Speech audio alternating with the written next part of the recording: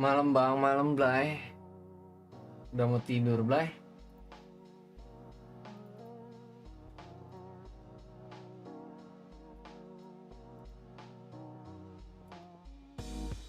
Ini mau tidur dulu nih Blay. Di pause kan Blay? Kagak Blay.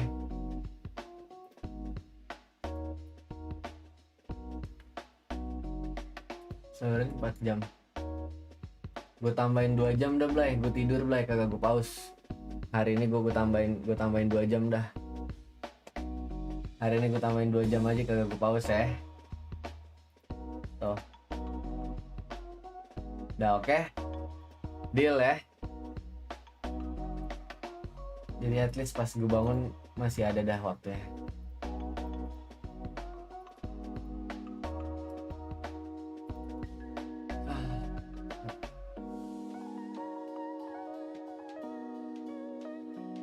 Jauh tuh udah 10 kan nama 3 jam.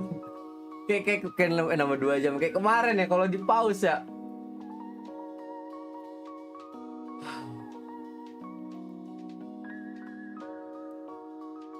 Kalau di pause error Blay.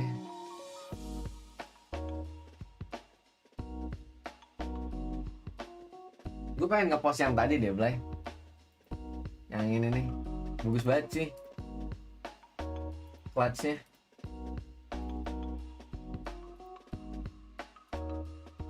Yang ini nih. Gue pengen ngepost ini di IG, bagus gak sih Blay? Perlu diedit gak sih? Gue masukin ke Instagram Reels itu loh yang baru.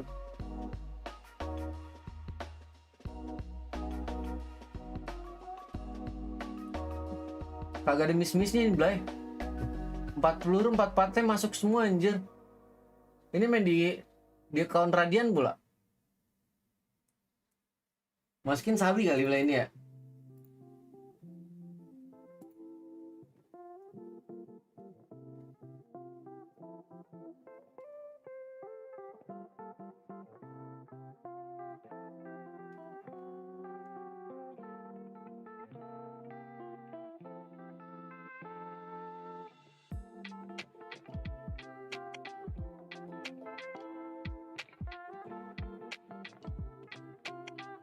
Perlu diedit gak sih Blay? Kalau masukin Instagram feed gitu. Besok gue upload kali ya. Sore kayak.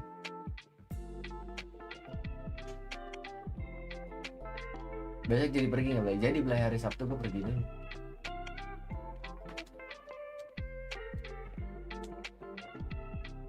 Besok udah pasti kelar Blay.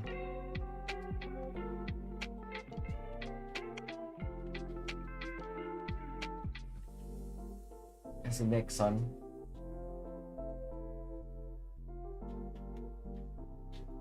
Gue udah ada sih Blay.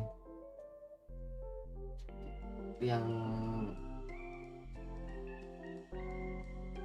draftnya mana ya? Tadi gue save di draft gitu.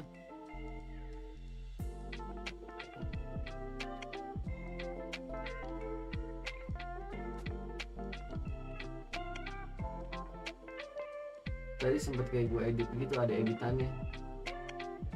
Nah kok gak ada sih?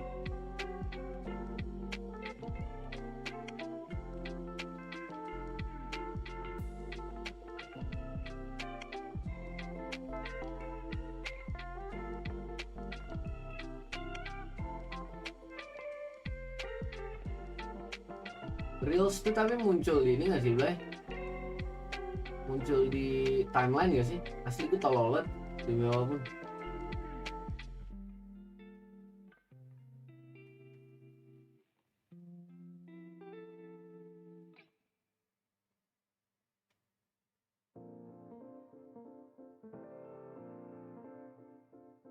Muncul ya?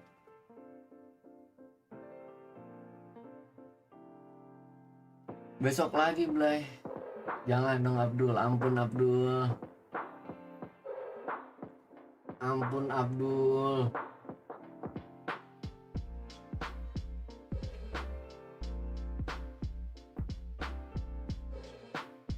Ya, tadi gue udah sempat ngedit Blay. Ada kayak filternya gitu, bagus banget. nggak bagus banget, nggak banget banget sih, itu lumayan.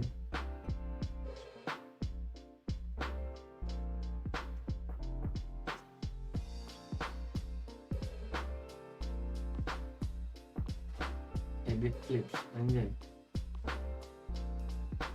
apa yang mau diedit?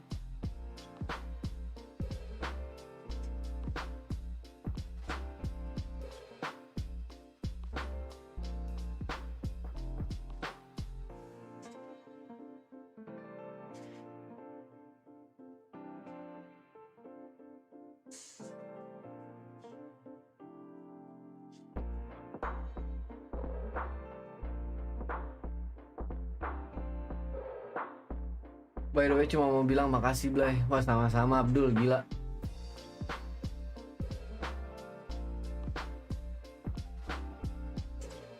Gue cuy yang makasih sama lo, sama Angga, sama Agus, Manja Ganteng, Bos Aswa. Tanpa lu lupain nih Blay. Buset, streamingan gue kelar sehari paling Blay. PC lu belum ada dimatiin Blay? Belum. Ini gue sebat di muka ya kan, terus tidur dulu Blay. Nih kok gue gak bisa buka Twitch ya?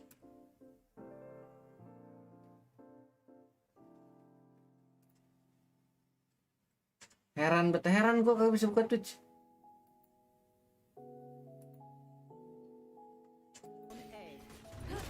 Sambil gue tontonin ini kan, kayak kemarin ya, gue tontonin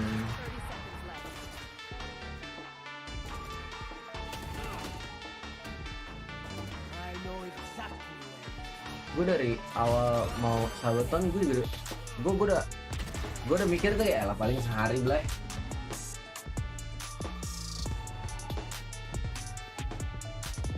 Save as draft save. Terus cara lihat draftnya tuh di mana nih, Peter?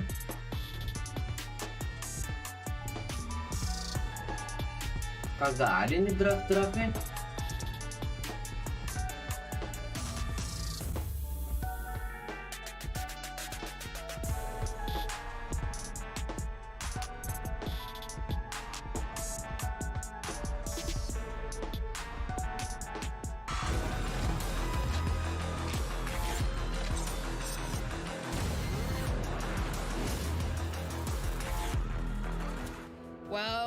Well, we are going the distance here in this upper bracket best of 3 between Fnatic and Giants.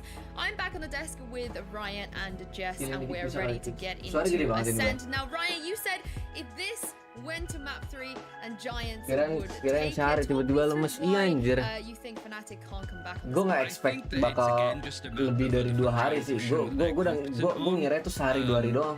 I was thinking that, and then I realized actually more than any other Total udah berapa jam? I think out of the 6 that we have in the game, this is where we see KO the most. Dari Senin sore gue pokoknya. A chance of an adjustment there that could make a lot of sense realistically. BenQ kemarin nggak ada ya. Not seen him play it that often, and I think have 2 wins recently. Goblok Angga. 13-8 and Guild 13-11. BenQ So it's not a terrible map by any stretch from Fnatic. I just think that it's a map that a team like Vodafone Giants thrive on because tapi semenjak gue naruh lampu ya, you could start to push and mata gue tuh cepet banget pegel anjir. impressed with how they dealt with some of the other teams on this map during the open qualifiers. And again, if it goes a bit awry, Pibson's just going to call a tactical timeout and go, all right, this is what we need to do. 60 jam ada ya kayaknya. I swear, I am just the biggest You're in Pibson love fan. with Pibson, man, honestly. You know what, I respect, because I used to be a support staff myself. I used to be, you know, dari Senin sore 24 kali 3. Senin, Selasa, Rabu, Kamis. Senin ke Selasa 24, Selasa ke Rabu 24, Rabu ke Kamis 24. very quick decisions. The reason I also am leaning a little bit Nggak, tapi yang paling capek tuh yang kemarin sih, Blay. Gue nggak tahu kemarin capek banget. Yang sekarang tuh karena gue tidur cukup kali ya. Bukan kemarin kan tidur lumayan tuh, Blay. Bangunnya sore. Bangunnya subuh kan. Gue nggak bangun malam ya. Tapi yang kemarinnya lagi tuh gue cuma tidur 4 jam terus main sampai malam. Itu tuh, Blay. Wah, itu capek banget sih, asli. Itu tolol sih capeknya. Itu capeknya nggak ngotak sih kalau yang itu.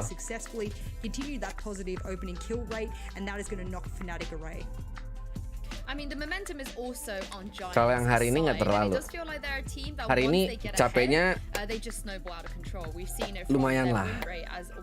Cuma yang kemarin capek banget sih. Maybe this is too tall or too big of a mountain for Fnatic to try and climb back in. No, because the personalities on Fnatic are so jovial. Karena tidurnya cuma bentar. Ridiculous to point out that being sort of a key turning factor, but when I used to work with players, vitamin dulu deh, Blay. want to break the ice, turn around the sort of mentality of the team who might be a little bit down, questioning themselves. When players are questioning themselves and they're down a little bit in the dumps about how they've been performing, they will internally jangan sampai sahabat dari gini, Blay. Kagak dong. aggressive than they usually do or way more passive than they usually Kurang do. pijit biar And that's seger. gonna make Hari it Sabtu very, ketemu very Nanat, difficult Blay. chance for the team Seger to lagi. work Gue well. asli gue But ketemu if Nanat the udah lama ice banget nggak ketemu Nanat. reset the Sebulan momentum ada back kayak. three can be new.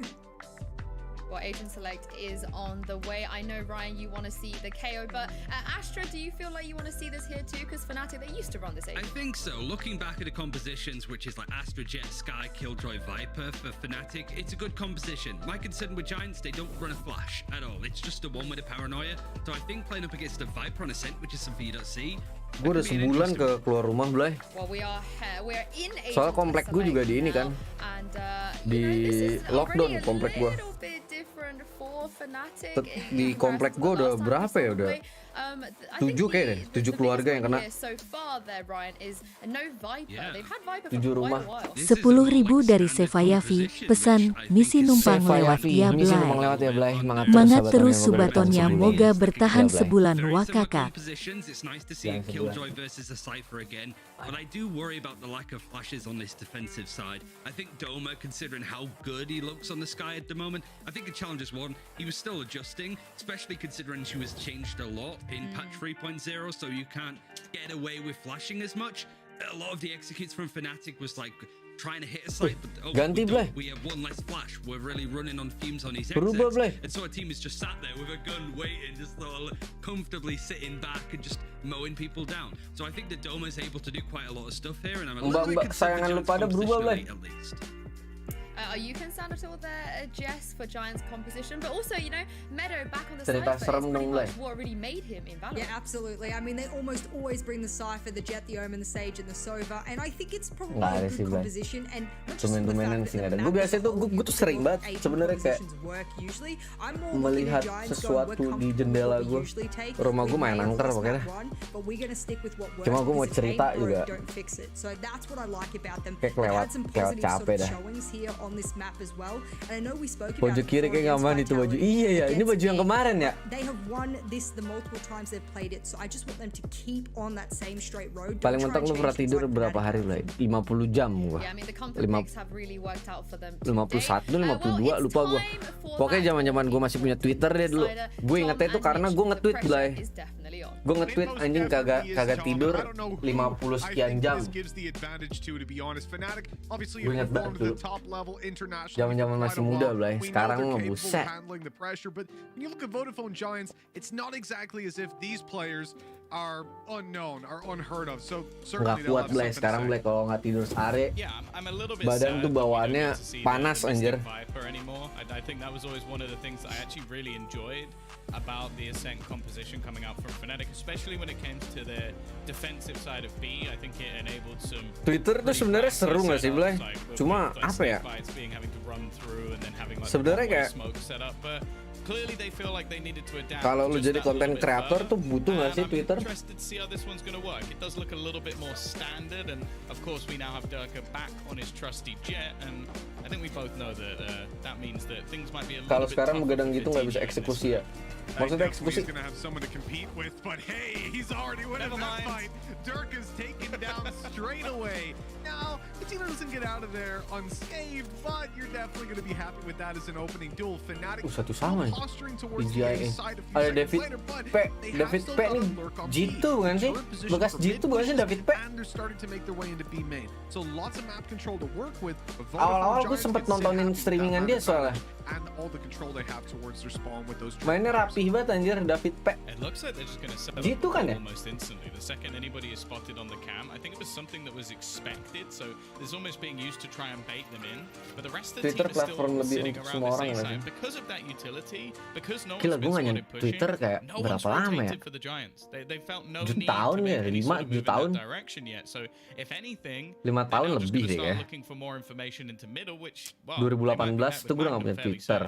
2017 idea. gue udah gak ada. Absolutely Wah gila, gue udah down lama to banget 50 anjing gak HP punya as he Twitter. swings 3 players spotted. That's a lot of information. You saw his face light up as he tells his team to push straight onto the site. Good tags. Mati itu. There's the Buset. jump dart into Fatino, and as he falls, so too does the site. The late lurk play by Magnum's going to be cancelled. Mau And bukain David nightmare. P Red has a Bargain big P1. whiff. That's the man Gak advantage bisa now in favor of play Fnatic. non-stop Those plans 88 can kalau be sekarang taken. karena And lagi their back is sabetonan. well and truly 10.000 dari Next- Kut 1 ngek. next night market Pesan, kayaknya. semangat Blay Subatonia Kucing X, dan It semangat 3. main sabetonya. Thank you Kucing They're X. going to get back into the site, and that might just be it. Boaster left completely blind. Doma does the Nggak same kayak to his IG banyak opposition. He'll influencer. capitalize on one, but maybe didn't know. Cuma tuh that apa yang Meadow mau had also been dibacotin, blinded in Bay, the kalau di corner. Twitter? It swings back into an equal position. The problem is the spike ticking away. They need to start clearing up some of these players. And now it's Mystic's turn to whiff a few bullets. He at least turns it into the 1 versus 1. And Magnum now just playing that after plant. It's definitely not the cleanest of battles, but the turret and the spike will win him the round. To be honest, I think that going down to the spike, tiny point, but I think it really favors the Cypher in that situation. Like, Meadow gets out of there. Sure, he doesn't Buka get an hashtag ult yang but the trending jam fact that segini Magnum bahaya. doesn't either, the impact that we can see from this lockdown. Now, I know Vodafone Giants might not put a lot of Bentar, stock Blay, in gue cuci muka dulu, Blay. But jokes aside, no, like, obviously, Muka as we ganti said, baju. 8-4 attack when they hadn't used the lockdown at all. But they didn't need to. Coming into this map, though, lockdown is way easier to use than on blind. You can definitely get a lot of room with it. So I think Fnatic will be a little upset about not getting that point. But the round win is the round win, right? They're able to buy up. They're able to get themselves weapons, while Vodafone Giants should just be taking the eco. And you can see 4 classics, a Sheriff. It's exactly what's happening. Boaster's, he's keeping his presence wrapped, man. It ain't Christmas time yet, so he's following the rules. Yeah, I wonder if Ryan's fingers start to hurt with having to open presents like every single day. Like, I also feel sorry for like any of his family members because they must be bankrupt at this stage. Like, birthday again, is it?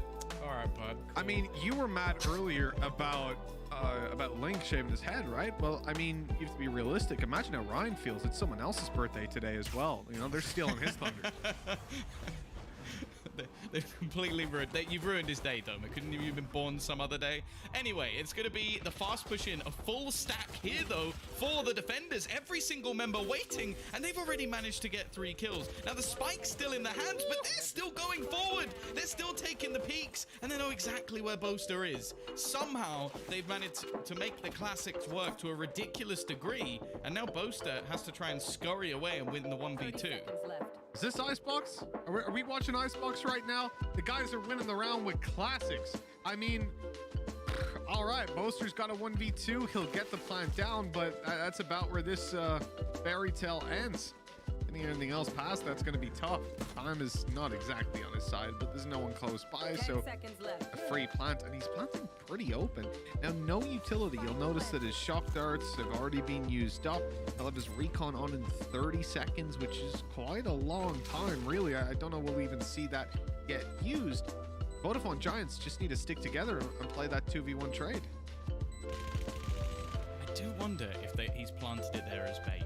Like, you've even seen them ping on the map that he could be in defender spawn. So it's a plant that obviously still works for his current positioning, but it might just get in the back of their heads. They're still going to be checking everything thoroughly, and David P is going to make sure this round is taken home. A round that realistically never, ever should have been for Giants, but their full stack risk pays off, and I have to be honest, Mitch, I'm a bit disappointed that Fnatic didn't disengage from that, especially in the 2 versus 2. You know the players are there at that point. They're still spamming through the smoke to try and kill you. To try and face into that, it's so much risk and very, very little reward. If the drone wasn't so expensive, you know? But they only managed to spot the 1 player with it as they went in.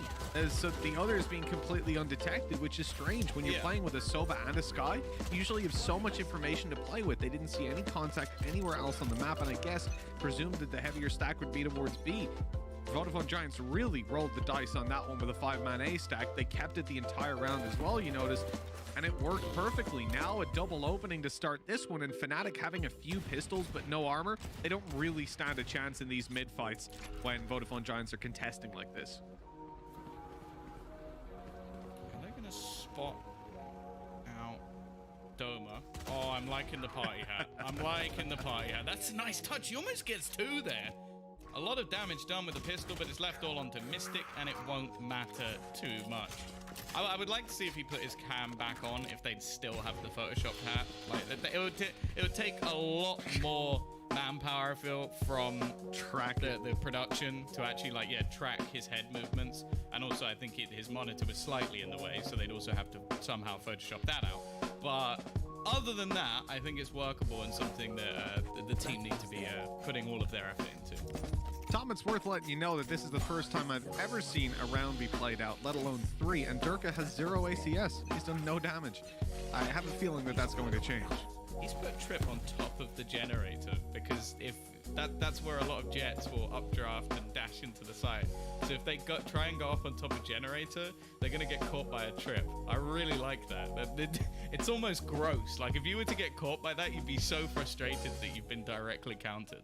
And this is something that we'll see Durka do a little bit as well. So I can't help but feel like Vodafone Giants have maybe had a little bit of a look at how he likes to play. The dash gets Fatino out of there just about, and he goes back in, taking Durka down. That is absolutely disgusting. He's full blind, so he doesn't know there's a player right behind him, but he's managed to sneak over towards the switch room. Now waiting for a peek to come in. The turret's destroyed from far away, and Fatino has Magnum trapped in that corner. A second player even coming over to help him out. A few spams received from behind. Hoodie dropped. This is actually turning around pretty quickly for Fnatic. That recon was perfect. It reveals everyone. Kills for Magnum as well. Equalize it up into a very decent scoreline for Fnatic, considering how things started. They are now 2-2. That round was scrappy, but they made it work. Yeah, it has to be one of the weirdest pieces of positioning I've ever seen, with Mystic at the back of the site after using his From the Shadows to get there. And then just the fact that Doma manages to just walk past him and just trying to kill him for a ridiculously long amount of time. Even still, though, Fnatic will take the round. Lagi seru lagi. I really want that. Kita berkomunikasi di chat kali lah ya, biar gue bisa rebahan Blay. Gue sambil mantengin live chat Blay sampai ketiduran. If Durka gets caught by that, it's going to be infuriating. Because who does that? Who puts a trip there? I don't think I've ever seen it before, in fairness. So I doubt it's going to be expected in any way, shape, or form. Fatino, he's gone right up into Boaster, and they broke the wall. They faked the wall. They put it down, and then they broke it and walked through, and there was no second thought about it. That's ridiculous. Cakep nih. Vodafone Giants have lost control over the A side, despite that opening pick. We're going to see Fnatic get the plant down, and then Vodafone fight for their way back in. They spotted the trick. Yeah, they've seen it. They'll remember that for next time. Right here. Still a man advantage in the retake. Now, Fatino may not have a gun, but he does have his Blade Storm available, and a lot of damage is being taken by Durka currently underneath. But by sticking down here, he is wasting an awful lot of time. Mystic also on the reaggression, but he's quickly dealt with by Fatino. As they make their way in, the Paranoia are also going to be used. They're trying to clear out Magnum, and that's exactly what he does. This man really isn't having any troubles in this map. Siapa yang Minho ini, Blay? He just doesn't stand a chance.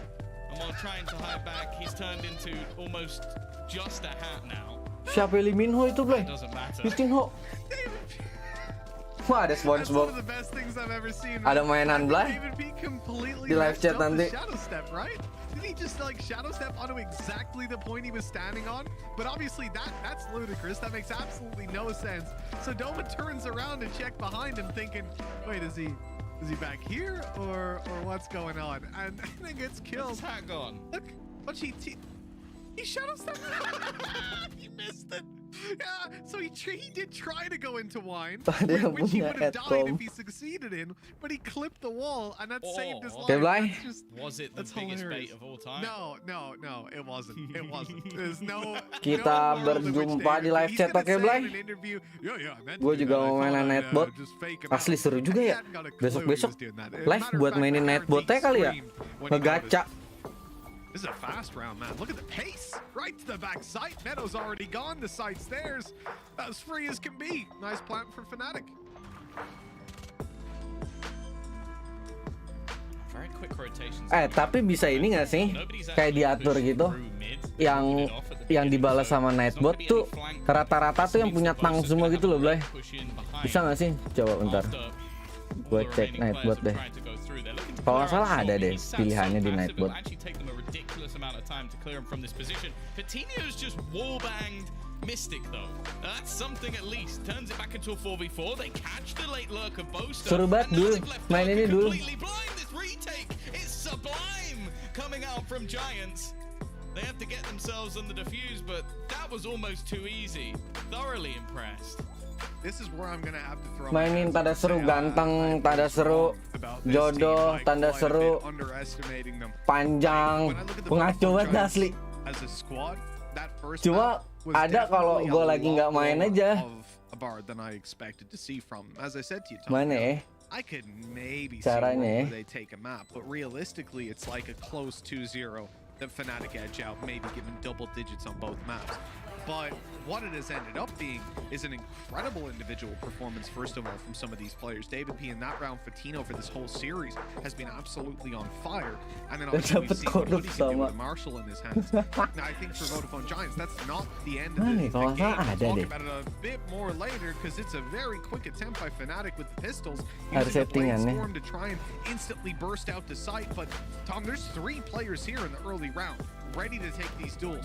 2 on site, 1 coming in from mid, and while the fast pointed aggression by Fnatic yields literally 0 results. Oh my goodness. The fact he's lived this long is a joke.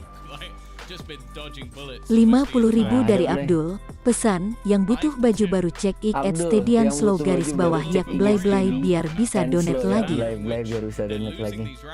Baju apaan tuh? Gue juga mau tuh. Ngeliat ah. Steady and slow.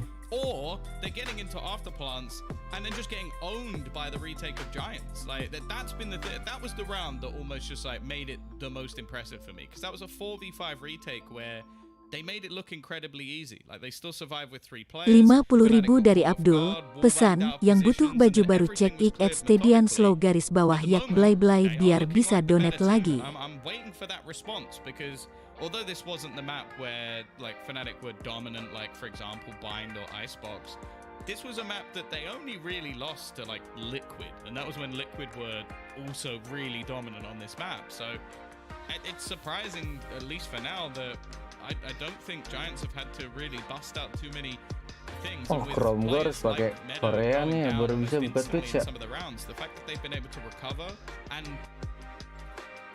not in like it was a close 1v1. Bisa nih, Blay. Gue ganti relative fashion as well. Gue ganti Twitch aja kali ya. It's make fashion as well. Biar gambarnya lebih bagus. Making me worried for what? Our Masters finalists, our representative. Kurus banget, Blay. Gambarnya. Last Masters, like not looking great so far. What I'll say about the word comfort is that it's used 99% 99% of the time that it's bagus, used kan? in it's just BS. It's a filler word to just BS. It's make a filler word to comfortable. Make up. They're not comfortable. It doesn't mean on this. It doesn't actually give you any insight. It doesn't actually give you any insight. The reason that I paint Vodafone Giants as being Vodafone Giants as being the first map and why I said it so frequently is because you could see that they're on the feet thinking. They're on the feet. They could not adapt on the fly. They could not adapt on the fly. They had a game plan. They had a game plan, and they didn't have any game plan, and they didn't have any that they could really use to counter like Fnatic's gear though. And on the previous map, you can see the previous map was there. See, they know these maps. This is more key. I know these maps. This is their map pool. Whether it's a team practice or whether it's just as individuals coming in, they already, or whether it's just as individuals coming in, they already have a better feeling for how these maps work. So in this round at least, they've played full retake. They are looking to try and clear out Boaster.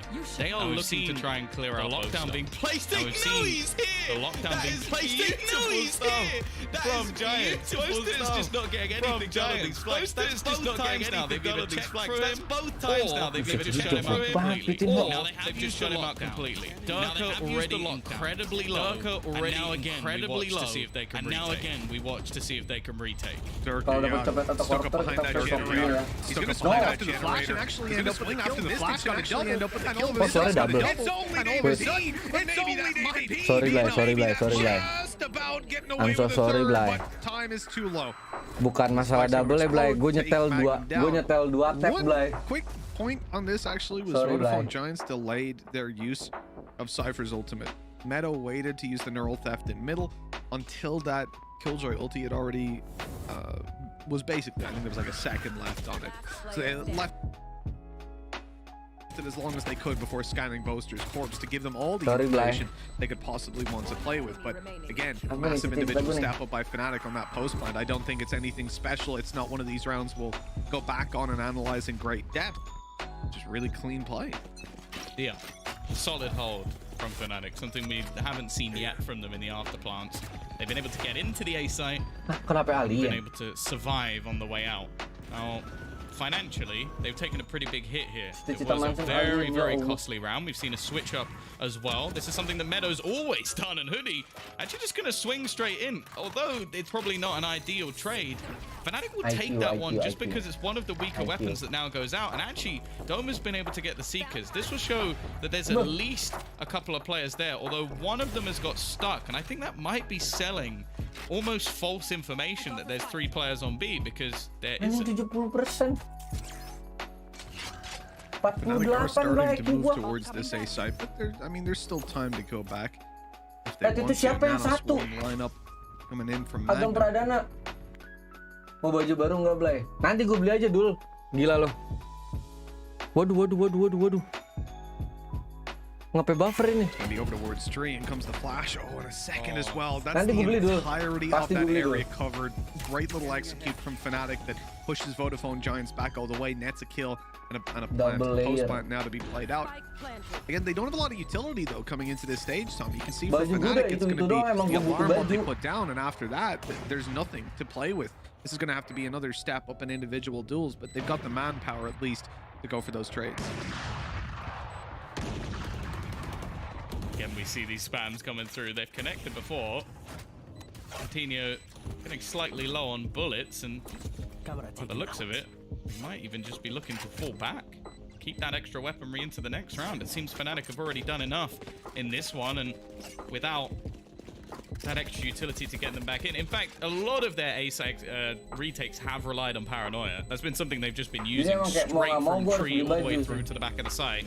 It's given them a lot of openers back in. So with David P already dead, it seems like they've just decided, you know what, we've got nothing to get us into this site. Let's just make sure we keep the weapons. Yeah, the value of Paranoia for both of these teams has actually been off the charts, and I think it's something that is highlighted on Ascent and on Split in particular, how viable this agent development is as a smoker. Sure, you lose like your Molotov, you lose the ability to cover the entire map, have slowing utility like you do with Astra, but at the end of the day, that flash, it's just so damn strong.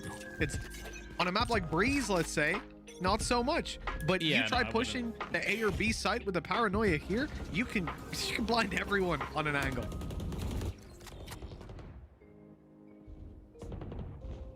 Is aggressive. Something a little bit different coming out from Giants. As said, they've been playing a lot of retake setups, but they really haven't gone for a whole lot of aggression.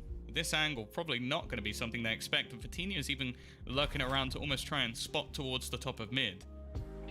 With Mystic currently holding the spike, I'll be interested to see, because once they get to spawn, it wouldn't be that surprising if the players of Fnatic actually start running And that might give the sound cues needed for the rotation. Look at the Giants players. They're all going A. Every single one of them. David P, he's not getting a single kill here, Mitch, but he is completely stacked up the A site. This is brilliant. The stats won't show it, but if they win, this is David P's round right now. More valuable than any 2K you could find. Rushing into the site, rushing into the stack. Fnatic don't know what waits for them. They've dashed in. They think they're about to catch one or two off guard. Patino up top, Ambi as well. Now they think the site is clear, but that's when they come through the smoke, flooding into the site. Vodafone Giants have just completely outbrained Fnatic on that one, and it is 6-4. The lead extends in Vodafone's favor. This is one of those rounds where until Fnatic watch this back, they will have absolutely no idea how they lost it. Yeah. They will have no idea what gave them away, why all the players were gambled there. And as you said, we've got 10 assists already for David P. I think you've got to add another 5 to make that statistic actually worthwhile, because that was perfect from him. Because a lot of players in that scenario will panic and try and make some sort of play to force the victory. Instead, calls it to his team, and you're not going to get a better round than that. To be honest, if the desk aren't breaking that one down, I'll be disappointed.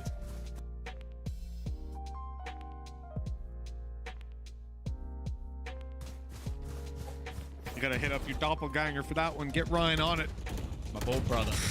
Okay, Hoodie's gone straight away. The split through B, a much faster strategy from Fnatic, but not relying on the straight B main push that they did before when they ran into that 3-man stack up from Vodafone Giants. Instead, they're getting the picks and the site under their own control. Doma can even heal up Magnum and Durka. That is, if they weren't pushed up in such aggressive positions, both being satellites of this site, playing towards middle. Attempting to play a really nasty crossfire, because Durka's going to take that first kill, but now is when Magnum could potentially swing out and take more. He actually ends up getting spotted by the drone, and that spam not yielding any results. In a 2v5, it's time to leave and get out of here, but unfortunately, Durka's way ahead of them. He has been spotted up above, though. Meta will deal with Durka. Not the biggest of losses for Fnatic, really. In fact, they could still afford to go and hunt if they want to, but coming into the final round, I think they know Vodafone Giants are going to get a buy no matter what.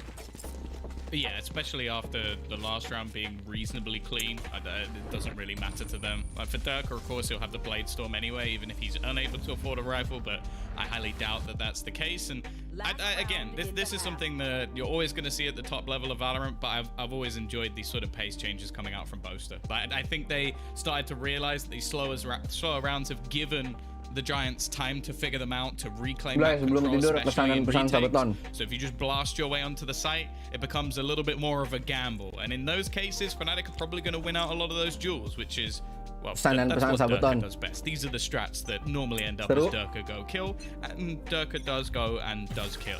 Dan gue nggak expect sih, gue nggak expect gue bisa selama ini dari sebelum mulai. Soalnya tuh streamingan biasa gue tuh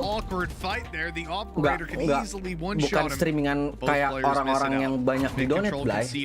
Streamingan gue tuh cuma isi tuh bocah-bocah kayak Fahri yang streamingan ngobrol sesama viewers aja. Tapi masalah kayak donate, subs gitu-gitu tuh nggak ada, Blay. Nah, gue tuh makanya kalau pas kemarin gue bilang gue disuruh-suruh sabetan tuh ya gue santai-santai ya, kayak paling cuma sehari maksimal 2 hari. Ternyata lu lupa ada nongol. And double the manpower.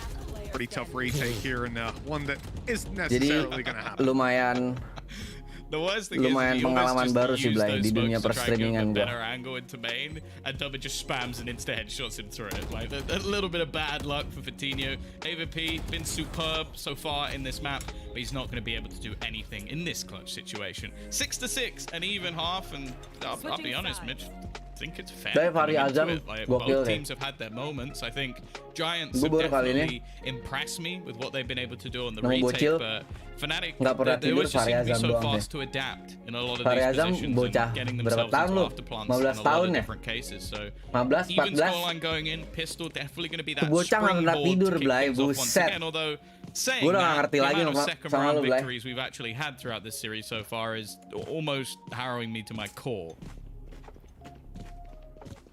6-6, tied up close as you like it, Tom. It's the way this series Well, it's the way it played out, at least coming into the second map. Buffer sih.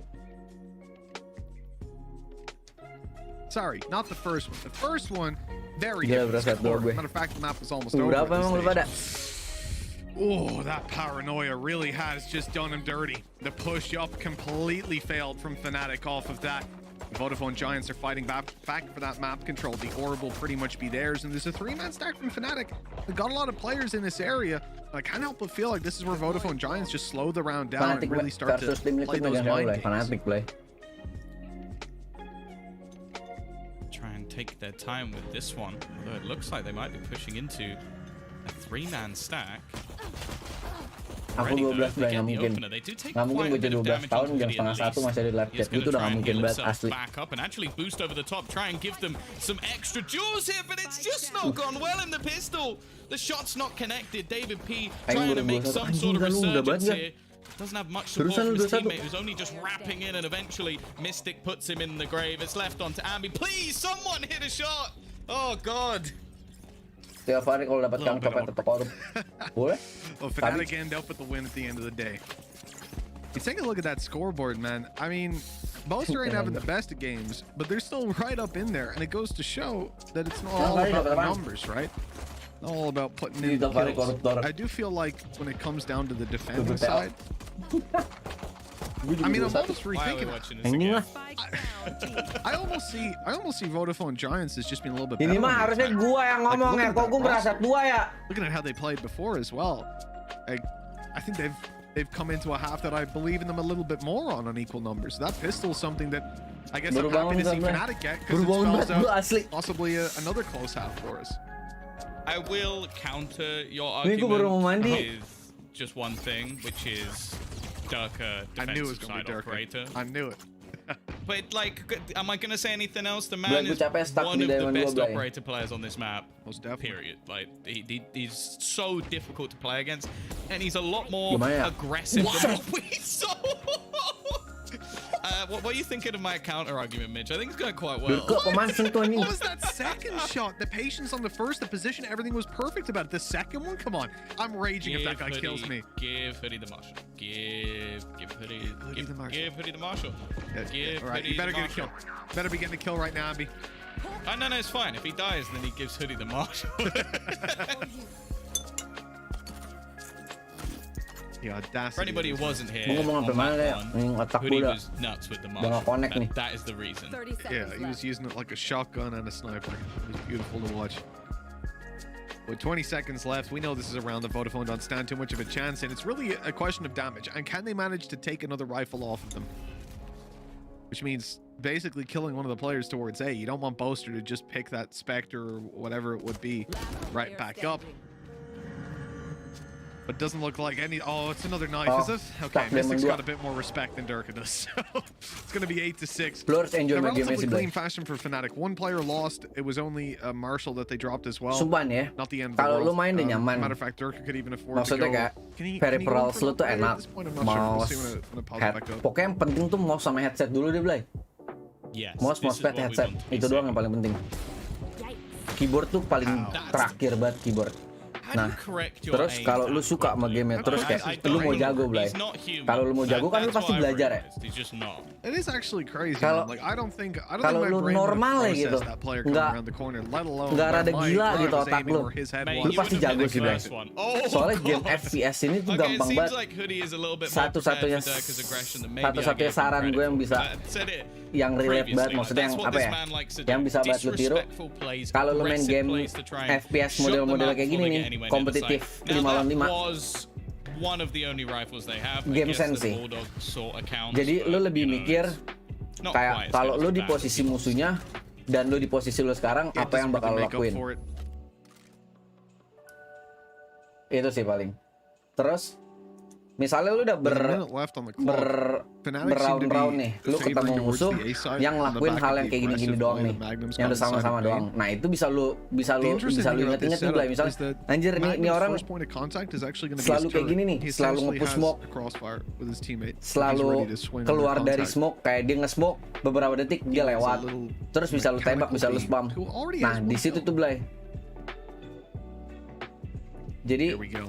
This is lebih this ke is apa very ya? unfortunate with the drone, but he swings, Lebih ignores the ke- drone completely, and that's one lebih kill ke for peka them. sih, Blay. Kalau lu peka sih harusnya gampang sih game and then they've got a sense. 2 versus 4 that surely they can't lose.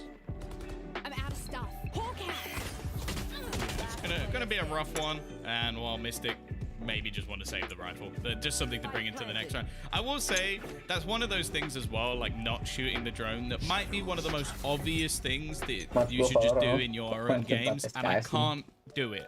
Like for some reason, I see the drone, I'm like, gotta shoot the drone, as if it didn't see me anyway, and bulan they depan ada don't event, know I Blay. will be in that corner. Like if he gets pinged there, it makes Jadi gua- absolutely no difference because they have Kayak seen ada- that he's there.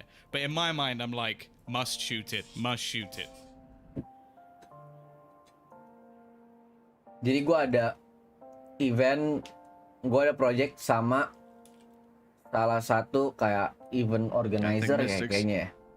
They just be Yang taken away ngebuat, for the rest of this, right? They haven't spotted him out. They won't jadi be able to take him down. jadi perusahaan ini Rifle bisa carried through to bikin the next event round. buat lu gitu. Nah dia Little kayak nge-endorse gue. At 8-7, Dia mau Vodafone bikin Giants event, have managed to get mau themselves bikinin the gue round on event. the board. One that they should do up against Udah mau bikinin gue event somewhat of gitu a kan. Nah bonus, I terus suppose. akhirnya That Fnatic now get gue themselves akhir Agustus itu bakal ngadain event coaching klinik. Be 1 or 2 off his own, Nanti right? cuma untuk Yeah, I think he's a 100 couple away. orang apa 50 ya? So it's Antara not going to be 50 the atau free 100 economy deh, Blay. really what I was looking for. Nanti daftarnya pakai Just website getting dia the dan gratis. Bladestorm and Showstopper, getting those online in round. Gue kasih tau kalau lu pada so duluan nih, jadi ntar lu for teams. siap-siap aja dah Blay, Can asli. be so, not necessarily so important, but it's Gue tau very itu Buya impactful when kah? it does happen. Bukan lah, bukan. Kan Buya Oh, it's platform nasty. It's so streamingan. nasty. Great flash. Doma takes 2 down, but the trades are so good. Gue belum nge-spill ke mana-mana nih Blay. Jadi karena lu masih nongki di sini Blay, tengah malam nemenin gue sabeton juga. Aduh dari And David P is dealt with the B defense as well. Gue kasih tau lu Circus duluan flank nih. caught off, and the man advantage now sits to Vodafone Giants. Well, that's a quick push coming through. David P actually dealt with as well by Boaster, saving his teammate's life. And the remaining two are somewhat stuck here. Now, they got loads of time. Agustus They don't have to tanggal berapa ya? really take any Akhir deh risks kalau here. nggak They're salah. going to use the Aldrome, which won't actually give them anything. Both players from Fnatic have fallen back, so they're not going to spot any of the remainder, but it does give them a safe place to plant. Now, it's not exactly the best position in the world, and while the tag also is going to give away one of them, the peak coming back through, Magnum holding the angle, he's going to nail the first shot, but it's just a trade in the peak from Meadow. 13 HP, just about gets the reload through. And well, he knows that there's nobody on this defusal at this point, can spot that he's not going for it, but it won't matter. Boaster is just about going to scrape them through that round. Coaching klinik A close doang one udah. at that, but a ninth Cuma nonetheless nanti for Fnatic. It's melalui been a tough website road dia. for Fnatic. They've got that lead. It's extending up. It's looking good. Iya, Vodafone ngasih Giants have tahu not let gitu their lah kayak foot main off the game gas kayak gimana, pedal main so far in Valorant. this series. I mean, that map win, it Kayak vitalized them. It got them to a point where they were rahasia. ready. Bener sih nggak ada sih bumbu rahasia. Take the duel all the way to knock Fnatic down to that lower bracket, but now that task's just a little bit more difficult. Last player standing. Apa sen kami menunggu? Lah. Seminar online ya Sen. Likelihood is, Ya semacam kayak gitulah. Yeah, we're gonna get the Nanti Blade Agustus Storm for akhir. Coutinho, so Slot obviously we got terbatas the pause coming through. antara 50 sampai 100 orang gitu. They can buy around this. He's the only one that basically has a few pieces Regis missing buka here kapan and Blay? there. Nanti We've bakal already seen, I think gua post di he's IG. had some pretty impactful rounds with his Blade Storm thus far. On the other side Bakal of gua post things, di IG sama still nanti bakal yet ada- to get that operator. That's the bakal one thing that ada, I do think has been missing for Fnatic, even though they've been coming through in a lot of these Bakal ada rounds. logo Their finances pendaftaran really di haven't streamingan built gue deh up. They've kalau been nggak salah beberapa incredibly hari close gitu. clutches, and in most cases, they're the ones to just about get a 4-buy on the board, but even still, there might be a piece or two of utility jalur missing orang here. nggak? So if Gua kasih ntar, Giants nggak can santai. break back, well, it's game on, Mitch. That would basically be 9-9 unless we can see like a huge victory off the Blade Storm or something, which, you know what, Bagi-bagi skin guys San. never mind. Enggak deh, Forget I kayak said itu kayak event edukasi deh kayaknya. Berbayar kabel enggak gratis. Let's see what's going to Lu be cuma done. daftar melalui Latino website dia doang. likes the faster plays, Semuanya likes to really gratis. get up in their face. And the whole team is right behind him. I can feel the dash into side already. Ada Doma's Panco nih. ready, though. putting out the Tiger. Is this Fatino's opportunity? Does he go through and try to hunt him down? No. Slightly slower because they want the drone first, but it's tucked in the corner. Doma, it's able to actually do a pretty decent job of just remaining undetected. Even swaps over position, so they'll be covering the corner he was in. That's so big brain by Doma, and an easy double as they come out through the choke point. They are met with the full force of Fnatic's defense. 10-7. Double digits for Fnatic, and a heartbreaking round for Vodafone Giants. They throw a lot at that one, Tom, and they get nothing for it. Yeah, that was a full investment. That was the Blade Storm as well. And I have to say, for Mystic, that paranoia, it seems like a lot just a Valorant, paranoia in spesifik tentang Valorant. But without that play, they know exactly where Doma is. Dari kebotak anjir. You can almost bet that Fatino's going to dash, updraft, and probably just Blade Storm him in the head. So the fact that he blinds it as they come through just means that Doma's safe, and well, we saw how much damage he did in this round. So 10-7. Hoodie's got himself a Marshall, so there might still be a little bit of hope, but Durka is just starting to battle and brawl into mid. Well, Fatino maybe getting a little bit further than he might have expected, although there is Doma up the top shoulder peeking, and I think, I don't know, I don't think he has spotted him because he flashed quite deep there. Eventually they're going to realize, but well, kayak kalau panjang maksimal taruh 25 cm deh. 96 cm gimana? Titiknya lu lilit-lilit anjir. This is massive. They're going to be able to get that plant in Anjing now. gua kalah juga dong. Pancam Abdul. Grouping up together, Magnum and Boaster have a tough task. Those two on site. Fari mana, Blay? Ngambek dia. Magnum in a lot of trouble. He hears the players on long, but there was nothing he could do. The res got pulled in. 10-8 we go. Vodafone Giants aren't letting go of that one. And what a godsend of a round that is, Tom. Being able to get in with a Sheriff. Fatino creeping forward the space that you said he had found, and the dash caught them off guard. Mystic had no idea he could be there. At that point, it was a kill, it was a rifle retrieved, and that was really the foundations of a one round. But yeah, even if it was just a distraction play, it also gave Meadow 2 kills because, of course, you're going to be focused on the man that's just managed to dash into Generate. I don't know how that happens from Fnatic, especially because Doma was shoulder peeking Heaven, so you almost think, like, how has that not been seen? But I guess just thread the needle. This was what I was talking about a couple of rounds ago, though. Durka has been holding on to this at least for an extra round, and they have some pretty powerful ultimates online. Sure, the purchase, not perfect, but hey, you put yourselves in, wow, that's what I was going to say, the Seekers, Blade Storm, and maybe a lockdown, and this is still a good one. Yeah, the ultimate economy coming in to save the credits at times. Lu bayangin aja, Blay, 67 cm itu semana anjing segini anjing 67 cm. I think Giants are starting to realize maybe they've pulled the rotations over. That cage not quite as deep as you would anak like orang, Blay, 67 cm. There we go. They didn't see them. The dash out of Fatino, but he goes right into Durka. Kemarin bahkan gue 90 berapa senti anjir. He has taken down that timing read wrong for Vodafone Giants. Santet apa lagi anjir? The man advantage sits double in favor of Fnatic. Look at the amount of utility they've still got on this B site, stopping any sort of lane push. Those nanoswarms can easily be activated.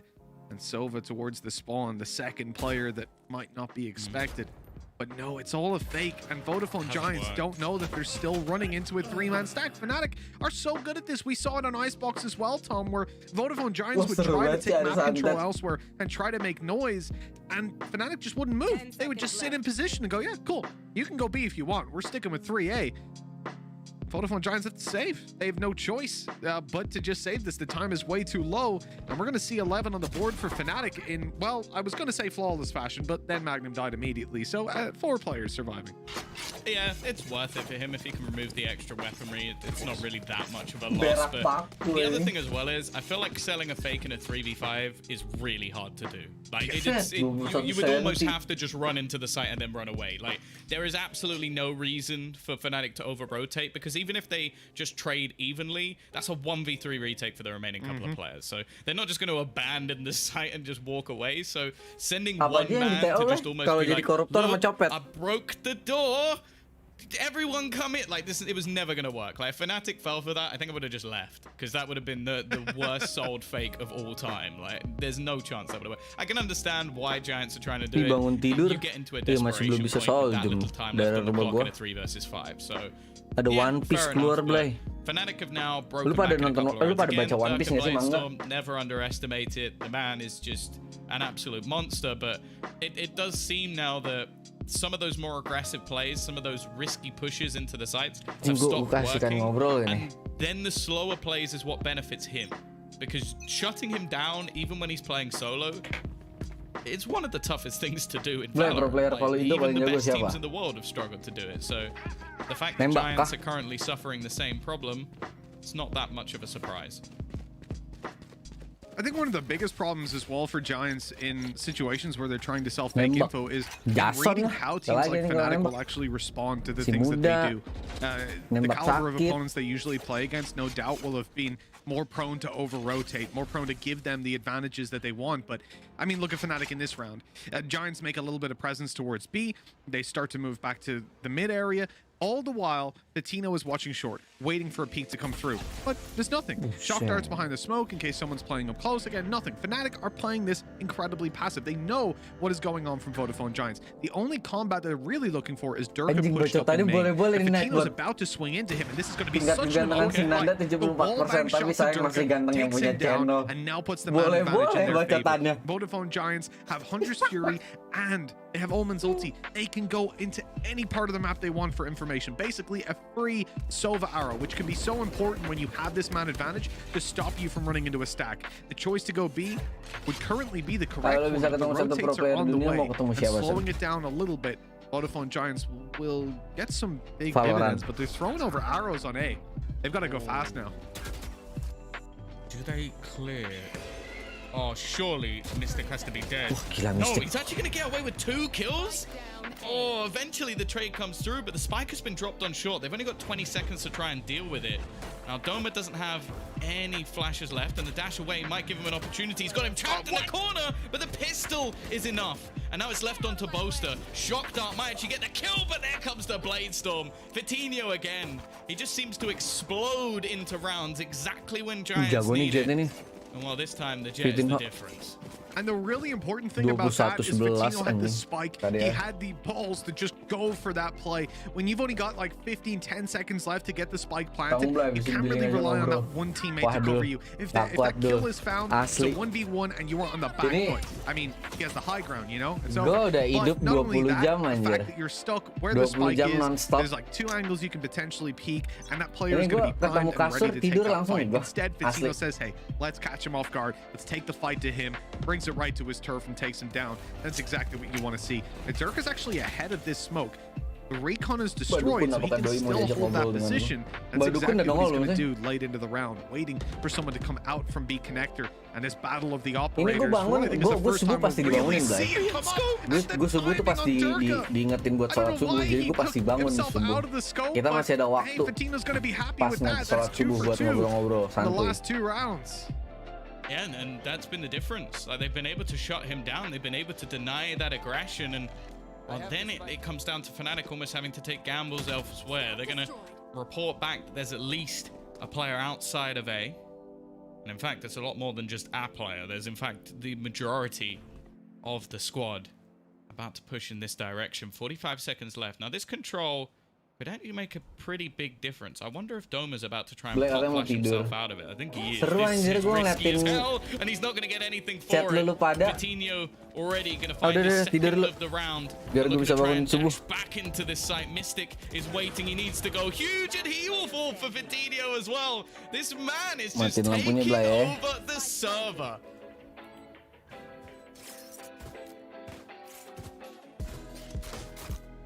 We really need to take a look at this guy. Kemarin tapi gue bangun-bangun ini streamingan tuh udah kelar lah ya. Didn't, correct me if I'm wrong. Sorry for interrupting. Didn't they drop him? Vodafone Giants? Yeah, I'm sure that he was in like X Giants at one point.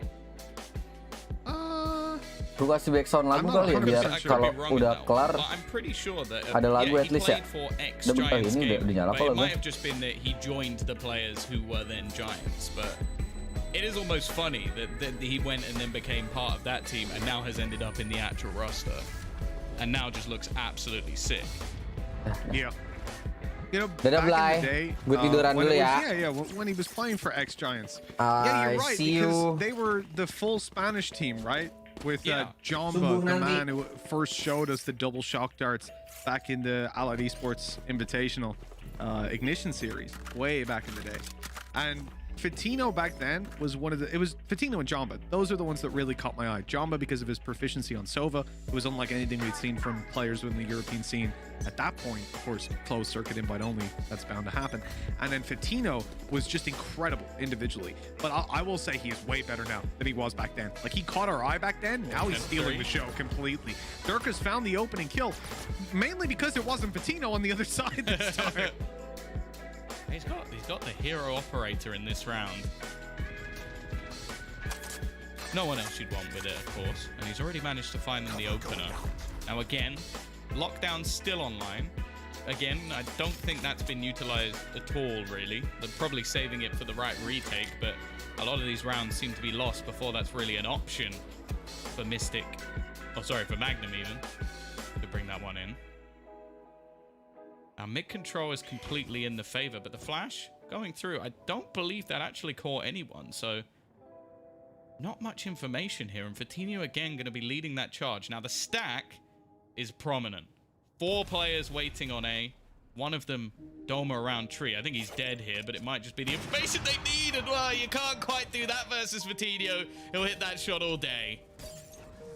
About as free as they come for him. Dirk is going to be taken down on the side as well. And this is starting to look so good for Vodafone Giants. They don't know that Boaster's still on the site, but he's caught as he tries to sneak his way out. 11-11.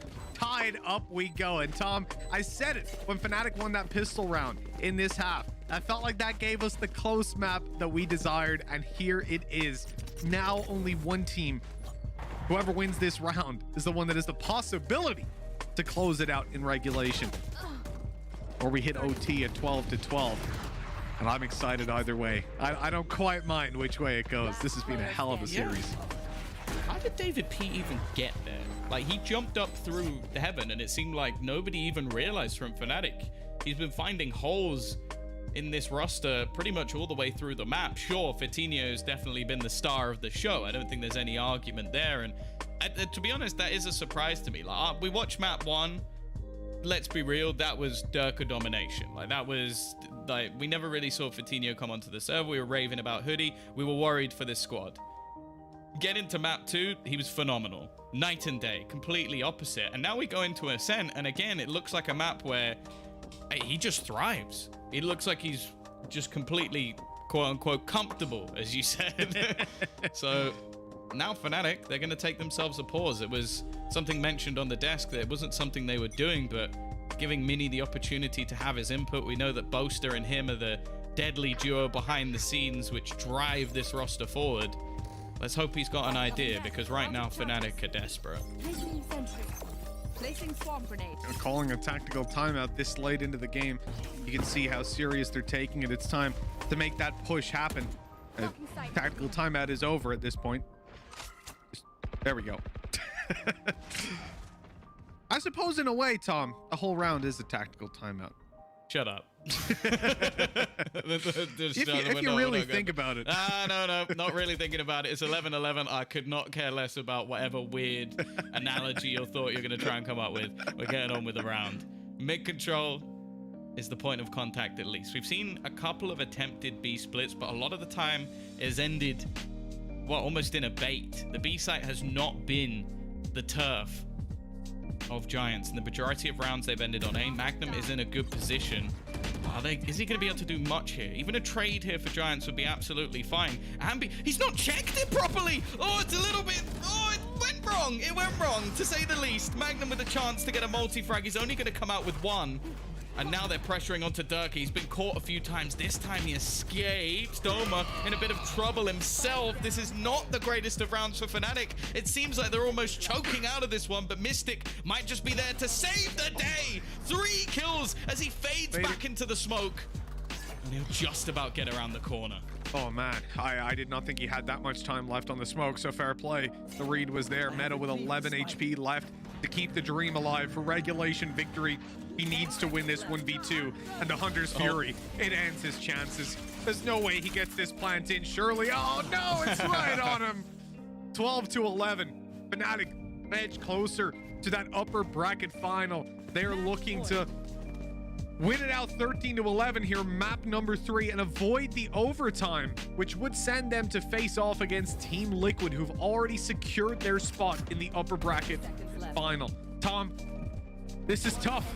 This has been very, very tough indeed, but Fnatic, they've made it work in, I would say, one of the craziest rounds I've seen for a long time. That was truly ludicrous. It felt like fights were happening all across the map, and there was no attacker or defender. We were watching a deathmatch with a bit of strategy. The Odin play, it's come out from Boaster. Now I'm a big fan. Always loved Boaster, but this one's really pushed it over the line. Let's see what he can do with it. They've TP rotated as well. There's going to be some counter ultimates being expended. Magnum actually pushes straight through and manages to turn it into a 3 versus 2. Now the spike is still in their control. They're actually going to take a bit of a risk here. This turns it into a 1 versus 1. Doma might be able to end this round in his tracks, was expected by David P. The man just has a 6th sense in this matchup at least. That could have been it. That could have been map over. That could have been series over. But he wins the duel and turns this into a 2v2 retake. The steps are heard. David P, we talked about his lurk plays earlier on, and he's in a prime position to get some serious work done. There's the kill to Magnum, leaving Boaster alone. 50 HP and a 1 versus 2 to win out. The spike planted open for them, and a player flanking him from heaven. That is going to be an overtime question mark. He's already sticking it to halfway, or at least that's what they think. Pushing down, Ambi will catch him, and we're going to OT on map number 3. Vodafone Giants have made it work. It's been a damn impressive series from this team. They have earned the respect of absolutely everyone within the European scene, from the showing that they've put on here alone, from the victory over Vitality, and possibly the victory over Fnatic. As we enter the OT, it's all on the line. I have to be honest, like, when we saw like a lot of players coming over from Counter-Strike moving into Valorant, there were definitely some players I doubted, and I can hold my hands up and say that one of them was David P. Like, coming over, I was not sure how much this man would be able to perform. Now in G2, he proved, at least individually, he could definitely still roll with anyone. In this team, honestly, in this map, they would have lost if it wasn't for him. Fatinho is, as said, the star, but he has had so many impact plays which turn this map on its head. And I'm loving watching Giants, I have to say. This is the first time I've got to cast them, I think, ever. Just the whole roster. But this is a different team completely to what we've seen in the past, a different level to what we've seen in the past, no matter the result in this matchup. And now they have a chance to take down a Masters finalist. I've got the chance to cast Vodafone, obviously, back in the days. And actually, just as you say, they dropped Fatinho. I mean, they did drop the whole roster. I think they just pulled out for a period. Just him. So, yeah, it wasn't so much like they dropped him or they dropped a couple of players. Like, they just left the roster and then rebuilt later. But technically, yes, he was removed from the roster. Or you could look at it this way. They removed themselves from the game, and when they wanted to re-enter, they looked to Fatinho because he's so damn good. Either way, the point is, this team has been built relatively new, certainly compared to Fnatic, compared to the success Fnatic have found. This is not someone that you would expect to be potentially knocking them to the lower bracket, but they've become a little bit of a dark horse within the scene. Great flash by David P, and a double kill, a shutdown on the A push, and they still have Fatinho here with the operator. How did that not connect? Through the shadows it went, and Mystic is now harassing the backside, taking down Meadow. Oh no, Vodafone Giants are on the back foot, and Fnatic, they pulled this one out of absolutely nowhere. That shot might have been everything. Mystic getting one of the kills on the way back in, but there's still 2 players to fight for this one, to try and give them that advantage that they so desperately need. Hoodie trying to peek back in. He's been spotted. They now know where both players are, or at least should do, with Ambi spamming through the smoke. Hoodie has made some ground at least, but with all 3 players underneath Heaven, there's no way they can clear these angles. Fnatic just group up as a squad, and they will garner their 13th round map and series point. Magnum's looking different these days. 13-12. Fnatic are certainly feeling like it's the birthday of everyone on their lineup. They feel like they're Ryan Central right now because they're just one away from connecting their spot in the upper bracket grand final. Or yeah, well, you call it a grand. You don't call it a grand final if it's just the upper bracket. It's just a final. Yeah, just a final, Tom. But what it is 1 game away from qualifying, right? Making it to that EMEA playoffs to face the best teams within our collective regions. That's what they're gunning for. Recon on mid sees nothing. Vodafone Giants definitely have the pressure on, and dealing with Dirk is going to be the first big task that they face. He's up on top, and Hoodie's ready for it. With that down, there's a player up close in the form of Doma, but Hoodie, full blind, just deals with him. This is fantastic from Vodafone Giants. Up on top they go, and Mystic's able to drop 1. Dancing around the generator, he will be taken down. All onto Magnum to make this clutch happen and avoid another overtime. But look at that. Vodafone Giants' decision-making is on point. They realize this guy's already rotated into position, so let's rotate back. They've heard the steps. They know he's here. Yeah. They know that he's coming in through spawn.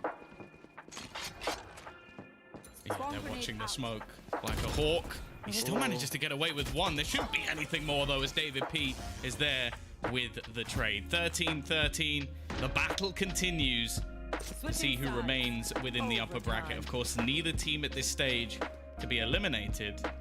But considering this is a pretty hefty best of 3, they do have to play another match today. That is a very good point. Yeah, the loser has to play another match to stay alive, which is not ideal after such an elongated series. And correct me if I'm wrong, it's versus BDS, a team that I presume is currently watching this game. Probably. They're going to have a lot to watch, but yeah.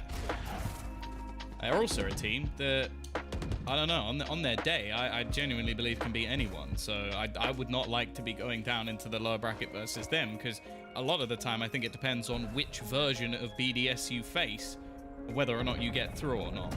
Well, indeed, now with a 6th player, that is even more true. There are multiple versions. Literally what version you face, but also, well, do you get God tier clutcher Logan or not? Like, well, I think that's one of the things you have to worry about. Versus 10-star, Gatch is a new player in the roster, performed really well. But hey, we'll leave that for the next series to discuss, because we'll get to see BDS There's in a little desk bit. For this stuff. They do their job. They get through all that sort of. They're hating right now how much we get to talk. Like, I'm telling you, like, Caster, stop talk. Fuming. She's like, I don't want to talk about this game, but it's still going. 40 seconds left on the clock. They're about to make play into the B site, which is currently empty. A retake setup on B. Now, this is something we haven't witnessed so far from Giants. They did this on A, and it worked fairly well. Now, Bose has got to be very careful. He's got 3 players facing into his crosshair, and it's shaky from him. David P will be the one to close him out. Barely any damage done, and the remaining players, well, they're locked into the site. Paranoia is going to catch the first, but there's literally 4 guys on site. God. They've got the potential to make multiple crossfires happen. Retaking with the op, not going to be easy, but Hoodie is leading the charge and dominating every fight he takes. Doma all alone on the back side. Numbers are going to be his downfall as Hoodie eliminates him. That is 14-13. Vodafone Giants facing map point, series point to make it to the upper bracket final to face Liquid. This could be Fnatic going to the lower, Tom, and facing elimination from the entire tournament. Their chances of going to Masters, gone. Their chances of going to Champions, hurt, let's say. Yeah. Yeah, Fnatic are one of the only teams that actually have that slight lifeline of, I think, already sort of being in that last chance qualify, but I don't want to talk about that right now because I feel like that firstly it's confusing as hell, and secondly the match is still going and they could very easily come back into this one. And while Durka, a lot of the time you're not going to see players go for the operator so much in overtime because you can't have yourself those extra shields, but Durka doesn't seem to mind. I'm gonna have to buy this man tickets to Hamilton or something. Boaster's playing the Odin on every side. He just keeps buying it up. What is that for Magnum? He's run after Fatino. He's chased him down. Nano swarms, cloudburst, smokes. It doesn't matter. You can't keep this guy away. He's looking for a little bit more and even catching Ambi off. Now staring at main for another challenger. Step right up, step right up. It looks like finally we have a victor, but with David P left last alive, a 1v4 and a shot to the side confirms another overtime, Tom. 14-14. This is a draining series for these players, but they are still putting up those numbers. Patino close to hitting 30. David P really showing up, and we've seen some big plays from him coming throughout this. And I can't help but feel when you see Hoodie around the middle of the scoreboard, you know it's a good day for Vodafone Giants. Either that or it's a really bad day, but in this case, it's a good day. I was about to say, either that or it's not gone well at all, but hey. Either that or they've lost, 13-4. 16-14 is the number both teams are now looking for. Now, I think there's another game with that scoreline. We don't normally get there, but this has been a worldy of a series. A slow start for Giants, but the fight back has been massive. Do they have the gall to take it over the line? Coutinho, an aggressive position, waiting patiently. He's got David P alongside him, and it's the bait and switch. It's the attempt to try and catch out Magnum, but it doesn't work. He's done the majority of the damage, and now the rest of the team are looking to try and put pressure in. They've got the slows to try and hold things back, and Ambi garnering quite a bit of information for his team. He's got to be careful, though, because a peek out here could be his life lost. He's going to be deep flashed on to allow Durka to push, but Fatino was just sat there waiting. He'll eventually be dropped, but the trades are there, and it looks like Vodafone Giants have done just enough to pull themselves into the lead here. Fnatic are surrounded. There's players on every side. The site has a two-man stack with a crossfire, and 40 seconds on the clock kind of limits their ability to rotate. Boaster has found himself that big weapon. A little bit of damage onto Hoodie. He needs a bit more, 20 bullets as he swaps over. The Phantom now in his hands. 25 seconds, the flank on its way. David P easily takes the first. Paranoia onto the second. And with the barrel spotted, Meadow closes it out. 15-14. Another map and series points for Vodafone Giants. Can Fnatic hold on this time? A really solid hold coming out from the side of Giants. No way into that B site. Decent crossfires as well. And of course, at this point, I think David P might have some of the best positioning I've ever seen. Like, he's always behind them. He's always catching someone off guard. But in this round, I feel like it was probably the least important part of the play. Now, they're actually going to take a timeout themselves on the Giants side.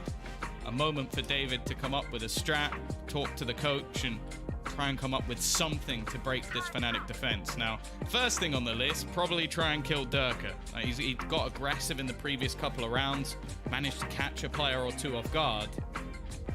Can he continue to do that? Can he continue to make these rounds difficult? And, well, if they go towards the B site, I wouldn't be against it. I would say it's almost likely. Oh, certainly, if they give him the opportunities.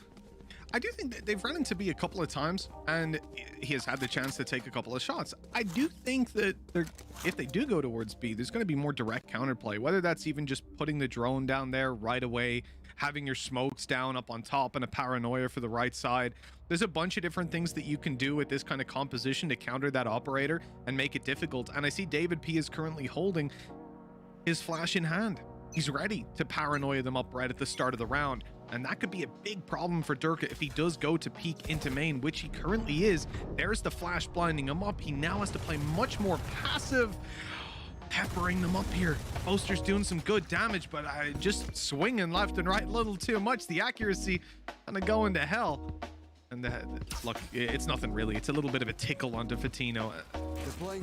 Interestingly, he hasn't got the operator here. And playing with the rifle, I mean, we saw that A play, right, where he dashed in, updrafted, and took on top of generators. I can't help but feel like maybe it won't be A, but he will still go for that faster entry play.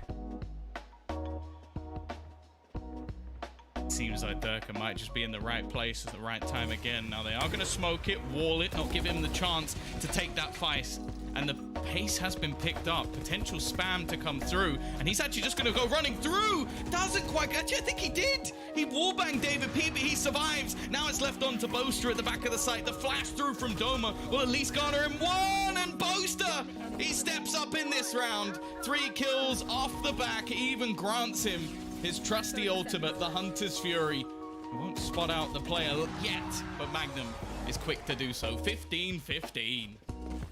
Best gun in the game. It's the best gun in the game. Odin. Overtime. That's a little theme tune I made up for it.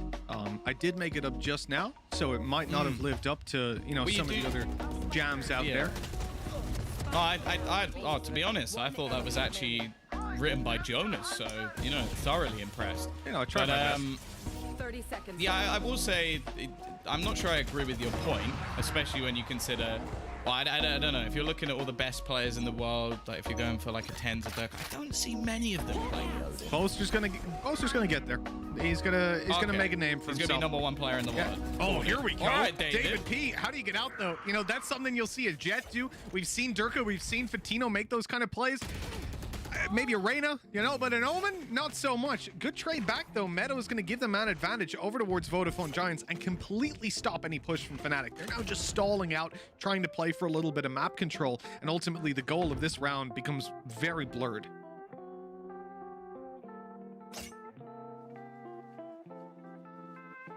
A minute left on the clock, and an A-site stack is almost in play here. Ambi potentially just going to be spotting. They still have the wall blocking off any plays directly into B, and the re-aggression is going to be caught. Buddy falls, but now they're almost going to try and sell this as control of A, but they're not currently going in that direction. Now, any push into mid would catch a trip, but instead, they actually do start to wrap back into the A side. Still going to be 2 players waiting here. One of them, Meadow, sat underneath Heaven, but more importantly, Fatinho up above with that operator. He's not been one to miss too many shots, but that might be the one. Meadow, however, has been able to pick off Doma in the meantime, leaving Boaster to try and trade. He can cover Mystic at least while the plant comes in. They know the operator's up top and have to be so worried about it. Peeking into Fatino now could be the end, and indeed, Boaster will go down. Mystic now has to clutch it. There's a player below and 2 above. No info really to play with. Great spray! And he actually gets it done! All 3! Mystic puts Fnatic on 16-15 and an absolutely incredible play. Now they have map series point. Vodafone Giants, they've got to be kicking themselves after that one. How does he get away with this? So there was a play to get us to overtime in the first place, where Mystic finds a multi-frag in a position where I thought he was dead and gets back around the corner into the smoke. He has just blown that play out of the water by finding a 1 versus 3. That might be the match winner. We've got to see if there's a response now, because going on to the attacking side, this is where both teams have struggled for the most part. And Fnatic have themselves an advantage. Same shock darts going over. Of course, the objective of killing anyone, not really a thing. We saw it before. Trying to take out any killjoy utility that might be around there. Alarm bots, nano swarms, all that sort of good stuff. And of course, tripwires if you're playing against the Cypher. The drone's going to go through. Is this, again, a faster play? Mystic has had a lot to say from this angle, and they've not cleared it for the 5th time, I think, at this point. But now they know where he is. He's still good for 1. Everybody on Fnatic showing up. This is when they need to. A 3 versus 2 as David P and Ambi try to clutch this out. They have managed to just about sneak that spike out from under Fnatic's nose. The rotate underway. David P has heard those steps, but there's a door between him and Boaster. That's going to give him away. He knows exactly where to aim, exactly where to look. In fact, even has a paranoia to play with. You can considering he knows that there's a player close. I wouldn't be surprised if this gets popped through. For now, he just wants to gently peek that angle, but Boaster's waiting for it. The Odin in hand, but a bullet in his head. Numbers evened up, and David P will take an even more aggressive stance, making his way into market. They better be ready for this. He's tucked so in, good. and good for another 2 insanely impactful kills that leave Mystic, the man who single-handedly at this stage kept them alive in the previous round, now has to clutch it out again for the win. A 1v2 and no time for him to sneak. They'll know exactly where he's coming from as he approaches this site, and you may bet David P is ready to pounce on him. And there it is, an easy 16-16, tied up yet again, and another overtime on Ascent. Overtime. I think this is the Omen overtime. That's what that was. The clutch coming out from Mystic in the 1 versus 3, and then in the 3 versus 2, David P managing to pick off every single member of the opposing team. We're at 16-16. It's genuinely getting to the point now where I feel like both of these teams are just going to be exhausted of strategy. Somewhat, it's just going to come down to individual plays. It's going to who has the biggest balls to throw this one off and get themselves that victory. Now David P still going to be challenging early into mid, not wanting to take quite the risks we saw from him previously.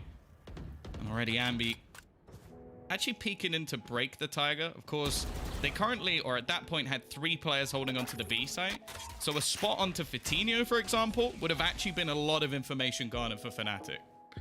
That shock dart goes through to destroy the tripwire, and similar to what we saw from Vodafone Giants on the attack, that's going to buy them a little bit of extra space and a lack of information on the opposing side. The turret not destroyed, the drone rather, is going to give the information away that Dome is outside. But I mean, they had that from the shooting alone. It's a very slow round from Fnatic. As we said, it's already been an incredibly long series. These players have got to be fatigued. I think we're going into like the 4th hour of this series, if we're not already in the 4th hour.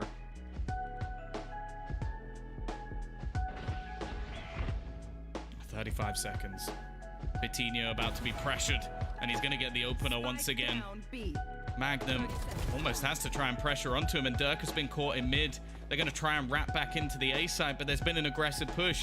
And of course, it's David P. He's got the perfect spot to deny anything in this round. Are they going to expect anyone to be that far forward? Probably not. So it's a free kill. Boaster goes down, and they just close it. David P with the double, and a beautiful round from the Giants. They've got their chance once again as they head into the attacker round.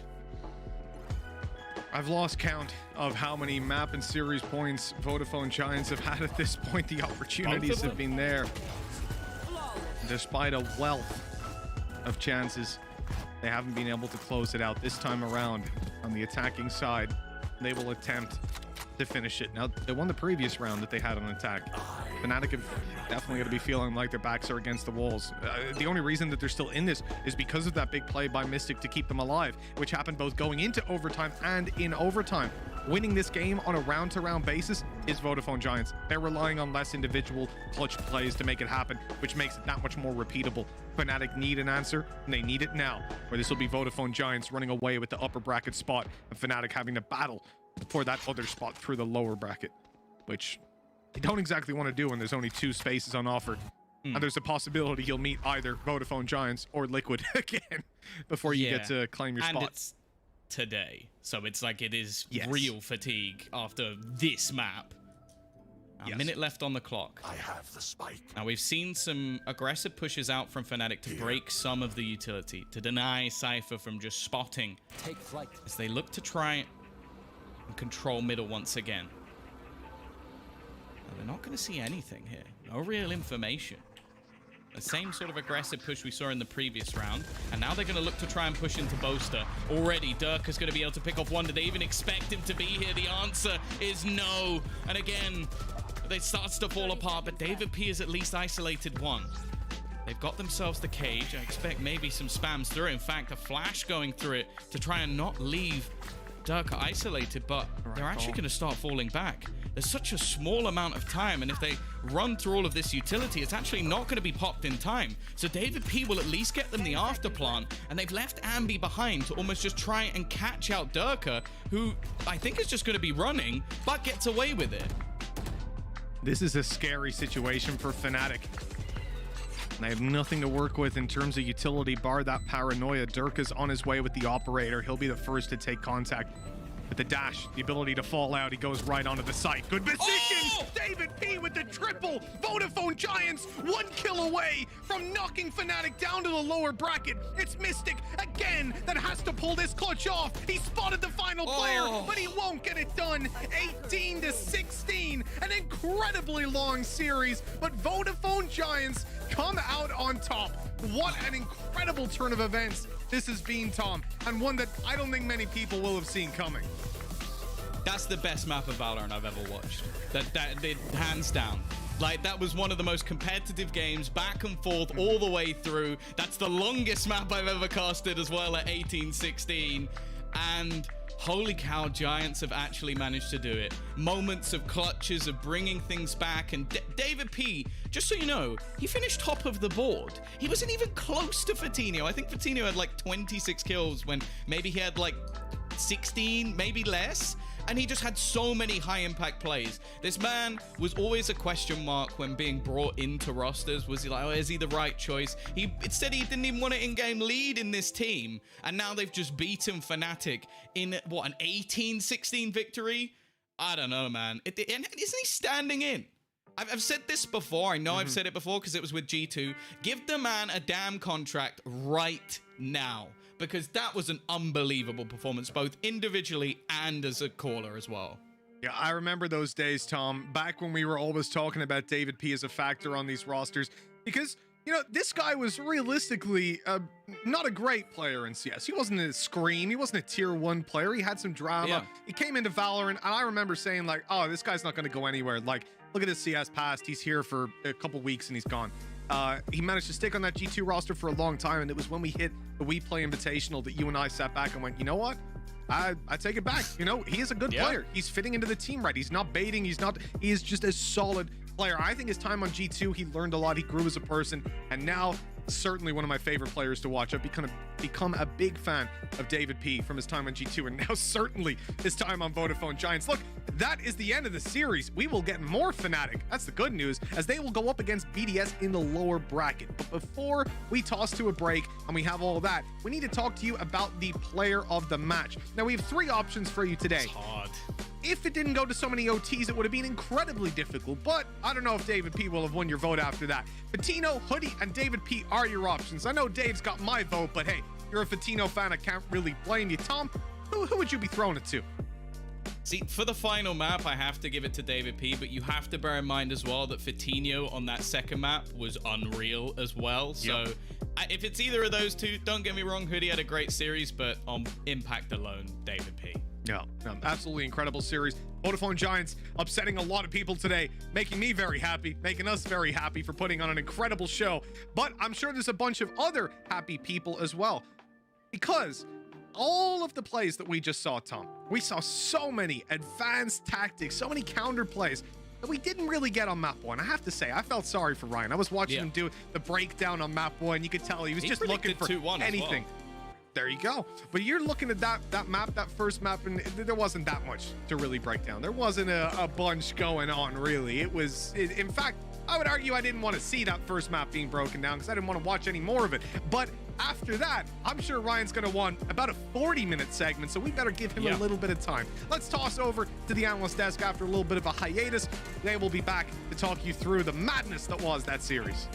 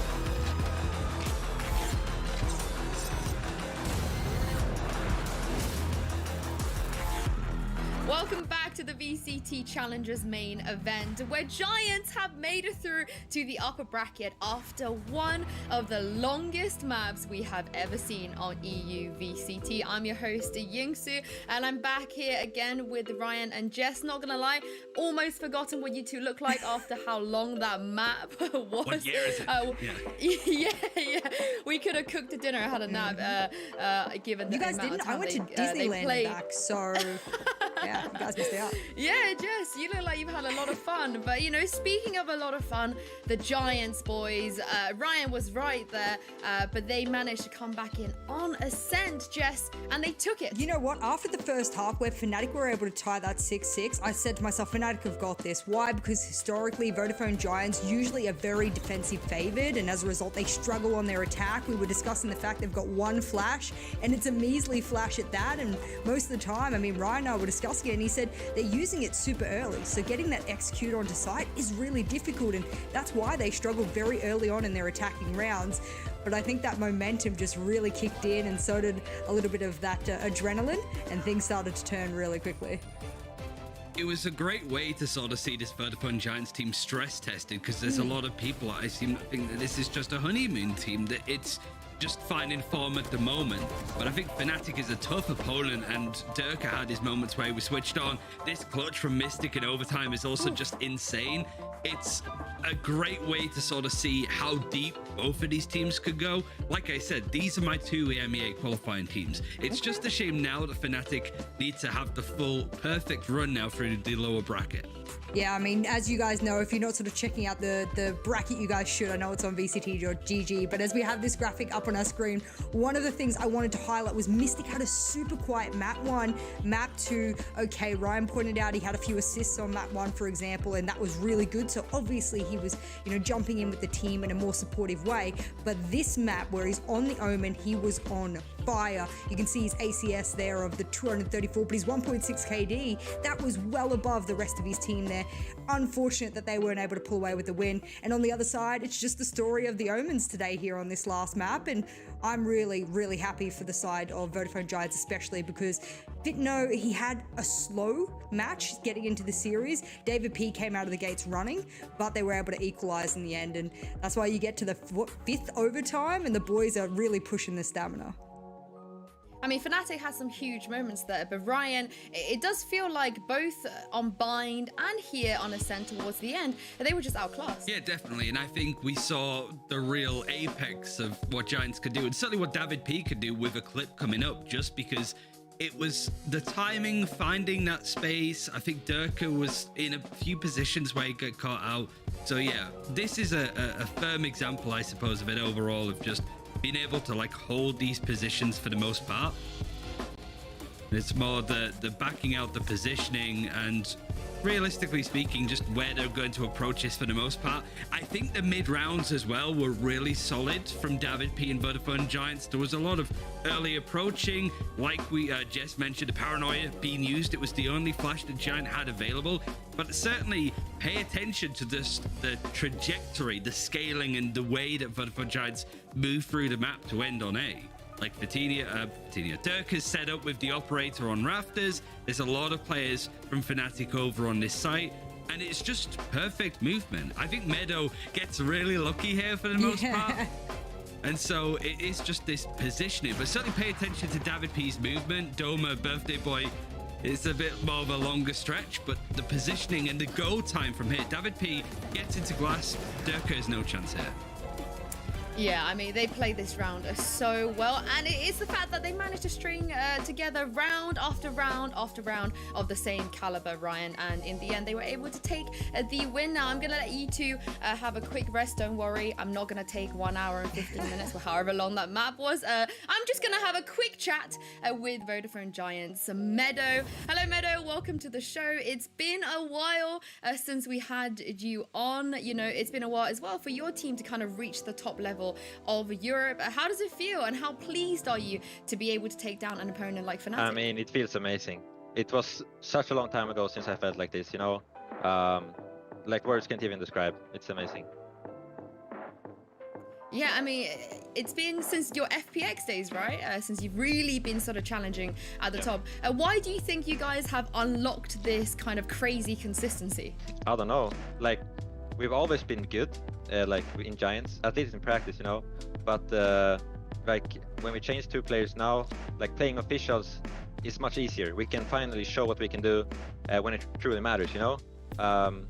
And I don't know, like having David P, you know, he's super good, helps us a lot, you know, and I don't know, feels amazing.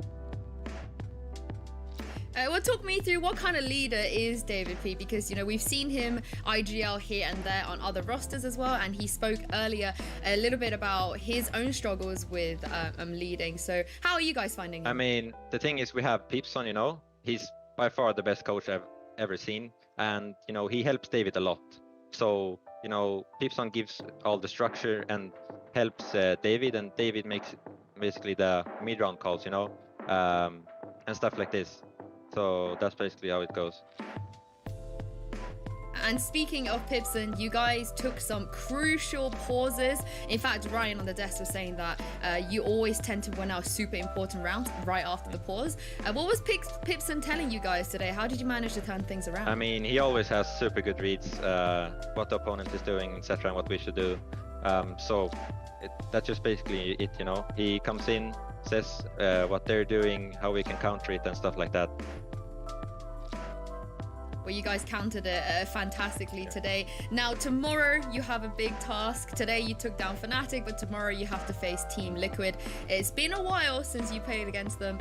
What do you make of them right now as a team? I mean, they're good, but I'm feeling very confident right now. I feel like we can beat anyone. So it's not going to be a problem, I think. You guys definitely have a reason to be confident. But what about Scream moving on to that KO? Because I know historically a lot of players in Europe, they respect Scream a lot, but he's not really on the Jet anymore. Do you think that's going to make a difference? I mean, for me, I think it's worse for him not being in a duelist, you know, because he's such an insane player, and putting him in a more support role, you know, I don't know, but we'll see. We will see indeed. Thank you so much, Meadow. It's so good to have you back on stream with us. Hope to see you again tomorrow. Thank you. Bye.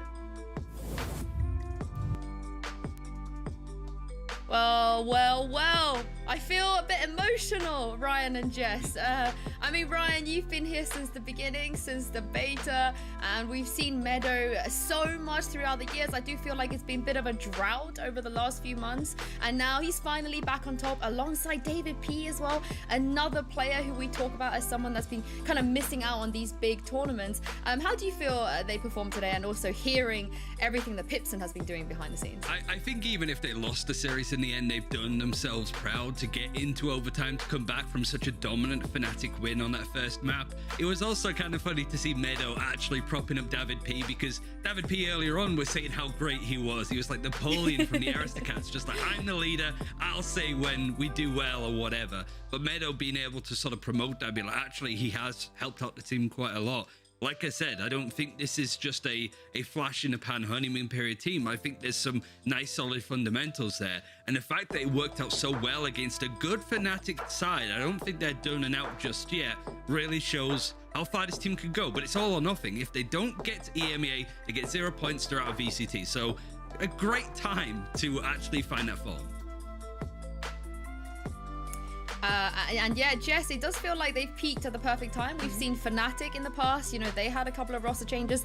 They peaked at the prime time and they made it to Reykjavik. Do you feel like this Giants roster has what it takes as well? Yeah, absolutely, because part of me kind of feels that it's also a bit reminiscent of the 10-star roster as well. I know Ryan hates me speaking about the whole 10-star and how they're on the up and up, but it gave me the same sort of vibes as following 10-star over the past few days, and I thought to myself, Vodafone Giants, they're coming into this with a really solid backing, and probably what makes me feel even more confident about Giants over, let's say, 10-star is that they have this solid foundation to work off of. You need the brains before you need the brawn, and we're in a tactical, objective-based FPS, so you cannot forget that at the end of the day, you know, it's all nice and well to be the most mechanically skilled player, but there's mentality, there's so much more behind the scenes, and to hear that Pipson is doing a great job, and he's been able to elevate David's gameplay as well as his leadership, I mean, not only will they become better players in the lobby, but they'll become better people as well. And I think that will elevate them throughout not just this tournament, but beyond. Well, David P, he had a lot of confident things to say. Meadow was also very complimentary about his IGL. And now I can reveal that Twitter, they felt the exact same way, because today, Jess, David P is our man of the match. And I feel like very well deserved. Yeah, absolutely. I was looking over the entirety of the stats and I was saying, okay, how well did David P really do holistically? Not just in the last map, but also in the previous maps. He holds #1 position for his team. He had an ACS of 274 and his KD was plus 13. That was huge, especially from a player that's not necessarily playing a duelist role. He came in, he had a positive opening kill, he had an awesome positive KD, he was doing a massive amount of damage, and he had an awesome combat score. I mean, what more could you ask for? Maybe a little bit better headshot percentage, but if he's getting kills, who cares? Yeah, I mean, that's just like we're really trying to scrape the barrel for something that he didn't do well enough. Well, congratulations to Giants once again for making it out to the next round. We're going to take a little break here, but do not go anywhere, because when we come back, Fnatic will be taking on BDS in the lower bracket.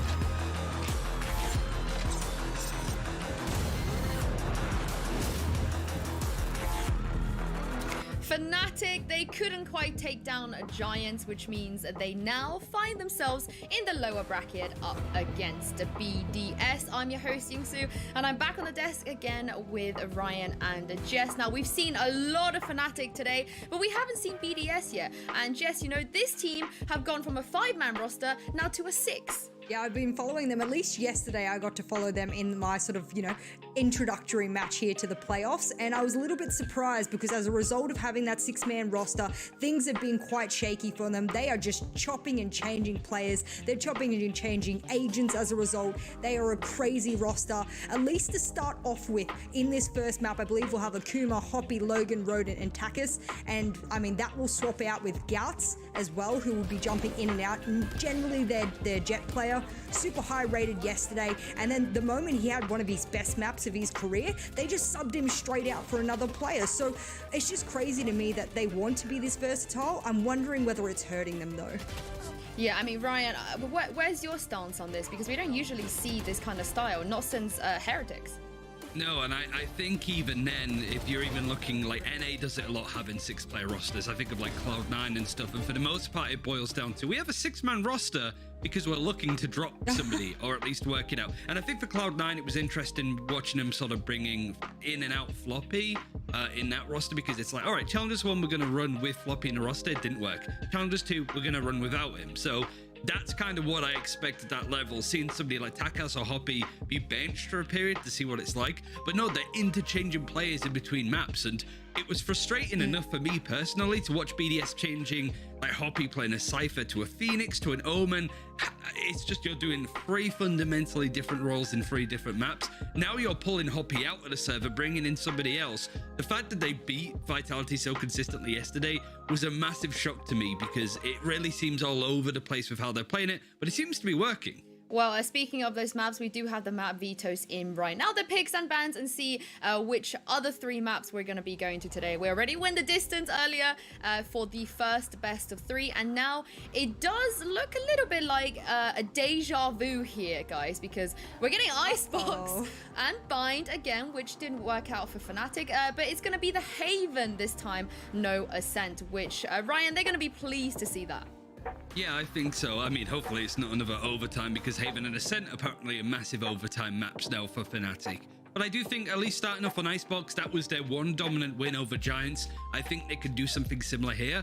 Although saying that, Takas yesterday had an insane game on the Reina. This is a map that Hoppy will be playing on. We mentioned Gatch as the 6th player in this roster. He's likely not going to be playing on this map, so it's the typical BDS lineup we're used to.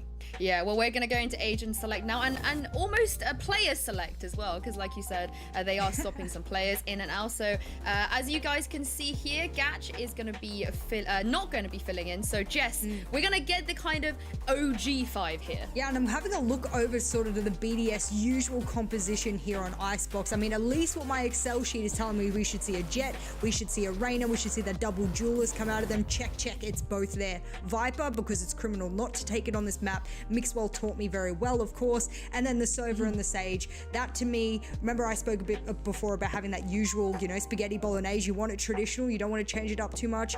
You know, whether or not you change the Reina or the Killjoy out for each other, it doesn't bother me. I think that's interchangeable, but having the Viper and the Sage means it's going to be a really good match.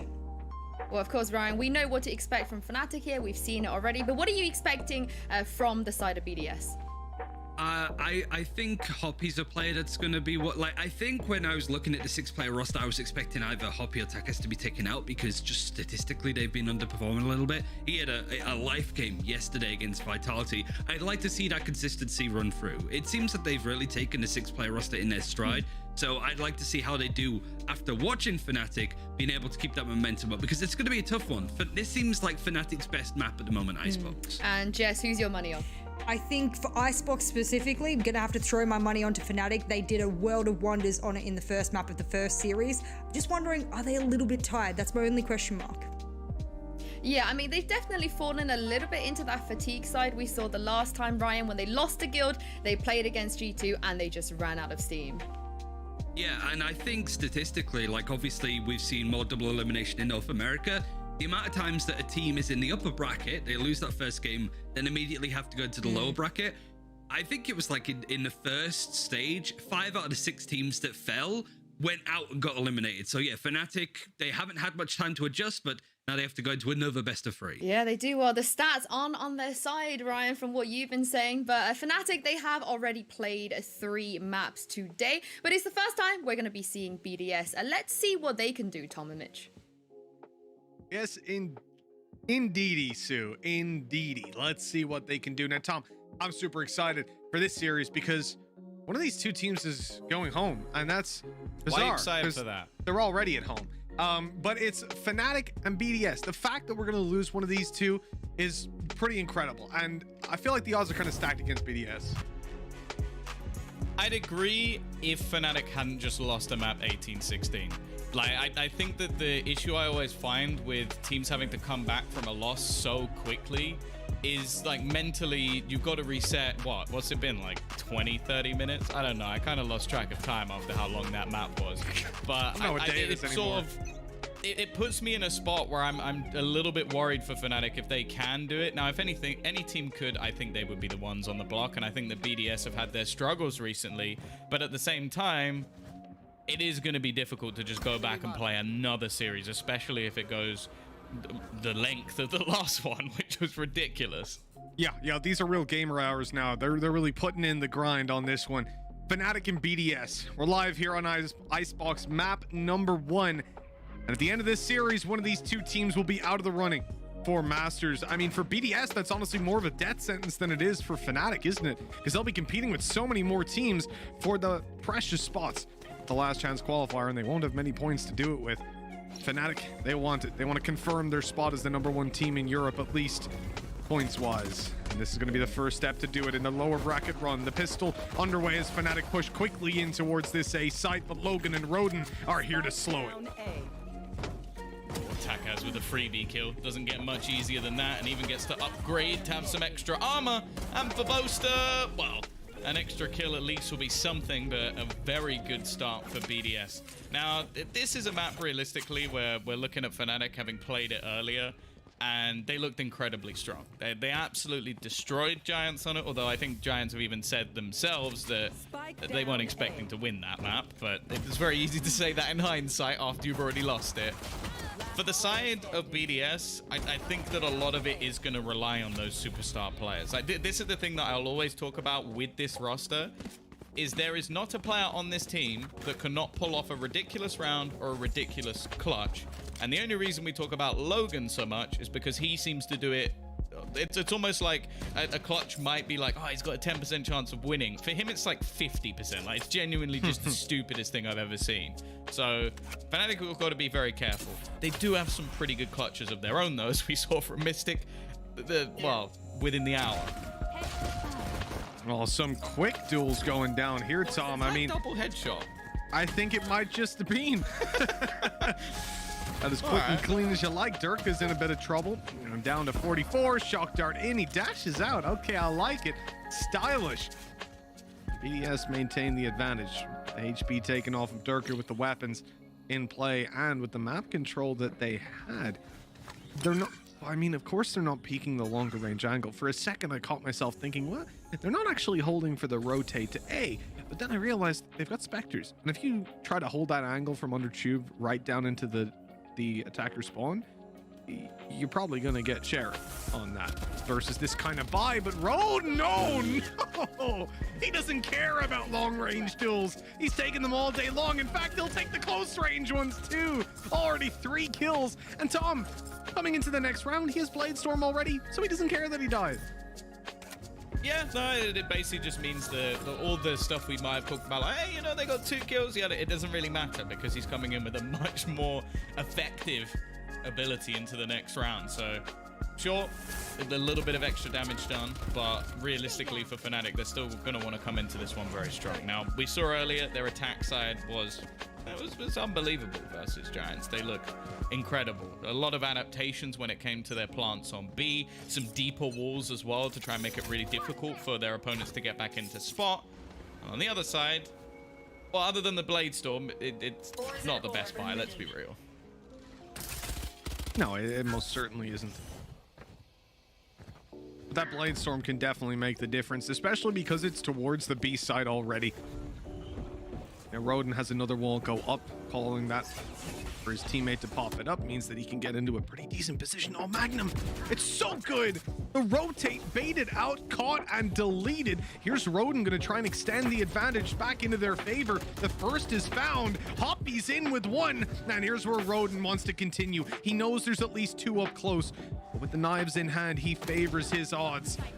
Although after being spotted, maybe not so much, Akuma manages to take Durka down, leaving the man advantage into BDS's favor. Now the defenders suddenly have a lot more to play with, but what they don't have, Tom, is control over kitchen or middle. Both of these angles left completely open for Fnatic to split up behind them and catch some angles BDS might not be ready for. Akuma on super low HP gets caught off guard, and now the 2v2 presents a pretty big challenge. They have to deal with Roden if they go B, and so instead, they're going to take things towards Takis, who doesn't have floating knives capable of one-shotting you.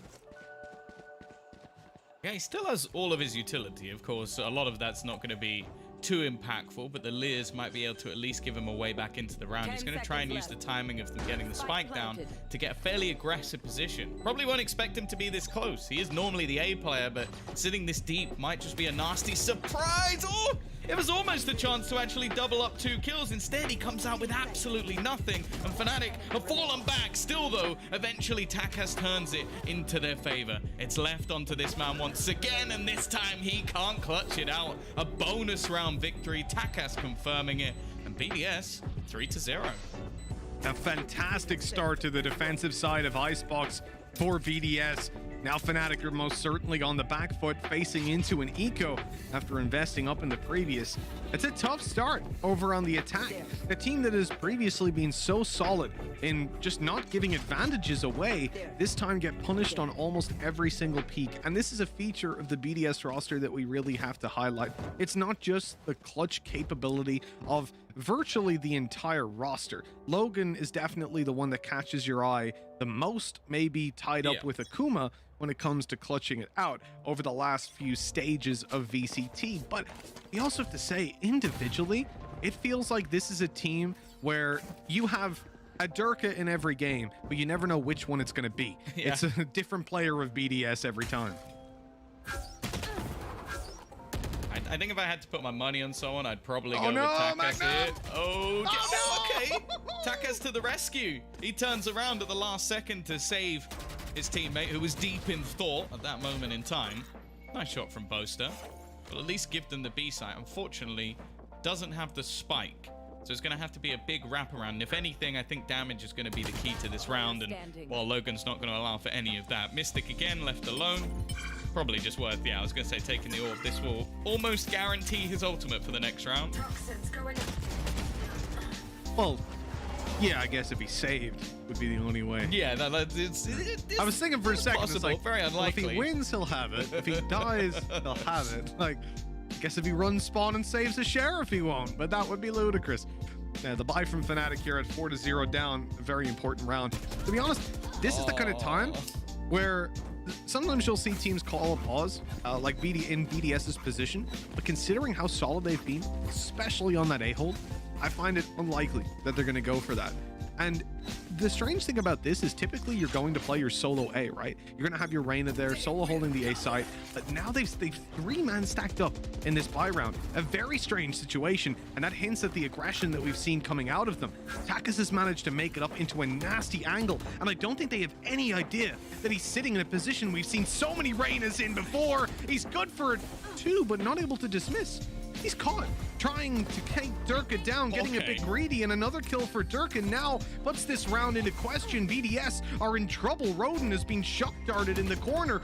Luckily, he swings just in time to catch Durka, but the trade comes in quickly. Locked out of the sight by the poison wall that's up, the plant could now be found, but instead, Fnatic decide to slow this down.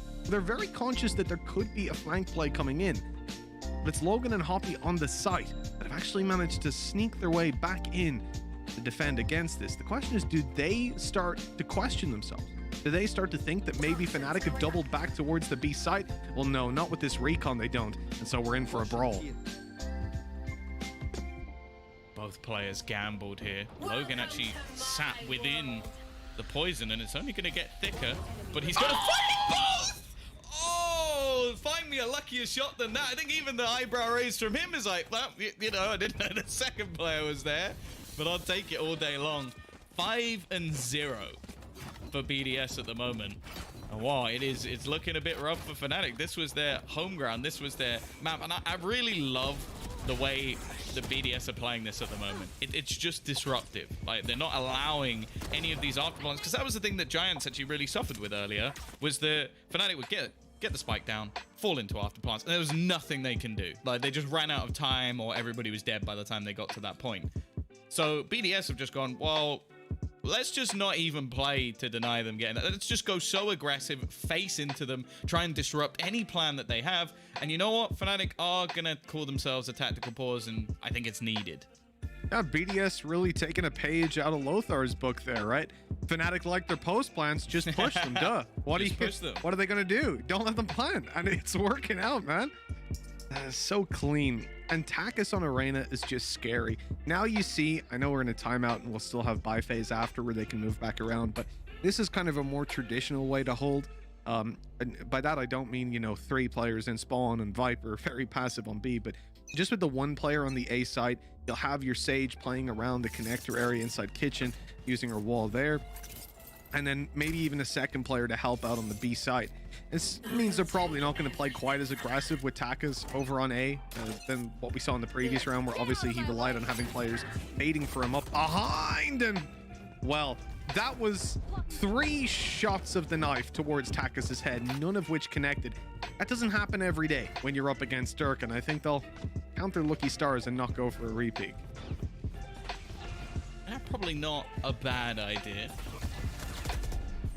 Magnum being forced back off the angle. That's the knife's gone. So the deadliest weapon in this round, for Fnatic at least, is quickly diminished from knives to a Guardian. So we'll see what Mystic's going to be able to do with that one. But it makes Durka, well, I'm not going to say useless, because I've seen some pretty cool classic right clicks over the last few days.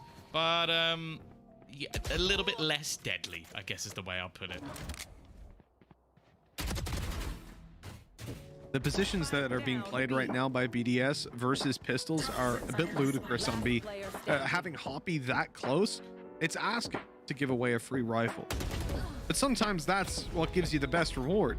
It's the thing that, in theory, should be a terrible Why would idea. anyone do that? Yeah. So, of course. They're like, oh, they've got rifles, they're going to hold range, and, oh, there's a guy 3 centimeters away from me shooting me in the head.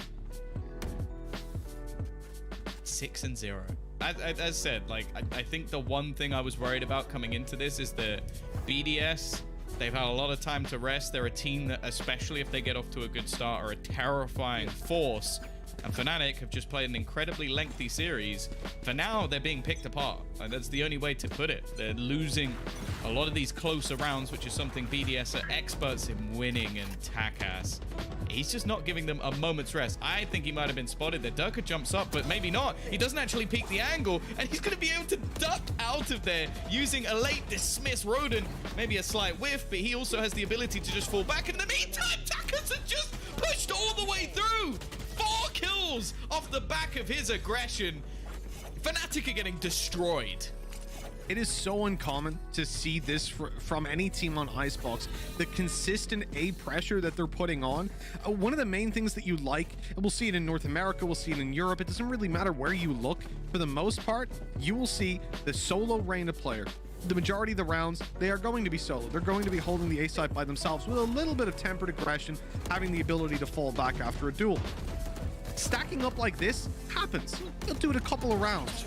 But BDS seem to be primarily 3-man stacking the A site for early aggression. Now they switch it up again coming into the follow-up rounds when that aggression is spotted out. They have a 2-man B stack with Viper and Jet. Very awkward duel through the smoke. Of course, couldn't see each other, and with no tracers to shoot back at, makes things quite difficult. But why has Boaster just gotten there? How?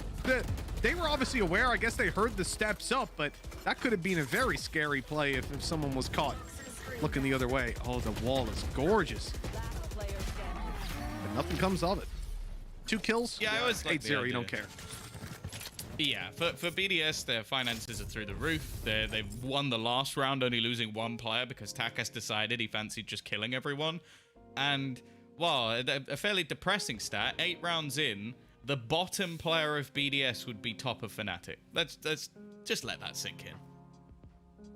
You can maybe see that in the open qualifiers. In fact, I think we have, Tom, in the early rounds of opens. But when it comes to Fnatic, it might be a first. Depressing. It might be a first, a quarter of the way through, you know, the maximum regulation rounds. Yeah, I don't think we see that all too often. If Logan got one there, I think that'd be about forfeit time. That's quarter.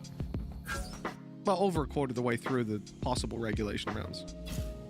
I'm gonna call it a third. Well, yeah. Don't do maths on stream, ladies and gentlemen. I mean, never do maths on stream. We're more than a quarter through. It's true Yeah, stuff. but who says it like that? I do. You're also more than an 8th through, but it would have been a weird number to choose. This is looking better, though, for Fnatic. They've won themselves a lot of openers, but Takas and Akuma have broken back. They're going to double up. Now, there is alert coming in behind them. Boaster looking to try and wrap in. But will his teammates survive long enough? And you can see Takas every once in a while looking to try and check behind him. Rez coming through, and well, eventually Takas will now fall. Akuma still making this one costly, though.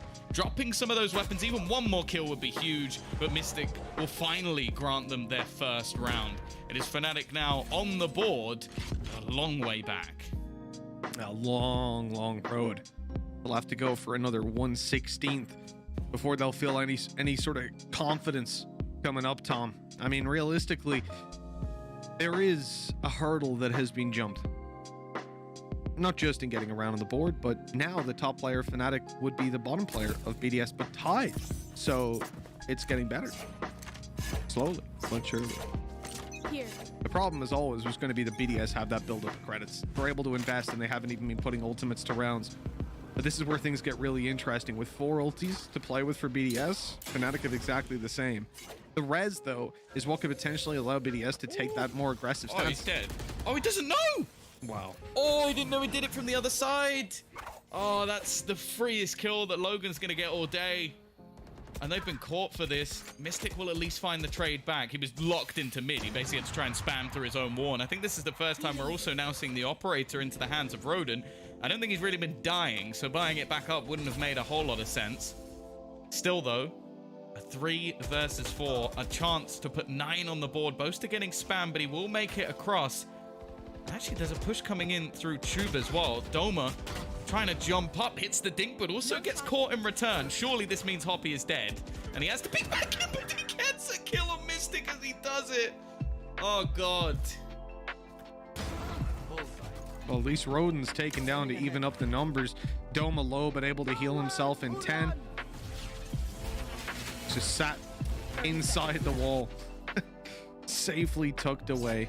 And now it's to, oh, you can't fit. It's going to be sprayed down. Plant over for mid side. It's pretty safe. Boaster can cover pretty much everything. All they're worried about is Akuma potentially pushing up like this, and he's made it. Spotted the barrel. And a free kill to Doma. Boaster, now the last man alive, spotted out, flashed and leered off the angle. In come the shock darts, but he's going to have to line them up. In fact, they did line up, but it doesn't seem to matter. 9 on the board for BDS, and I think this might be the most dominant loss, not of the map, but at least I haven't seen Fnatic behind by this much ever, really. Nothing springs to mind anyways. I remember there was a game of Bind versus Gambit where they were quite far down, but I don't think it was to this degree. Like, and also this think feels maybe so like dominant. 8-4 or something. Yeah. I think that they at least looked like they had ideas when it was coming to facing off against Gambit, and they even brought that map back. So we know that they can do it, but at the moment it just looks like, well, we've seen multiple 2v2s. They haven't won any of them. Like, it's just been BDS dominating as they buddy up in those clutch situations. And then you've also had rounds where a single player has just battered them. Like, it's not even been like, oh yeah, they've got all this cool intertwining team. But no, a lot of the time, like, one of the rounds was just Takas just running at them and getting 4 kills. Like, that should never happen versus a team like Fnatic. Tom, is that a fake wall? Is this, like, did he mess it up, or is that intentionally put down? I don't think you can. I'm gonna give the benefit of the doubt to Logan that he is able to put a wall down straight. So I think this is a fake wall, because if not, What are you faking that's it for? the worst piece of utility. The second they fully peak, they'll see that it's... No, well, it doesn't matter. It's going to fade guess anyways, the point but- is that he's supposed to headshot them as they come through. A bit like that. Like, they're supposed to peek, and then he wrecks them, and then you got Roden there, who's going to get another Boaster. Decent timing. Actually gets away with a kill, and they're going to be able to trade out Roden. This was looking rough, but they've managed to bring it back again to a clutch. Is Bolster going to keep this operator? Oh, it looks like it. Tagged up, now he's in trouble. Oh, he's dead. Oh my. A second tag as well. Mystic sprayed down right after.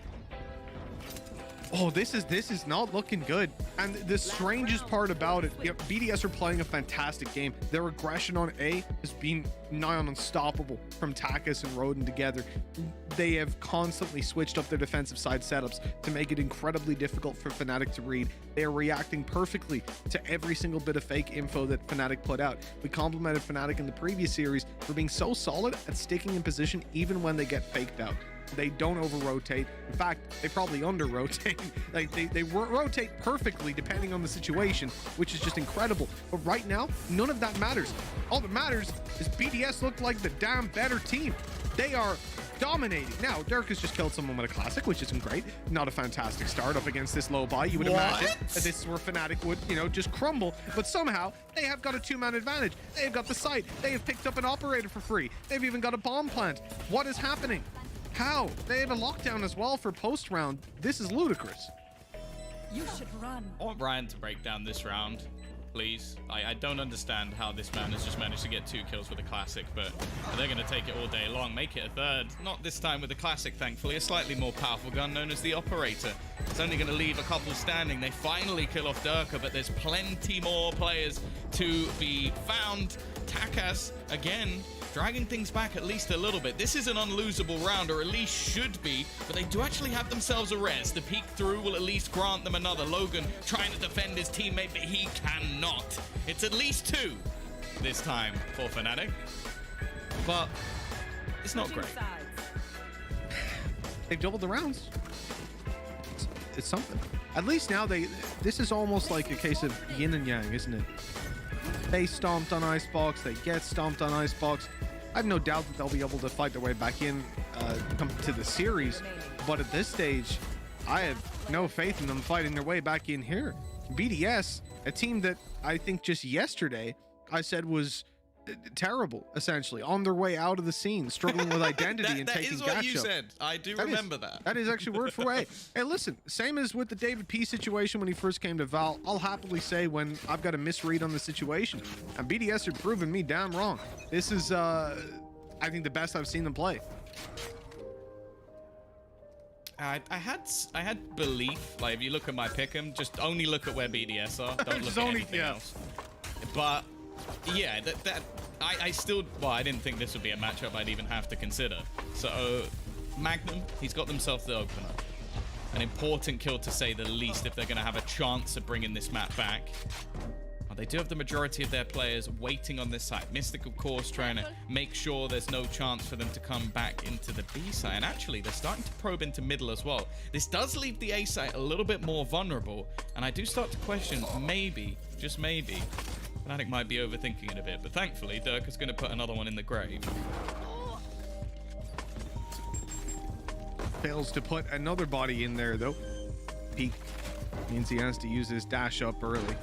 Has to be much more considerate about the angles that he's going for and the peaks that he takes. Doma is on the flank, slowly but surely making his way up behind, but there might not be anything to help with. All of his teammates are gone. They're dead, and Boaster is now the final remaining player, and they are stacked up with a firing squad. That pistol round pretty much guarantees BDS the map. For Fnatic to fight their way back into this, they'll have to force by here and get 13 to 11. Otherwise, they're facing into what is essentially an impossible task, especially with the way that Takis and Akuma are playing, players that we've highlighted already for their performance in this map. How can you... Well, yeah, indeed. Roden, Logan, these guys have had their rounds. Tom, I don't believe I'm watching Fnatic right now. I've even got player counts and I don't believe it.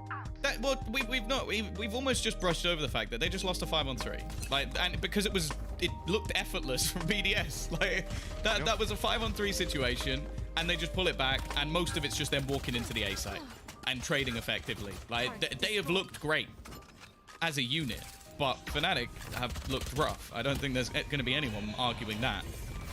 Pushing into this A site once again, it seems like a rinse and repeat. Of course, we're going to see an investment from Fnatic. It's desperation now as Fnatic is, well, sorry, as Boaster can end up fairly low. Of course, that is all HP he can get back, but it may not matter for too long. Rodin again, and he's going for more. He wants to try and close this on his own. Maybe an overface, maybe a chance for Fnatic to try and get back into this round as Boaster is going to pick off another one. The 2v2, I've said it a million times, and I think they're yet to win a single one. Maybe this could be it. The one where Fnatic get it done. Boaster starts it out well. Hoppy on his way towards the site, but he better get over there quickly. The player comes off the defuse to trade his teammate. Mystic getting it all the way. 3 rounds for Fnatic. It is not much. It's not much, but it is something. Put them on 3. Destroy the BDS economy, even things up, and maybe, just maybe, get their foot in the door for this half. It's bleak, to say the least, but at least winning that force buy is something. And they finally won themselves a clutch of their own, because that was the thing I was truly worried about, is like, there were so many rounds where you feel like BDS could just win absolutely anything. Now, I'm sure this would be a round in isolation that they wouldn't be too happy with, but this is just the confidence of BDS. They're looking to not just win this map, they're looking to bully Fnatic out of it. And, well, we're going to see some pistols. I know that when it comes to Sheriffs and BDS, Mitch still has nightmares. Thank you, Tom. Thanks for bringing that up. Yep. Seen many. Oh, my. Well, hey. Alliance, take notes. That's how you deal with BDS Sheriffs. Didn't they lose it from a point like this, though? So. Yeah, it was a 1v4. It was a 1v4 to Logan on Split. I remember. Thank you, Tom. I really don't need to be reminded of it. I remember it every night when I go to sleep. It's 11-4. Fnatic are making their way back into this, but BDS seem to be just 2 away from closing this one out, and it's almost a sure thing. Unless Fnatic can have the half of their life. I mean, Tom, it really hasn't set in. I feel like I'm numb. I feel like I'm in shock that this is an elimination match for Fnatic and they're trailing on the first map. That is an absolutely unfathomable circumstance coming into the start of this stage. The fact that they're even here and not already qualified surprised us. And now they might not even make it through the 2 slots. Whew. Europe is stacked, that's for damn sure. Yeah, they are definitely one of the teams that will be in that last chance qualifier, but that wasn't something I think anybody ever considered. Like, they were a shoe-in for the top 2, but it might not be a Masters. That's the crazy thing. Yeah, that's the thing. They might not be there at all. We're looking to champions already, but there's still a hell of a lot to play. Durka is already going to be finding himself a couple. This is the man they look to in their most dire of times, and it seems like he's stepping up in their bonus round. If there was any way to bring this back, this would be the way to do it. Takaz again. Always seems to find something, but Boaster is going to shut him down before it gets dangerous. It's left onto Hoppy. He's being caught by Mystic almost indefinitely, and now knowing exactly where he is, it would be very surprising if he brings it back from here. All right, here's where I need to see BDS, either in this round or the next, call a pause, take a breather, step back from the situation, because as it stands, 11-5 is a good lead for them, but they've just lost to a bonus by Fnatic, who, by the way, had the balls to play a bonus at 11-4 down. Now, that's acceptable, but they cannot just sit there with the comfort of, oh yeah, we're 11-5 up. Oh, we're 11-6 up. Now we're 11-7 up. Don't worry about it. Oh, it's 11-8. Oh, we've lost the map. You know, it spirals really, really quickly. And I need to see them take that pause coming into the next round when they full buy. Figure out what they want to do. That dash up. Going to be shut down by Durka. No surprises there. He hasn't managed to connect onto the recon, but they'll still manage to make it out. Play deep from the B site. And Fnatic are rotating pretty aggressively, actually. They completely left their A stack, now having a 3-man B with just 1 on A. BDS, luckily, still right outside of here, although maybe not so lucky for Durka, who's already lost his life. And that spike plant, Doma, oh, Akuma had no clue what was going on. Doma drops on them for a double, but Logan with a Sheriff and a 1v4. I'm already having it's missed the gun. flashbacks, but luckily he didn't manage to retrieve the rifle. Mystic shuts him down before I could relive my worst nightmare. He's got short, stubby arms, so he wasn't able to grab it, unfortunately. I know the feeling. I sympathize. Oh wait, you said 11 to 6. stubby, not chubby. Never mind. They could be both, you know. But In my case, 11 they to are. 6. Anyways. 11 to 6. It's starting to again look into the realms of possibility. I'd be surprised still. Like BDS have looked so good throughout this, and even in rounds like this, it started to get dangerous at least. Enemy remaining. Fnatic are almost playing in a similar vein to what we saw from BDS, just shutting down a lot of that early control, not allowing them any space for free. It does look like we're going back to that A site execution though. And a lot of the rounds that we've seen in general on A, just throughout any series, have always been close. So Mystic, straight away, just going to try and deny them some space with the Viper ult.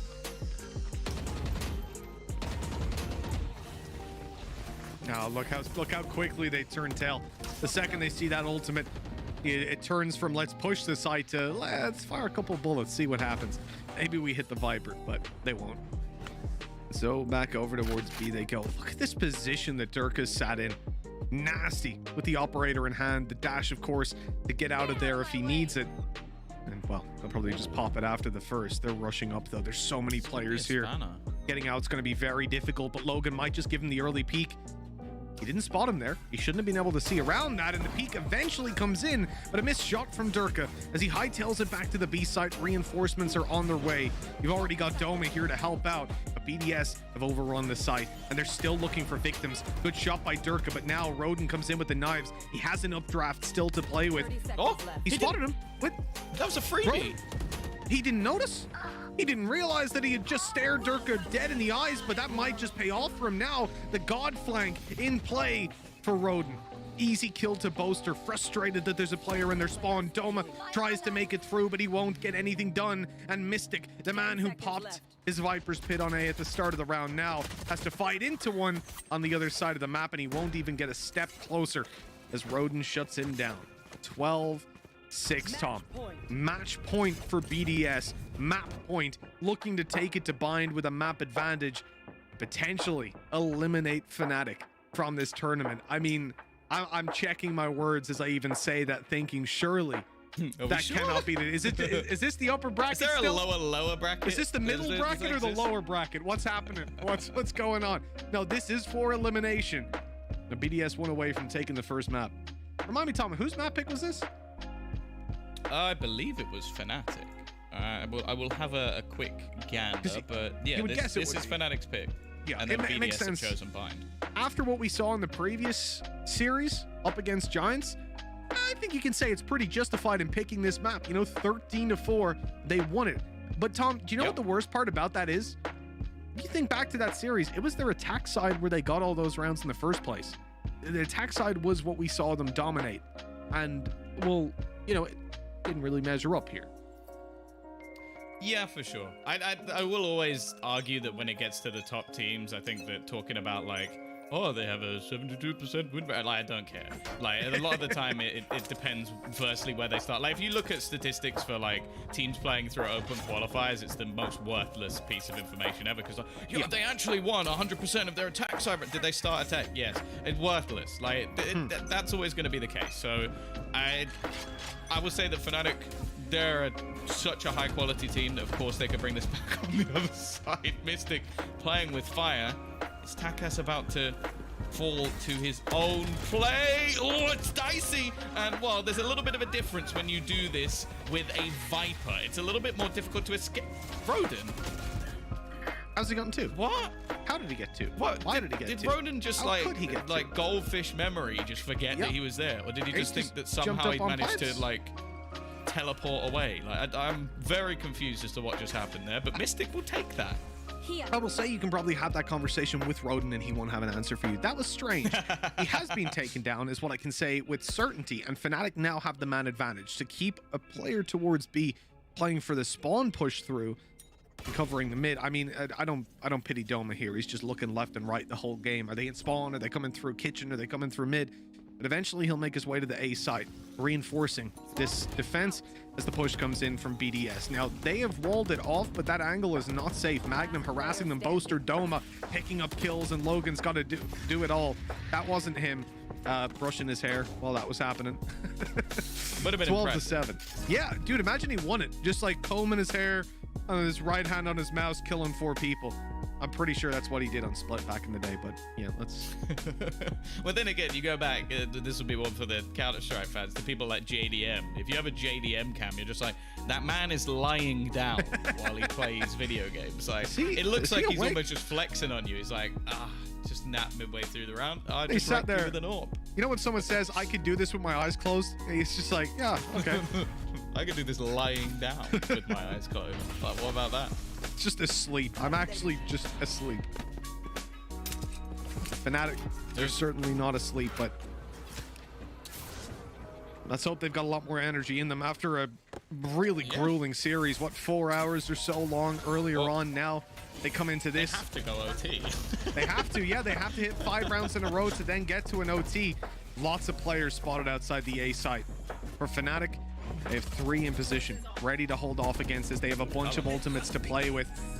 But so too to BDS, and they are ready and rolled up, ready to just run into this site. Magnum waiting to pop down that lockdown, possibly for post plant, but it means he can't help his teammates now as Mystic and Boaster fall. They might even just push that down. No, they have the Hunter's Fury, so they'll directly counter it right away. Akuma looking for some tags after, but not finding anything. Magnum on top.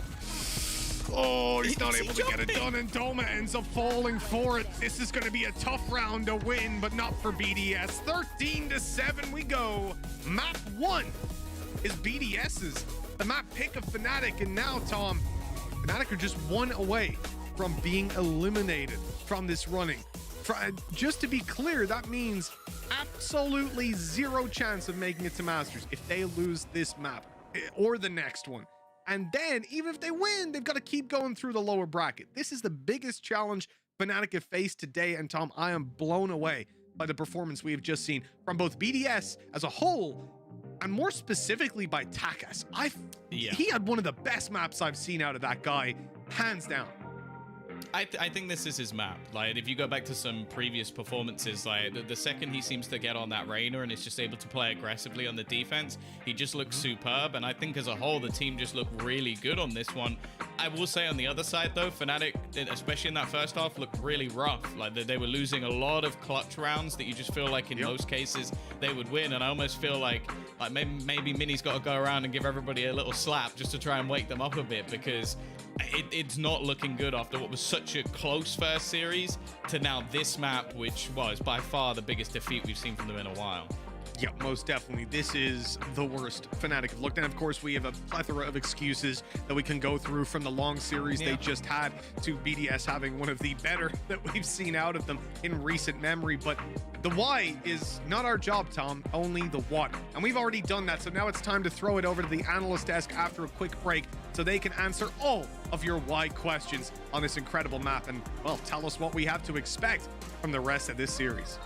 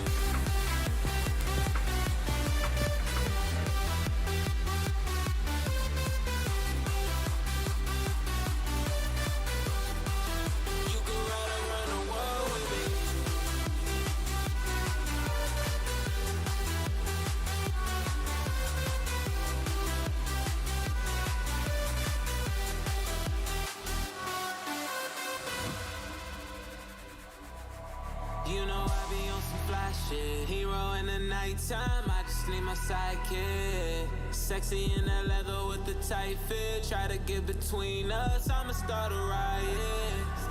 Look how she roll it up. There ain't no room in this two-seater, you can't roll with her. It's getting hot up in the city, but don't keep it tucked. I put that taste on your neck, make sure you cold enough.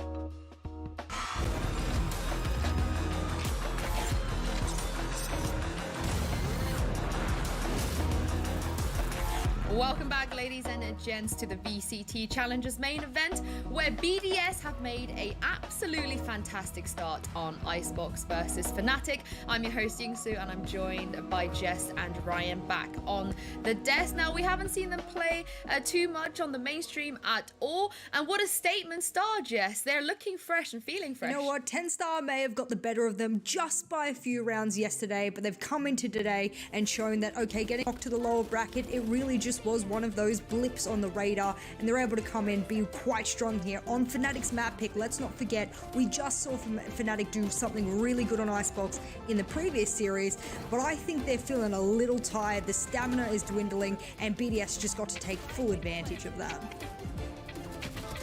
BDS are continuing with that form that we saw against Vitality. Just the duels that they're taking. This was a nice little shutdown from Akuma and everybody else from this lineup.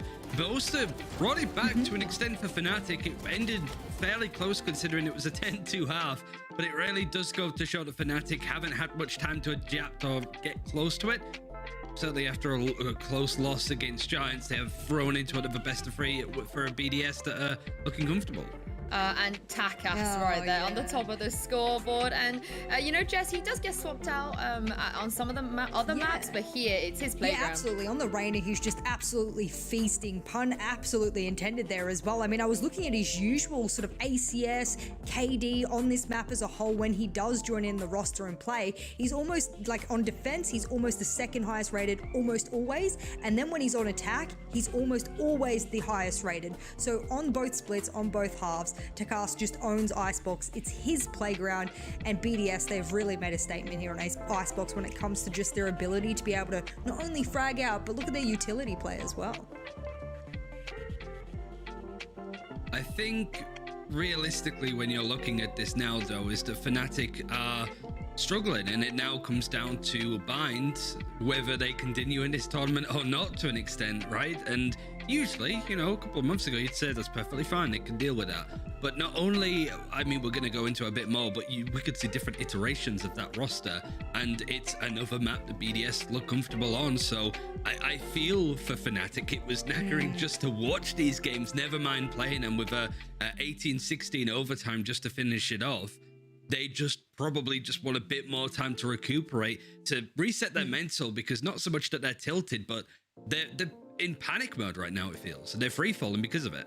Yeah, I mean, it is definitely very tiring. Like you said, Ryan, just us watching them is a little bit draining. So I can't imagine how they feel playing the game. But how concerned are you here, Ryan? Because they're facing elimination, just one map. If they lose Bind, they are out. How concerned are you for this team and this roster as well if they don't progress any further? Ooh, that's a tough one because I think that the roster should stay. You don't touch anything like that at all, I don't think, especially considering that they're comfortable on champion points. I don't want to necessarily talk about the worst case scenario for Fnatic at this point because they've still got like a leg in the door. It's just a great test for them. It's like, okay, you got second place in Reykjavik. We've seen Sentinels go down to the losers bracket constantly and being on the fringe of being knocked out of a tournament, but they come back. This is a great test for them. It certainly feels like Boaster's up for it because of that, but something that you mentioned is this is a young roster, right? This is very unique to what they're used to, and so because of that, they need to step up or they're done. It's just as simple as that.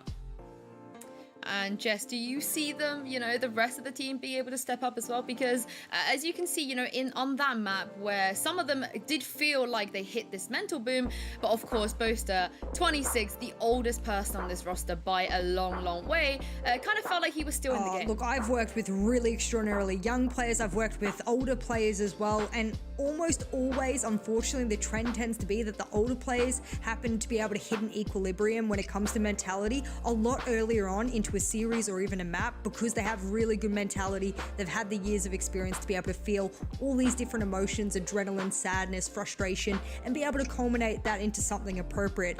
Unfortunately for the side of Fnatic, other than of course Boaster, as you pointed out, there's a lot of young players in the roster. Speaking of, I know it's Doma's birthday, managed to hit the big 1-8. If he wants to hit the big win today to walk away with a really good birthday present, they're going to have to hit the pinnacle of mentality because for a lot of players, they'll crumble under this kind of pressure. So worst case scenario, as you were saying with Ryan, could be playing on their minds. I hope it isn't. I hope they keep their mind in the game. Well, they will have another chance to get back into this. It's not over just yet. We are going to head into a quick break, however, but do not worry. There'll be more lower bracket action right after this.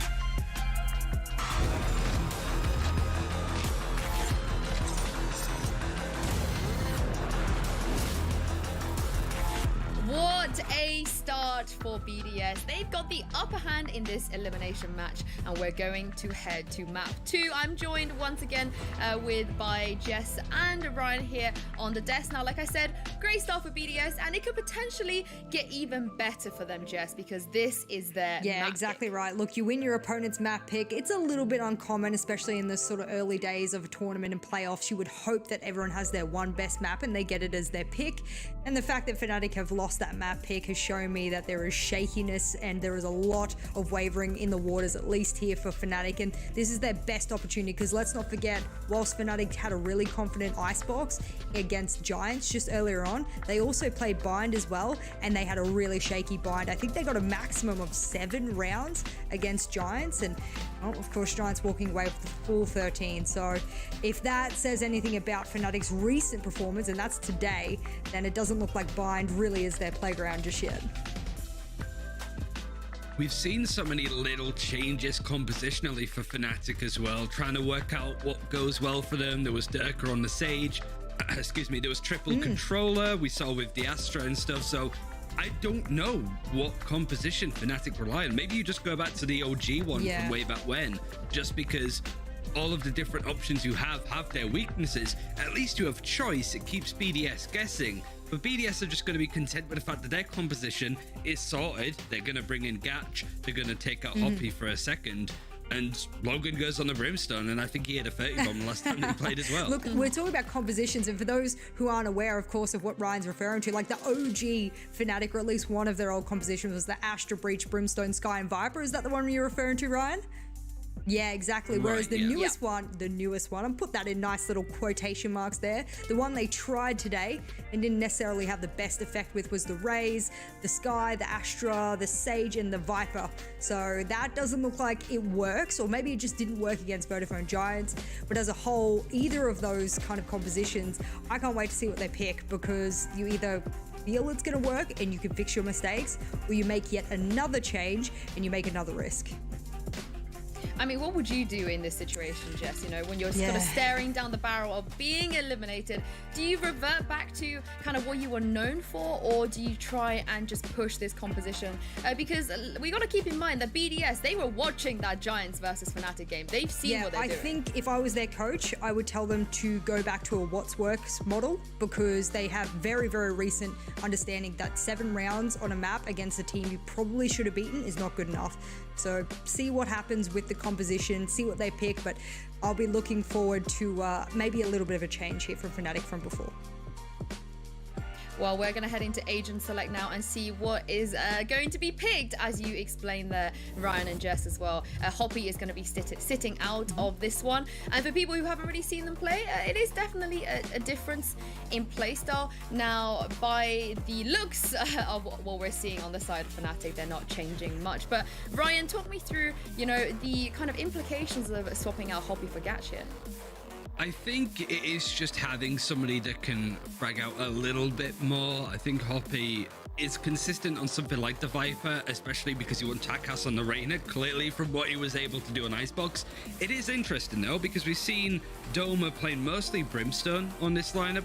Now he's back over to Raze. Like, this is again another little alteration of what we've seen from Fnatic, and it's basically doing what you're comfortable on, what have you been practicing and stuff. Because yeah, you could go back to the composition from way back when in stage 2 that Fnatic really sort of made themselves, but a lot has changed since, certainly when it comes to composition. So this is a big call for them to make. It's another, not quite the same, but a little bit different comp coming out of Fnatic. So inconsistency is, again, could be a factor, at least in this series. Well, Jess, how much faith do you have in the boys to be able to kind of get themselves back into this game? Or do you feel like this is just going to be BDS? Oh, I feel bad, because the moment BDS came into the server, got 8 rounds in a row, I just felt like, oh, Fnatic have just really met their makers here, and it's just an unfortunate battle of the stamina, battle of the mentality. I actually don't think Fnatic fundamentally is a bad team in any way, shape, or form, but they've come into today, they've had a really rough matchup against Vodafone Giants. They now have to play another best of 3. I truly think if we had them tomorrow refresh, we might see a different version of them, and that's what hurts my heart the most, because I predicted them to go to the grand finals to snag one of those 2 spots. So if I'm wrong, well, there's not much we can do about it. Well, BDS, they are one map away from eliminating Fnatic. And Mitch and Tom, you guys are going to know this, but this is a must-win for the Reykjavik finalists if they want to make it to Berlin. That it is, Sue. I think that on this map, there's going to be a lot of pressure for Fnatic to show up, not just because this is the map that we always knew as being theirs, but Tom, it didn't exactly go well last time. The last few times they've lost it 4 out of the last 5 times they've played it, so from being an invincible team, they have fallen from their perch, I guess you could say. But I'm still never going to doubt them on this map. Like that will always be the thing. Like, I think a lot of the losses, I think the one versus Giants was the worst, which was today, so obviously that it's not going to give them a lot of time to fix things. But I also think that a lot of the interplay and the cool ideas they had were still working. It was just that the retakes and the comebacks and the big plays coming out of Giants made a huge difference. Now, the issue I also have is BDS are probably one of the best teams in the world at steamrolling teams. We've just witnessed it. Like, if they get off to another strong start, I feel like the confidence is just going to shine through and they'll be unbeatable. So I want to see Fnatic getting off to a good opener and get things rolling. And they are kicking it off on the attack, which is where they've always been incredibly strong. I thought you were going to throw in some percentage win rates for us there, Tom. A push coming straight over towards Lamb. Sintakas shuts down Doma, making him run through the snake bite first. Softens him up, makes it so much easier to take him down. The post-plant play from Fnatic has always been strong. It's always been something teams are afraid of. Boaster running right up into the back lines and whiffing completely, and he still gets the kill. What's going on, Fnatic? I've got the 2-man advantage. It's only Logan left to try and make this work. How quickly the tables have turned, and he's playing against a dedicated post-plan setup. Not only do they have Astra, but they also have that Viper with Magnum harassing up close. They'll have flashes online pretty soon, in fact very soon, as you just see one get popped. They know Logan is close and he is dead to that snake bite. Good night, sweet dreams. It's 1-0. Fnatic have just steamrolled that round, really. I don't fully understand what I witnessed with Boaster there. Show it. I'm just gonna saying now, replay it in production. Don't show it. 0.5 speed, please. I want that like Men in Black style brain wipe. I don't want to know this. Why? Like, how does he still get the kill? And the worst thing is he then has all of his utility to utilize in that after plant. Definitely a little bit lucky from Fnatic, and as said, I hope that's the last time I ever see that pistol round. I didn't enjoy it, but they've got the start they needed. Now, there is going to be a small amount of investment here from the defenders. A shorty even in play, which is somewhat of a rarity. The reason that gun is so cheap is because at any other range than literally inside your stomach, it is completely useless. So we'll see. Maybe Takas can get something done with his positioning, and of course, he's going to try and play a close angle. No one's surprised by that. Excuse me?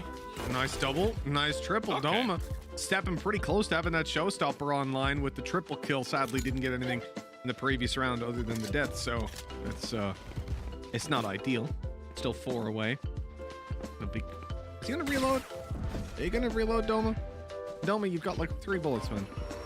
I think he has no bullets now. There we go. I thought for a second that was actually gonna work. Oh, we've got a new contender. He must be playing a different res.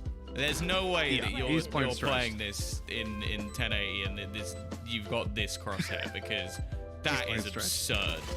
I have to believe he's playing stretched, otherwise I might lose my mind. I'm gonna hope for that.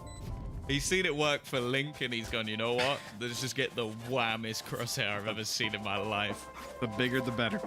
You know, one of the points that I want to bring up, just to provide a bit of color on where this series is currently at, to summarize what's being said, Fnatic are facing elimination. If they lose this map or the next, they are out of the running for Masters. They need to make that reverse sweep as well as a lower bracket run on Bind. Now, Bind is a map that, as you said, Tom, they have not been winning recently, although it was formerly Fnatic's home ground and one that we saw them dominate everyone on. They have been on a downward trajectory. What did you say? 4 out of 5 of the recent games were losses? They'd never lost it until they played Sentinels. Yep. And that was 14-16. Then since then, they barely won it. Oh no, Magnum. He has not had a good time. Poison Orb, Snake Bite, and Boom Bite. Abilities might not kill on their own, but 3 of them sure as hell will. And now, oh, okay, smoke up, Gatch. It's a little bit of an angle there, and the drop to take Boaster down, repositioning. And Fnatic have a 2-man disadvantage to play into. As we said, the odds are stacked against them in this series. Now in this tournament with the lower bracket run, with the maps that they have to win out, and a bonus round will go a long way towards making them a little bit more comfortable getting this done. The problem is they're up against real rifles, and a lot of them, excuse me. It's going to be tough to try and isolate some of these players, but Dirk, you know what? He's found Gatch on the other side. Roden trying to sneak through. He's going to have to try and break the wall fairly quickly, and that is exactly what he does. Dirk will fall, and the remaining 2 players. It's going to be tough, but Mystic gets a nice timing.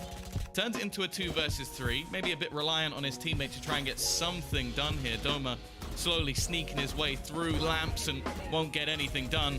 A matter of seconds left on the clock, and Mystic will fall to the same fate. Takas with a triple. He had a phenomenal first map.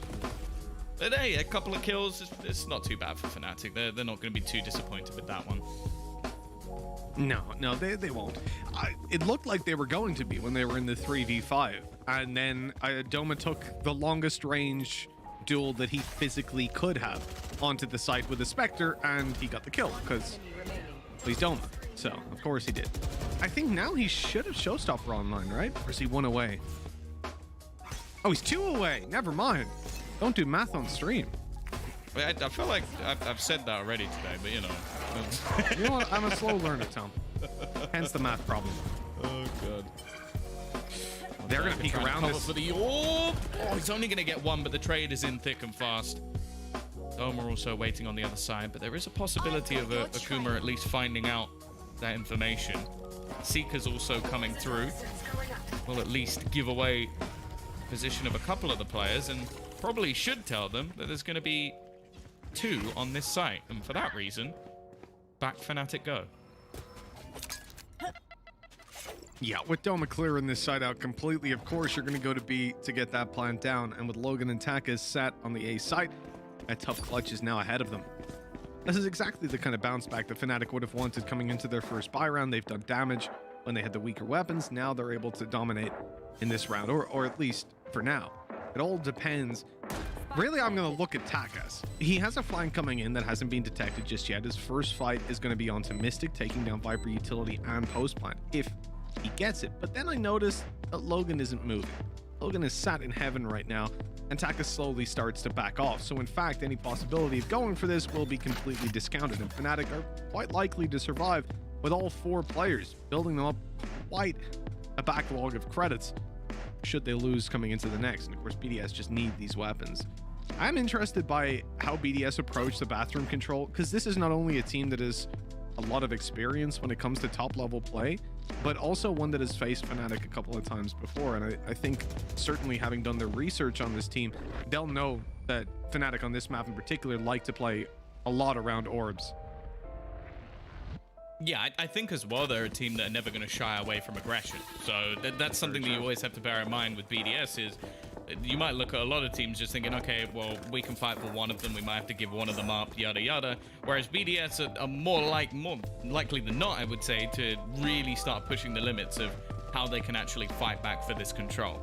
Now, for now at least, it looks like port of call might be to go and try and challenge for the B site orb. Now, in terms of their ultimates, they're not far away from a few of them and already has Roden online. So sure, this may only be 2 rifles for them, but the ultimates alone could be enough to win them the round. In fact, Takas is going to go fighting, but Boaster ready and waiting, and while, okay, Logan's got a free rifle, I guess. Okay, and that rifle has done some serious damage. With Boaster down, the spike is dropped. They need to go and retrieve that, which won't be too much of a problem because they're going to play nice and passive, which is almost a bit of a surprise when you consider the fact that, well, the res was online. Fnatic now have the man advantage returned, although it's a good ultimate to have already taken out of their control. Now, Showstopper being online for Roden is something that you definitely need to keep an eye on. Logan's going to go for this peek after the flash, but it has not gone according to plan. Now they not only lose control of Long, but Doma can get that ulti potentially and have his own Showstopper online. Although He's in hookah right now. And he's being pushed as well. Oh, no, he's in trouble. No. Roden's taking him down. The spike's on the floor again. And although Roden will be dealt with, that is going to be a 2v4. And they're going the right way. They're running towards A. I was so worried they'd turn and just run into the B side. Yeah, they've even got utility to hold back the remaining players. Akuma realizing, okay, we've got to try and push for something here. Now, there might be a bit of weaponry down on the ground for them to find, but it seems like might have been disposed of, at least from Doma's perspective. So they haven't actually managed to retrieve anything. There we go. Gatch will eventually find it all the way back on long. And the question is whether or not he's just going to try and hold it into the next round. Now, for the remaining players of BDS, an extra kill or two here could actually make a world of difference. Again, we talk about ultimates and Akuma only being one away, but for the financial benefit, it looks like they're going to try and hold on to some of these guns. On the other side of things, Mystic is already hunting. And well, there you go. That is going to be the ultimate of Seekers Online. So that's a bonus at least. And they're starting to make this one fairly costly for Fnatic. Sure, there's a decent amount of credits, and Fnatic with those weapons traded out, that's probably worthwhile. Yeah, I think so. Overall, they end up in a decent spot. I can't help but feel like if Roden had popped that showstopper, the round would have been flipped on its head. He had the opportunity to completely decimate them, but of course only a split second to make that decision, and it might have been a wasted ultimate either way. Altogether, decent round for BDS considering they've got those rifles out though. This is where they can make a difference. Look at the ultimates they have. Plenty to work with. Viper's Pit in particular on Takas, but I see he's pushing forward. Okay, he's actually going to use it deep inside of Bath and completely deny the ulti from being taken on the other side. Yeah, and deny the control as well, because there's a piece of the map that Fnatic love to take away. It gives them good information to certain spots on the site being cleared, but by the looks of it, they might try and challenge into mid. Now, of course, there's a boosted wall up for Gatch as well, which will make things a little bit more difficult, but with the Cosmic Divide, all they can really use is going to be that extra utility. Now, Doma has been stopped. He's actually going to do a hell of a lot of damage to himself, which isn't really going to help the situation out. And there's still counter nades coming through. And with eventually the Cosmic Divide going to be fading, it might become a little bit more difficult. Doma's position also going to be given away, and the Boombot's gone through. Now we see the ultimate popped, and it's Akuma to find himself the first. The trade's going the way of BDS, and the Afterplants are going to have to do everything. Yeah, don't really have the ability to play utility after plant at this point. They're going to have to go in for the sprays, and they're not landing. Takas does fall to the snakebite, but it's already halfway, and they don't have much more to work with. As Mystic snakebite goes down, he needs to activate an orb.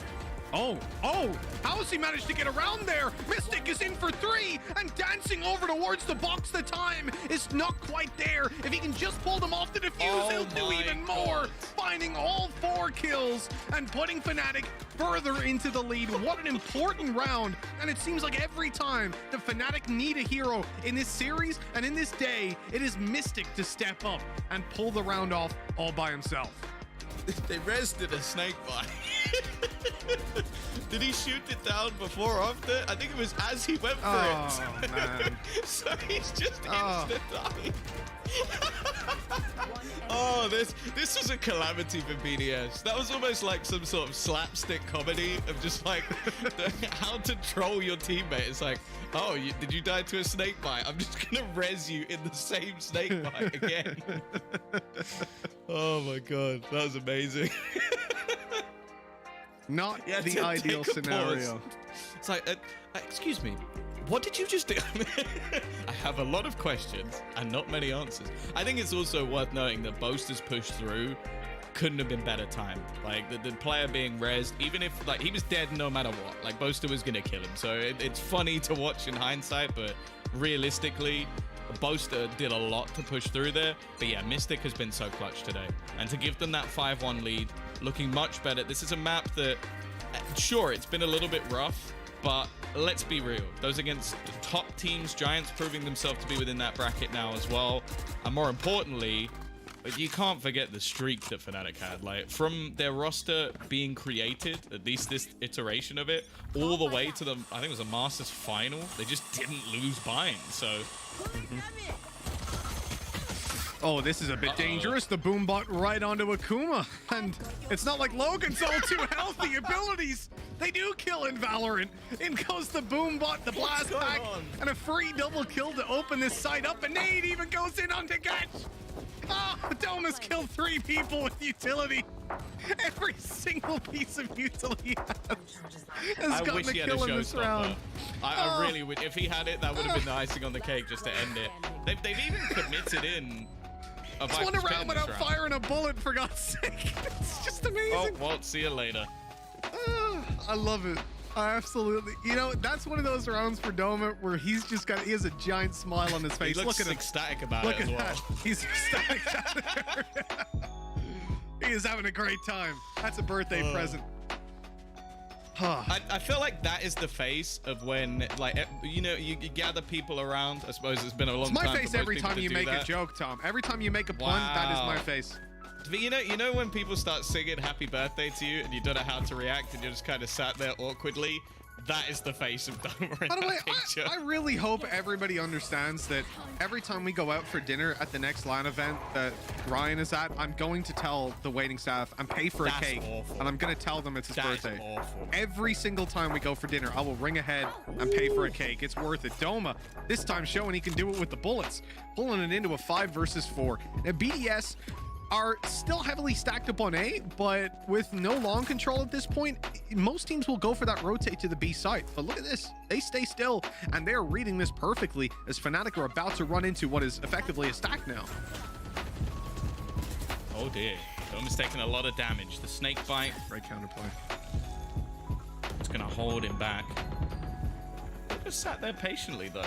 Already with the opener, of course, and one of the perfect denials in this scenario would, of course, be that orbital strike that Logan, well, he would have if he was alive.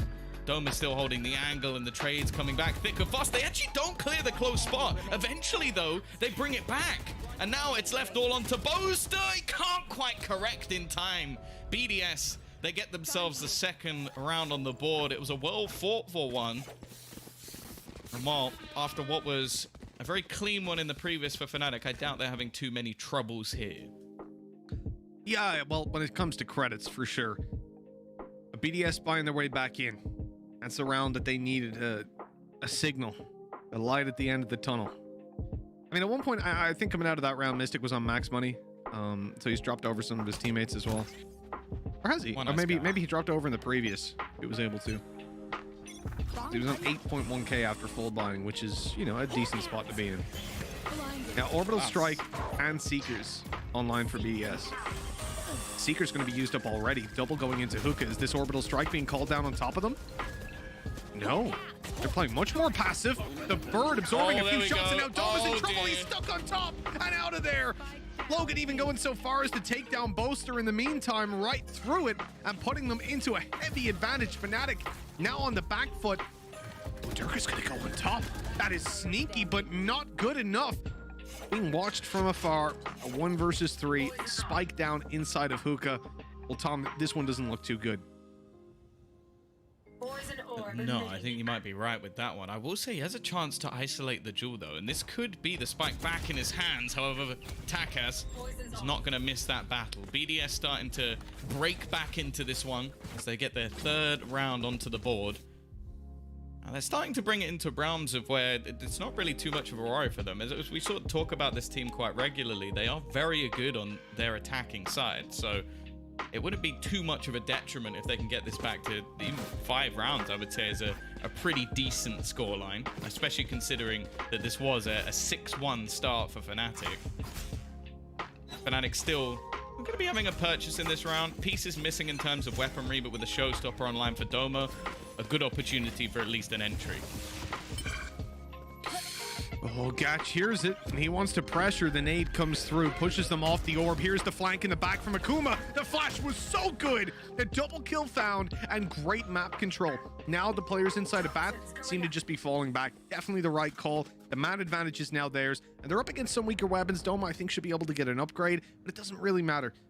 The long and the short of it is, they now have that man advantage to play with, and they need to wait and see what Fnatic do. The problem is that Showstopper is still online, and Doma looks set to entry into the B site. Whenever he gets contact, that's where the Showstopper can be so damn useful. And the first kill's found. Showstopper pop glass pack out, and he's dead before he can even fire it. That's definitely a shame, especially because they even tried to use the combination of the gravity well to pull him back into place. Not a whole lot of stars left for Boaster, but they are going to try and pull a little combo, put in that Viper's Pit, but Logan's going to try and get close. Even using a stim, a rarity, to try and buff himself if they do try to jump through. But they're playing patient. He hits the instant headshot though. It's Boaster down, and now the timing could be everything. Mystic has to go and grab that. And in the corner, I don't know if he's going to expect anybody to be this close, and well, it's a freebie kill for Gatch. 6-4, BDS now with a streak of 3, Mitch, and they are making this more than competitive. That they most certainly are. It was looking dominant from Fnatic to start out, but now I think the worry is going to start to set in. Another time where you do feel like a pause might be warranted to be called in. This push by Akuma was so perfect, getting both players before the blind even finishes, and you don't do that with Old Sky. It's not possible, but because now he can pop that flash through and then immediately start shooting while the flash is blinding, makes it so much easier. No pause. Interestingly, they're willing to just go straight for this. BDS's contention, Tom, something that I brought up when we started this one out, was how are they going to deal with the bathroom play? And in this round, they're going to just wall it off and leave it. But for the majority of the half, they've been contesting this beautifully with the raise nade through and then following up with pushes, really making it, even if Fnatic do get the orb, making it very costly for them. Fnatic have actually now had, I think it's maybe 2 or 3 rounds in a row where they've not had a full buy. There's always been SMGs, there's always been a piece missing, and sure, it might not have been the deciding factor in how those rounds have gone. Still wonder if maybe they're just trying to force the issue a little bit too much versus BDS, and it could end up being their downfall. Now, information is being garnered by Akuma. He's going to manage to make his way back out here, but it all just seems like a bit of a ruse. They're sending a couple of players through into the bathroom, but look at the spike. It's yet to make a move in any direction. Boaster, in the meantime, has found a kill onto B. This is going to really confuse BDS. The spike is still moving towards this A side. Same for me. The TP, though, that confirms that this is going to be an A play. BDS now have that info to play with. It's the Viper up close of Takas that gets right up behind them. A shot to the back of Magnum, and somehow he survives. Oh, they know. Barrel spotted. Oh, Boaster is too quick. Akuma has it all to do. A 1v2. He hears them close on the spray. Connected, transferred, and 5 rounds on the board. BDS are fighting tooth and nail for this one, looking to equalize at the halftime. And we've talked about the clutch potential of these players. So we mentioned Logan, and Akuma's certainly one that makes it to that list as well. I just put them all on the list. Yeah, I feel like if there's a top 20, they're probably all on it. Maybe I haven't seen enough from Gatch yet to see if he makes the list, but I'm sure if he's within this team that he has the capabilities. But yeah, unbelievable. Again, around the... Well, they didn't even play this badly. They peaked it at the same time. He just snapped to the head of the second. Like, there's plenty of rounds, I feel like, throughout today that you could have some critique of Fnatic. That's not one of them. Yep, no, it really isn't. That's one of the problems with playing against BDS. This entire roster reminds me of a guy I bring up countless times because we don't get to see him in EU, which is Defo. Just the clutch ability of an individual player that puts you in a spot where you can do everything right, you can have good spacing, and it'll still get 3 kills. And right there you see it from Akuma. Showstopper popped, Rodent not able to pursue all the way. He's not using his blast pack to continue pushing. He had a second one. I guess he didn't want to be caught in the open afterwards. A shame, because those players actually made it out over towards middle. And now that ultimate's kind of just burned up for nothing. But Boaster, he aggresses through in the back of that B aggression, and he thought maybe he could find some space there, but, well, that's not the case. Yeah, that's definitely not worked. Still interested by a Vandal within a Viper's Pit, but I guess it doesn't matter too much. Oh, a nice snap back from Gatch. This round is over. They've just been absolutely destroyed. It's going to be left all onto Doma to 1 versus 5. And, well, he'll get the 1, but not the remaining 4. BDS from 6-1 down, 5 rounds in a row. And although it was one of those maps where we started to think, okay, Fnatic are about to almost get their revenge for how dominant the first half of Icebox was.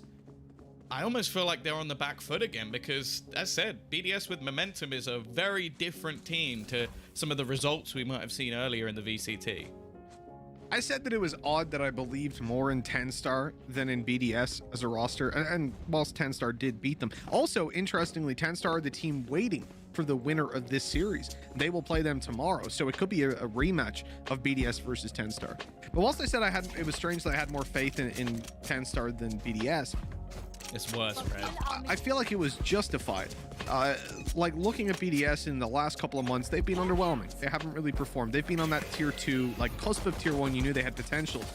What we're seeing from them now is so far and beyond what I expected. Yeah, if he had gotten one, then Durka would be the guy. He would be he'd right click it as well and he'd kill 2 guys. No, I don't even want to imagine that. We're going to see the Tiger clearing everything out. Definitely understandable for BDS to want to make sure that there isn't anybody lurking, hiding within the corners.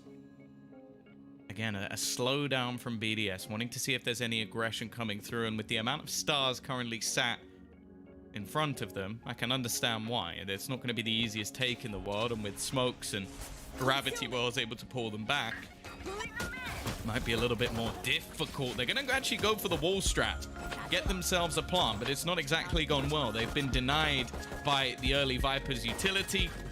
And somehow they're still getting all of the kills. Half the wall isn't even there anymore, but they're just wiping out Fnatic. Oh, Durka! That was close. I mean, if he manages to correct onto the third, there's a nade on the Magnum. He's gone, surely. And the right click will confirm it. 7-6. BDS. They've won the pistol round here. They had a tough half. 5-1 down. Tied it up 6-6 in the end. As you said, Tom, 5 consecutive rounds. And now, with that pistol under their belt, things should start out a little bit better for them here. If anything, this is more concerning for the Fnatic side. That was disgusting, man. If he keeps his classic out, he might even get that 3rd kill. That's a sad thing. Oh, we're seeing glimmers of hope, but it's still 6 rounds in a row. And the investment into this one is going to be minimal for Fnatic. Not much opportunity for them here.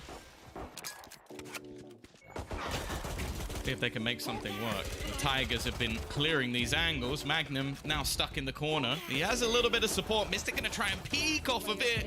And he'll get one at least. Something to write home about. There's only going to be one man standing. It is Durka. What? What? Look at that smile. Look at that smile. He knows what he just did. That doesn't make any sense. They've had like a half battle. His body was in the teleporter. Yeah. They've had a battle, like, but as they were, I don't know how the teleporter works, like disassembles your atoms. I feel like that was like, they were there fighting. Splitgate? Have you played Splitgate? It's like you yeah, can run through. Splitgate. It's Man, like he's like halfway through the teleporter and he's just shooting through it. Like I don't know how that's worked out. That game is so confusing, man. Like I can play Portal, I can play Halo, but the combination of the two of them, it blows my brain. It's fun, but yeah, you could easily just get owned by someone who's like put a lot of hours in. I was casting it at the start, and I'd say like Ninja Saya and stuff, like these guys were just unbelievable at that game.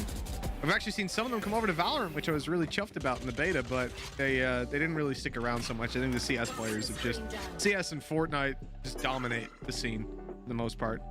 It was Doma, right? Doma was a Fortnite player. No, Zipan. You're the Fortnite guy. I am the Fortnite guy. I think it was Doma and Zipan, the two like main ones that stick out in my memory. This is where he messages me and says, "No, I'm a Tetris player, bro. What are you talking about?" I don't do any building. It's not for me. Wasn't someone a Rust player as well? Anyway, we're gonna have Mystic in the corner. Actually, the double take from Akuma is enough to get him a kill. And they're gonna go for this same strat once again. This is starting to fall apart. This was looking incredibly good for Fnatic, and we've seen a few rounds like this earlier in the day where everything is looking... What? Oh, There's no way! There's no way he pulls that off! I'm struggling to connect whether that was intentional or a complete and wild accident. It looked like, because he was spraying it and he flicked up to the left. He did. It was like a 1-bullet spray transfer and then right back, like full confidence. I don't know if he had like a wrist spasm and it just so happened to be good timing, but that was one of the weirdest and coolest kills I've seen. Man. But anyways, they win the round. They get it. Why are you showing this? Go back to the...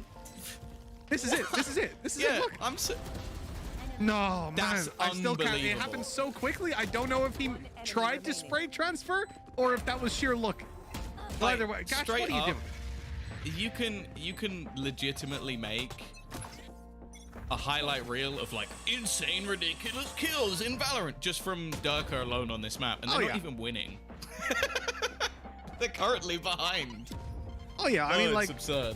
frag movie editors for Valorant have such an easy job. Just watch Durka, see what he does. Oh, Durka was playing that Magic If they brand. release POV demos, it's over. It's over, yeah. GG. We get one every single day. Well, I hope that because we had Durka's face cam there. I hope he can't see that. That wasn't his perspective. Just looking down on mid. Hey, there's a couple guys outside mid. He's playing a Hunden. The BDS are in a spot now on the attack side where they've got the better weapons, right? They're up against a couple of Spectres. There's still those rifles to be worried about. There's a res on the Fnatic side as well. Well, and there is on BDS too. So early fights don't really matter that much. You're going to want to be taking some serious ground when you push up and maintaining that ground as well. Takis using the same lineup we saw from Fnatic. Pop over that poison orb at the start of the round, covering off Lamps, meeting the wall. Doesn't have to go anywhere near it. Poster. So close. Both of these players want to fight that angle. They want to maintain some of the control. The wall down instantly gets broken. I'm just worried about what happens over here. And what? See ya. Did he see him? No, I think it was just a spam, but yeah, the bullets just destroyed him. And well, there's not much time left. Takis has tried to lurk his way through, but this time they're the ones getting bodied. Again, we just see this delay tactics coming up from Fnatic, and it's just so strong. Team's really struggling to deal with all of the utility they've had. We saw it in their first map of Icebox earlier in the day, and it was just incredible to watch. And now they're doing it once again. Well, it seems like the risks that are being taken by BDS just involve trying to run through a lot of the utility that's on the other side, because otherwise they run out of time. Now, one of the adaptations we saw fairly early from Giants on this map was they picked up the pace, and BDS definitely have that within their locker, so I'm curious if we're going to get a slightly faster round. Definitely within the wheelhouse of possibility, and it might not work out because Dome is just tearing them to shreds. They tried to go straight in through Bat and take it there early, but instead they're losing quite a bit. Now you've just had a Tiger put down through the TP. That means you're not going to have anybody TP from the defensive side because obviously they could be sat inside it right now. But it spotted Takis. They know the Gatch is here as well. That's all the info to play with. Now, they want to res, but Durka's made sure that's not possible. With Gatch down, it should be easy to connect the rest of this. Takis having a 1v4 on the cards. We've seen BDS in the past win 1v4s with Sheriffs. Now, he has a rifle to play with. Ultimate as well. Spike given over to him too. This could get pretty scary, Tom. He's walking on stack. It's whether or not there's an opportunity to commit the Viper's Pit, but you'd almost want to save it for a more winnable position. They're also going to be healing up. He should have a decent idea that there has to be someone close, and, well, not quite the right corner. It's going to be Doma finding himself a third kill of the round, and Fnatic take themselves the lead. A fight back initially from BDS, but again, in the second half, it's another strong start from Fnatic. When it comes to those buy rounds, right? BDS still managed to pull the early rounds in their favor, but this is where Fnatic need to step it up and keep it rolling. Now the full rifles come out, and indeed the full force of the ultimates as well. The economy starting to come to a peak for both teams, and as these ult orbs plateau, this is where we can see BDS definitely upping the pace, but Fnatic also having a lot more to deal with it. In particular, you're looking at that Viper's Pit already popped inside of Bath. And of course, you've got the showstopper for Doma. Boaster knows that at least the poison orb has been placed. Almost try and give them that extra space. He's trying to almost counter it, not only with his own utility, but his positioning. Durka almost catches the initial peak, but for now at least it is going to be the fallback, and it looks like they're going to try and challenge through this utility. Now, the Tiger's at least going to tell them that, okay, It's not going to be too close. And actually, they're not going to know exactly where Mystic is at all. Just playing on these tighter angles to try and make sure that, more importantly, the utility stays up. Boaster will take a lot of damage in response, but for now at least, again, it's one of those rounds where BDS are playing incredibly slow, trying to avoid a lot of the utility, and there's still a fair amount left for Fnatic here. They have baited a bunch of it out though, right? In particular, Mystic having nothing left, having used up his ultimate as well, and they are just rushing in. Boaster not ready for the pace. Showstopper pop. Doma tries to hide towards the back of the site, but they are rushing him down. Oh my god, Showstopper versus Showstopper. Doma just gets sprayed. Roden now looking inside the Viper's pit. An unnecessary push. Aggression that gets punished immediately. Now they've at least managed to spot out one. They know where the Viper is. They can potentially deal with him, but he snuck away. They're willing to just play this slow over on the BDS side. That will allow Doma to be rezzed back up though, equalizing the numbers. Doma also still has nade. If they can get information inside, oh no, it's actually just gonna go straight to Lambs, pushing Gachi out of position. Magnum continues to run through, but the duel comes in for Logan. Akuma with another, puts it down to Doma, who is dealt with immediately. They knew where he was, and they isolated that fight. 9-9. We're tied up yet again. We've had an incredibly close series. We've had OTs thrown around non-stop for Fnatic today. They have had a long day. Tom, what time did we start at today? I don't even know what time the first game started at. I was sat here for a few hours. That's all I know. So I'm not sure exactly how long it's been, but I'm willing to guess we're running into like what, hour 6 of gameplay for Fnatic, right. And they've had basically no break, right? But they were ready to play pretty quickly in between series. So they obviously have that stamina, but man, it's going to start to really drain on your mental. Especially with close rounds like that, with a lot being invested. Oh, Duck has made it out. We've seen a few slip-ups here and there, a blast back into the sky to try and avoid one, but this time the ult, all it gathers is control. Now, financially, BDS came out of that worse for wear. They don't have the best of buys. They've got some pieces missing. This is so risky for Magnum. There's a player on each side as well, almost an anti-flash, and he's going to get caught for it, punished by the push, and potentially even a weapon upgrade for Roden as well, who was left with just a Spectre in this round. Oh, wow! What? The spray! As random as it was, and Akuma returns the favor. To me, to you, it's like watching the Chuckle brothers. They're able to come in and quickly pull it into an advantage for BDS. Flash out, pushes Boaster back to site. He's going to quickly try to use his ultimate. In fact, cancels that completely. The res pulls into play. The spray not going to land. BDS now have a 2-man advantage, and they are just flowing over this site. It's a tsunami, destroying everything in its way. BDS have the site. They have a 4 versus 1, and Doma needs to pull this one back or hard commit to saving that weapon, Tom, because it is deep into this series. We are coming towards the end of it, and BDS are set to hit double digits. In the Fnatic economy, it cannot be looking too good right now. This crunch time. It really is. Backs against the wall. They're about to be going, well, just 3 rounds away from being out of the tournament completely. Sure, in terms of their Champions Tour life, they are one of the teams with the amount of points they got from Masters that will have the opportunity to play their last chance qualifier, but that was never Fnatic. This team is not going to want to just skip this next Masters, and definitely won't want to have to try and fight for their survival. We pretty much know that if they get the qualification, the amount of points they get will put them in an incredibly good spot for a guaranteed position in Champions. But right now, BDS, they're looking to spoil the party. 10-9, again, fighting tooth and nail. And why I'm curious of the finances of Fnatic here, because realistically, they saved a weapon, but other than that, okay, Boaster has some cash, but it's been a costly couple of rounds.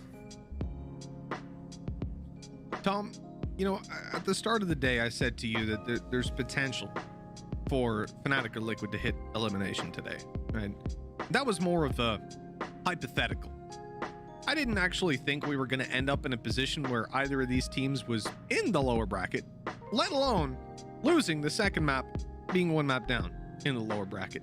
And we've had a tactical timeout called by Fnatic, and this is probably going to be one of their last, at least here on this map, or for regulation. At 9-10, their economy is pretty terrible. They don't have any ults to try and bridge the gap, and so this is likely to be a very weak buy. The rifle saved by Doma. Let's look at what they can realistically do. Doma could drop, Boaster could buy up himself and have 2 weaker weapons. But at this stage, you do that, you lose the round, it goes 9-11, you eco. They're going for it. And they're getting OT.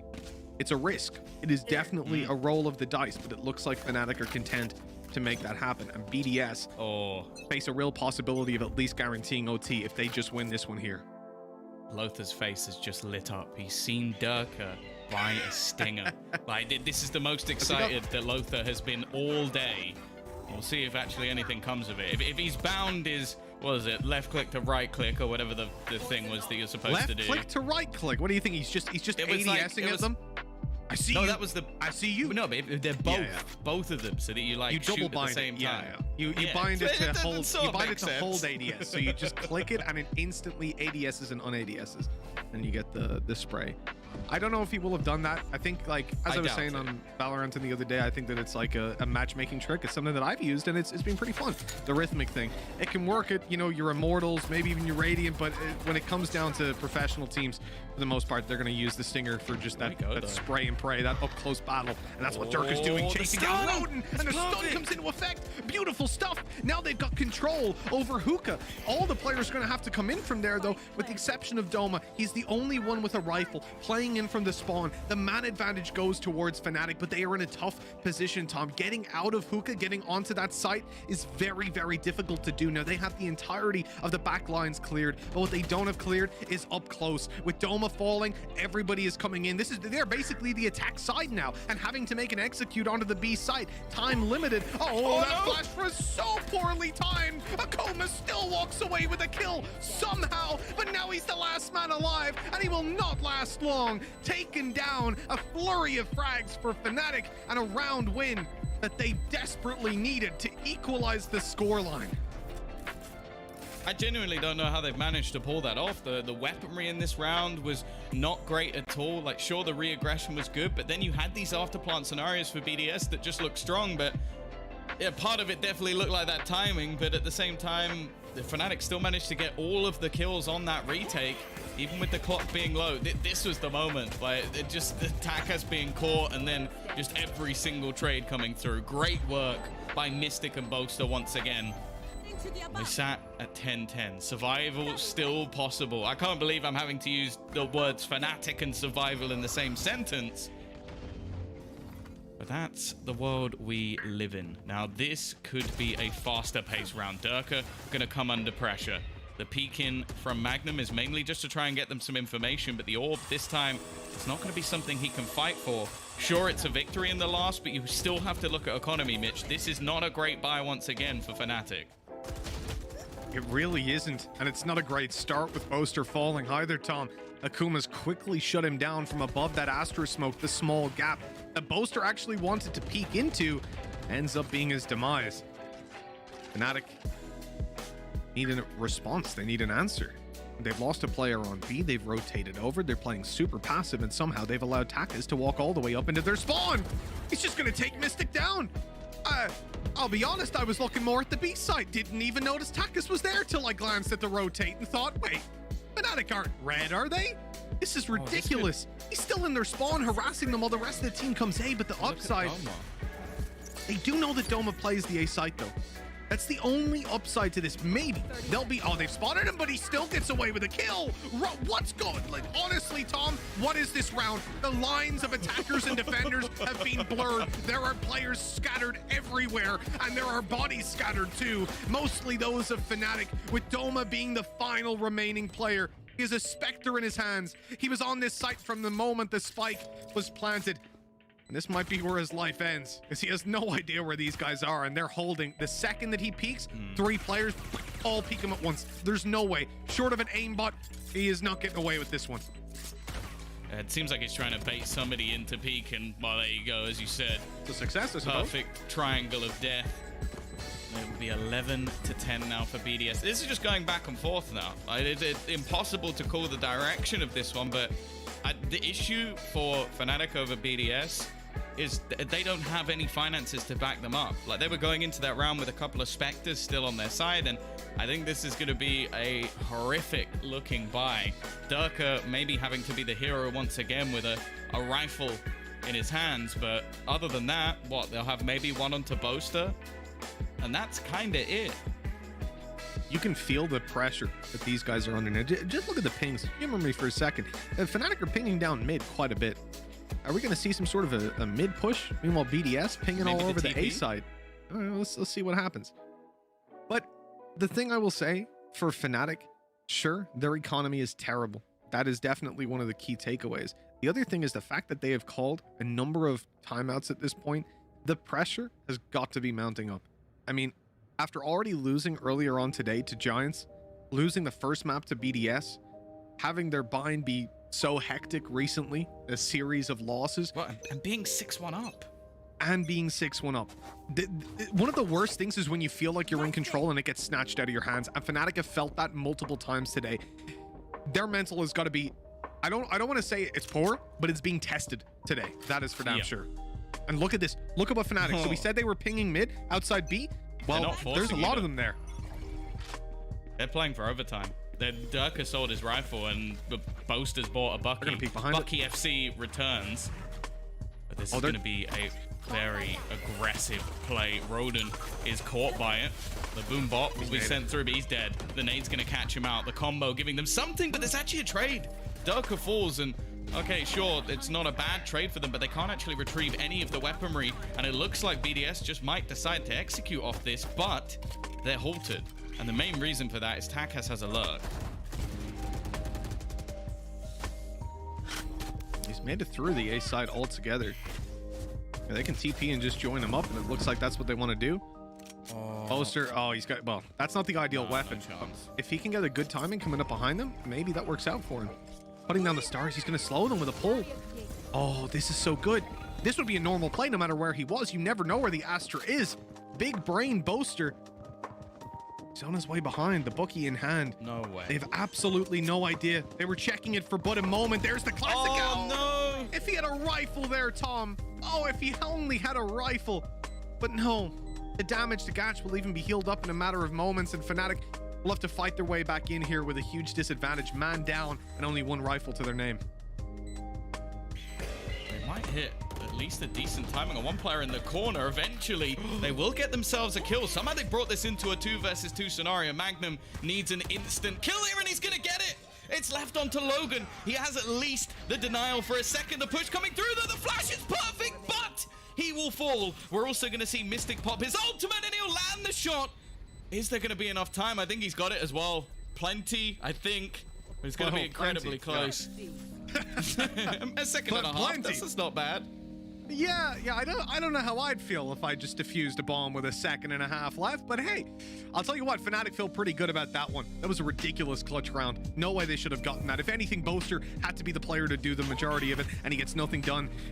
Just terrible weapons for the job, really. How? And yet, that's not the most confusing. It's the 2 kills they found before that really blew me away. I feel like BDS just really took their, well, see, I don't want to say they took their foot off the gas pedal. It was more like the gas pedal got stuck and they kept going. That was the problem. They just ran at them. They gave them the opportunities, and Fnatic capitalized every step of the way. A retrieved rifle doing a lot of work as well. Now BDS are tied up.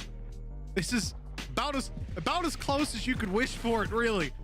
Facing another overtime game if they don't win 2 in a row here. Fnatic need this round, and they started out by eliminating Akuma. Bit of a sneaky play coming through on middle from Takas, but he is pushed back by that smoke. And now BDS have a question. Well, where do they want to take things? They're going to hope that Roden finds a pick, gets an orb, and that showstopper can be a difference maker, but their numbers are just being thinned out, Tom. They're losing players again and again. Fnatic have rotated. Give them away. And this means Boaster can actually take a lot more control than they might have expected. With none of the Seekers going in that direction, he knows that a lot of this positioning is going to be clear. He can deny any sort of rotation, at least for the moment. And sure, okay, maybe the TP could be utilized. Roden's also now got his ult, so that could make a difference in this round, but they're going to have to do this relatively quick, as there's only 30 seconds left. 30 seconds Darka left. heard the drop down. He knows there's a player on site, and he knows there's one behind him. Gorgeous stuff. Takis has to 1v5. The ace needed. He's gonna commit the ultimate 2 with the swing wide into elbow. Gets some 1, but that is it. Too many players and too many angles. Fnatic, they've waited. They've taken their time, but now, at last, they've taken the lead. Well, I don't know if they're sweating, but I definitely am. Yeah, I sure am. It's been ridiculously close.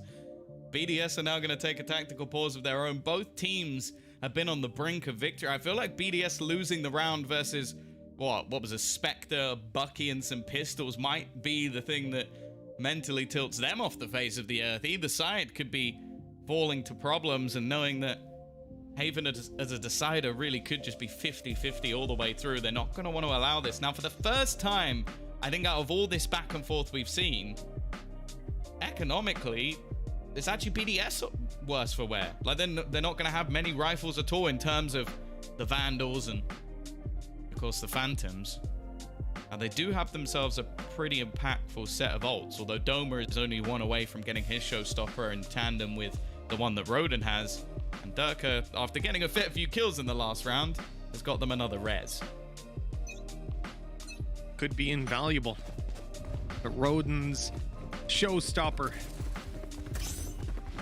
might not have gotten... We've seen a couple of whiffed showstoppers so far. Or ones that have been punished immediately. Nothing really rings a bell more than Doma running in through lamps, getting caught by their own gravitational well, and then hitting himself down to 50 HP. That was probably the worst one we've seen so far. Series of unfortunate events. The Wolf has cleared out, or Tiger has cleared out everything towards lamps. In fact, they're going to full commit to it. Gatch good for 1 with the Sheriff in hand. Akuma in there with another before being traded, and up on top, Logan hadn't been spotted. Oh, this is looking good for BDS. A man advantage as they overrun the A site, even conscious of a flank which is coming in. Durka taking his time, but he'll be here in a matter of seconds. In fact, already delivering a headshot onto Gatch. That pulls them into a winnable position. The wall, did that block him off? It did. So he has an angle to push into sight. Logan is ready to hold it. In fact, he's even been spotted out by that flash. Waiting for Durka to make a move. Time is on their side. The flash doesn't catch him. I think he spotted Takis. It looks like Durka's ready for it. And what a nice shot. That's it. It's done here on Bind. Fnatic win 13-11 with that defuse, and we will be going all the way to map number 3. What an incredible performance by Fnatic. They really managed to pull off that comeback. And I'll be honest, Tom, I'm impressed by what I've seen from both of these teams. Honestly, BDS's level is so much higher than I expected coming in today. And now they're going to have to close it out on the final map. Couldn't ask for a better series. Yeah, Fnatic looking to go for the longest day in VCT history by the looks of things, with the amount of overtimes, with the close maps that they've played. But it has been a very exciting one at that. And they're clinging to life. Like, let's be real. They won a ridiculous force buy round just to take that 11-11. BDS, at least after what was a very slow start, looked like they had it in the bag. But Fnatic, they're not going to go down without a fight. And, well, it's more than fitting that after playing 5 maps already today, they might as well throw in a 6th. They might as well, Tom. You know what? We're going to get a Haven. We're going to probably get some OTs on this one because, Tom, you know, I've watched a lot of Haven in my day. Yeah. Working with Alliance, I think I've seen more games of Haven than anyone else on this damn planet. OTs are pretty much how that map works. That and Ascent. We're going to be going to Haven. Map number 3 in a little bit, but for now, it's time to take a break. When we come back, the beautiful desk is going to be breaking down what just happened here, what we can expect from Haven, so don't go anywhere. We'll see you real soon.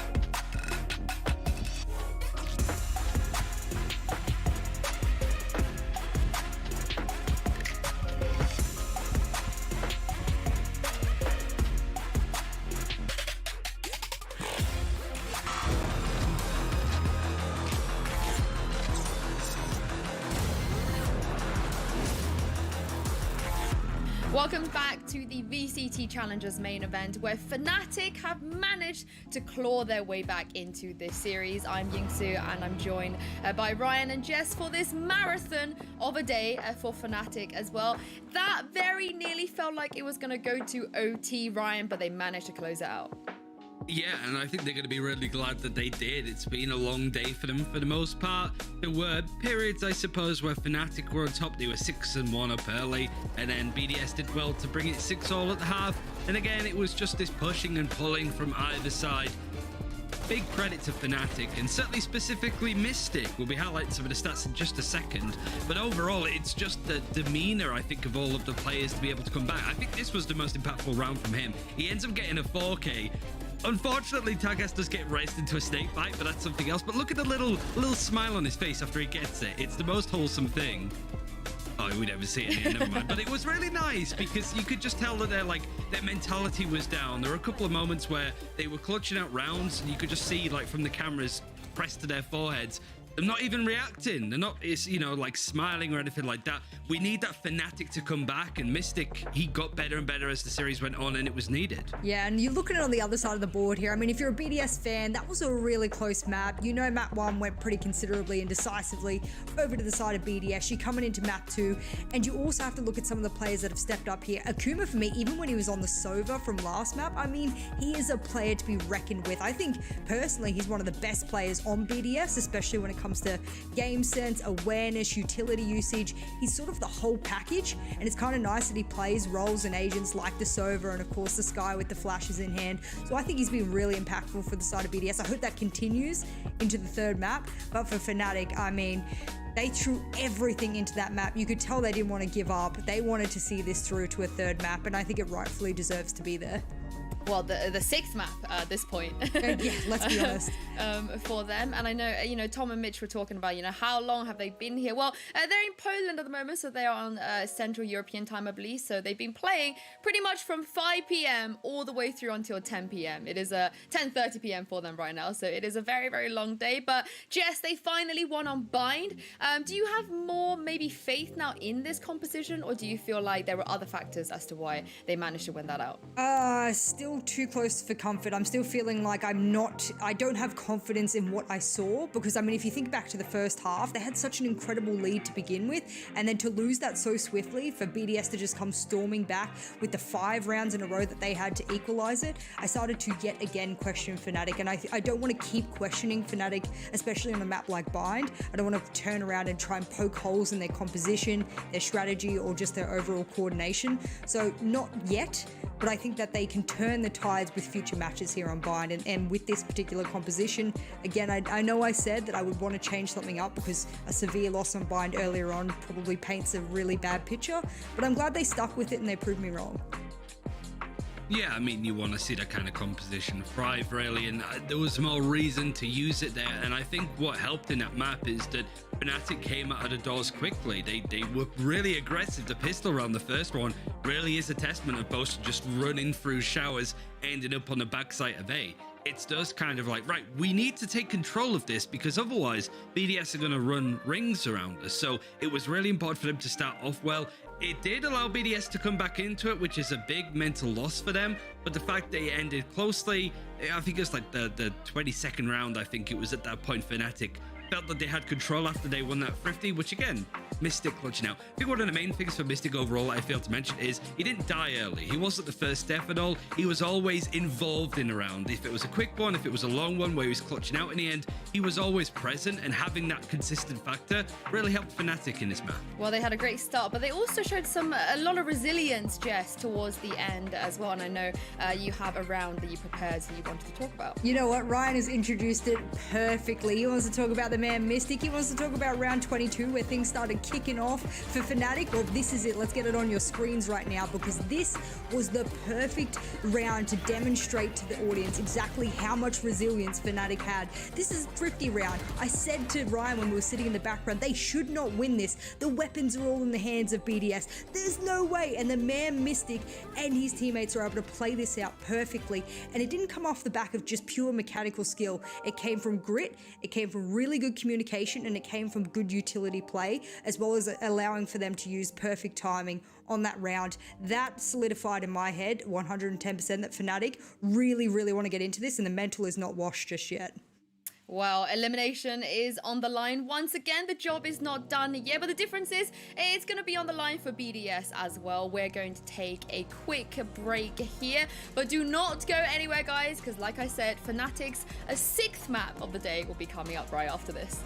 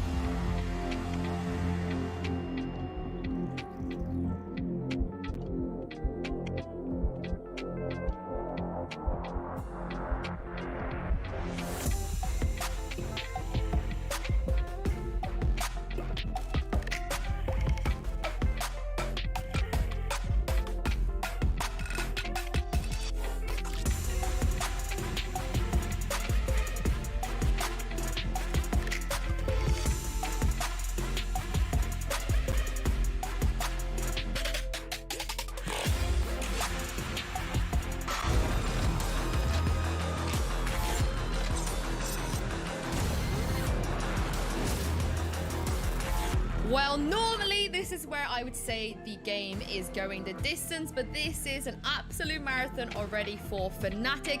They managed to level things up against BDS, but there's still all to play for here on Haven. I'm Yingsu, and I'm back with Ryan and Jess. Like I said, Haven is next, and Jess, we saw BDS quite recently on this map. Talk us through what happened last time. You know what? It reminds me of how I kind of pictured BDS getting a little stuck from 10-star, but Haven was a really good map for BDS, especially in their first half. It was a super attacking sided Haven for the most part when they went up against 10-star just yesterday. And I sort of asked myself, is that something we're going to continuously see here from BDS? How do they usually sort of attempt to gain control here on Haven? And actually, that game against 10-star was like their most obvious win on Haven. All of the rest of the games, I know Guild went close on Haven, and then when they went up against Liquid, they've brought it close to really strong opponents. But if we're talking about the game with 10-star and going on to Haven, that was a great showing, especially on their attacking side. So depending on what side they start, I don't have it written here right now, but depending on what side they start, there might be a bit of a momentum shift here. So Fnatic's gonna have to be careful of that. The concern here, though, is going back to that 6-player roster. Takas is the player that is taken out of the team for Haven, with Gatch going in and Hoppy going back in as well. Takas is currently the top fragger on his team. He's got 14-31, so KD. Do you risk taking out the player that's feeling himself? Like, he was terrific on Icebox, we know that, he's on Reyna, of course, but even on Bind, he was 19, no wait, that's the Doma I'm looking at, just turning off right now. 18 and 19, Takas was on the Viper. Like, do you risk taking out a player that's in form today for somebody that's been out for a map that kind of needs to warm up again? This is kind of the problem that I've had with the 6-player roster, and it could really blow back in BDS's face here if they're not careful. You say that, but like, I know Takas is a great player overall, very holistically strong player, especially when he plays the Reyna, for example. But I'm looking over to Gash and how he played against 10-star. He was like the 2nd highest rated player on the roster. So to be swapping out your 2 highest rated for one of the other seems a little bit null and void. You know, you're taking out a good player, putting in another player, you're just sort of evening the score, I think, in my mind. So it's only really agents or roles that I think are going to change. I know Rodin's played a bit of the Jet as well, but he'll stay on in there. Gash will almost certainly go onto the Jet, and it will give Rodin the chance to play the flashes here. So that might, I don't know, change things up a little bit, give it a little bit of shake that they need. I'm not sure, but you are saying, you know, why take out Takas? I agree, but I do just want to state very clearly that Gash is a very, very great duelist.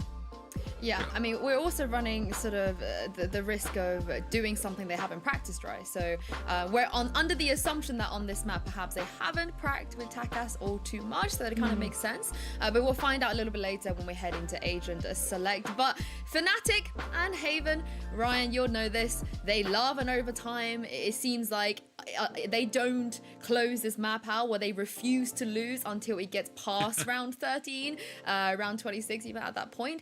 So how much of an issue do you think that's going to be here? Because they've already played 5 very long maps. Yeah, it's a tough one. We started to see the mannerisms coming back in Fnatic. Obviously, Boaster is just energetic as per usual. He needs to be like, right, guys, we're back in it. You know, we're going to cheer when we get around. We're going to fist bump. We're going to smile. We're going to have fun at the end of the day. Because while Sentinels is a tough and scary team, I think this is the hardest map that Fnatic will ever have to play. It's a whole different ball game. If they lose, they're out. That's a lot of pressure for a young roster to deal with. It all comes down to this map, and they have to pull it back and hopefully not get into overtime, because yeah, that's a mental battle in itself. I mean, we don't have Pansy and Hypok with us today, so the chances are already halved at this point. We are going to head into Agent Select now. Once again, kind of player select as well for the side of BDS, but we are expecting Takas not to be playing on this map, so it wouldn't be too much of a surprise if we don't see him here. And as you guys can see there, Jess, you hit the nail on the head. Jet coming in there for Gatch. Yeah, that's going to be great for them at least. I mean, I really just fell in love with him. When I heard it was a 6-man roster, I was watching them against 10-star. I fell in love with the fact that Gash played so well, and then just humbly took it, the fact that he wouldn't be playing in the next map, and he just subs himself off, lets another player walk in for a different role, a different map. If he specializes in map, and this is what BDS want to do, sure, but I mean, Hoppy on the Omen as well. This is nothing out of the ordinary for them. The Jet, the Killjoy, the Omen, the Sage, and the Sky. Cool, throw it all together. This is what you're used to running, and the only time they've changed is when they brought the Phoenix. So it doesn't look like they're going to do that this time. Well, of course, you know, Gatch on the Jet there. Durka, his opposite number. You know, Ryan, you said how important this particular map is going to be for them. How important do you think it will be for Durka to step up here as well? Honestly, for Durka and Doma, I don't want to see them have to pop off to fix rounds for Fnatic. I know that they're tired, but realistically, is Durka going to pull an ace just like that, like he did against Alliance? Is Doma going to do the same thing? It's not likely. Everybody needs to play tighter. All of those mistakes, trying to push down A long, leaving the spike there awkwardly and kind of getting caught out. You need to just have a tighter game, and that's going to be tough because Fnatic have been playing all day. Well, of course, the last prediction of the day too. So, Jess, who are you backing for this one? Oh no, you've really put me in a tight position, and I don't want to curse anyone here. If I'm going off stats alone, which the stats have been dead for half of today, so they haven't been right in any way, shape, or form, I'm sort of looking at BDS, and their Haven hasn't been very positive, whereas we have like a 50-50 split for Fnatic on their results. So I'm going to say Fnatic just based off stats alone. And Ryan? Not saying anything. I'm not breaking it because we'll be here all day. So I will sit back and enjoy this series for now. And Fnatic fans, you're going to be holding on for dear life in your seats because, yeah, this is going to get bumpy. Yeah, this is going to get bumpy no matter who you are supporting here. Of course, as you said already, Ryan, this is going to be very, very important for the Fnatic boys. But of course, elimination is also on the line for BDS2. This is it, the last map of the day, the last map of the series, do or die, with Berlin qualifications on the line. Tom and Mitch, one of these teams will be eliminated right after this. Well, this is an incredible day here in the VCT. The fact that Fnatic might just be getting knocked out. They might be taken out of this series, out of the running for Masters. One map will decide it. It's here on Haven, Tom. And I have to say, straight away, the fact that BDS have taken Takas off the roster for this one, scary. That sucks. Imagine watching the final map of the series from the sidelines. Yeah, I like the fact that they do stick to their guns, though. Like, it's not like, oh, he's playing well today, so you don't get to play anymore. That would be a way worse scenario. This is aggressive, though, from Fnatic. Straight into the site, dashing in already. In fact, Dirk is actually wrapping all the way around behind them. He's going to meet them in the spawn. This man does not plan to go out before the Masters have begun. No, he did it without blinking as well. That's the best part. BDS now at a man disadvantage. They need to get back into the C site. And there's a second little flank coming in. Boaster's on his way through B as we speak. The objective on the site is to delay as long as possible. But they've lost Magnum. One player down. BDS really start to up the pace. They get to the site. Mystic. Oh, the right click connects to two. He's seen Hoppy. Knows exactly where he is. And then jumping right click to finish it off. What an incredible play by Mystic, the man that has single-handedly kept Fnatic in some of these maps, now comes up huge in the pistol round. Yeah, he's been insane in clutch situations, and well, that was almost a clutch of its own, because realistically, Boaster was a little bit further away. That was what looked like a 1v4 on the site, and he somehow manages to drag it home. Now, of course, into this one, BDS won't have much of an investment, and I'll use that time to give you a stat, Mitch. Since Masters, we've seen them play this map 5 times, Fnatic. Okay. 3 of them went to overtime. Yep, that's what I'm used to.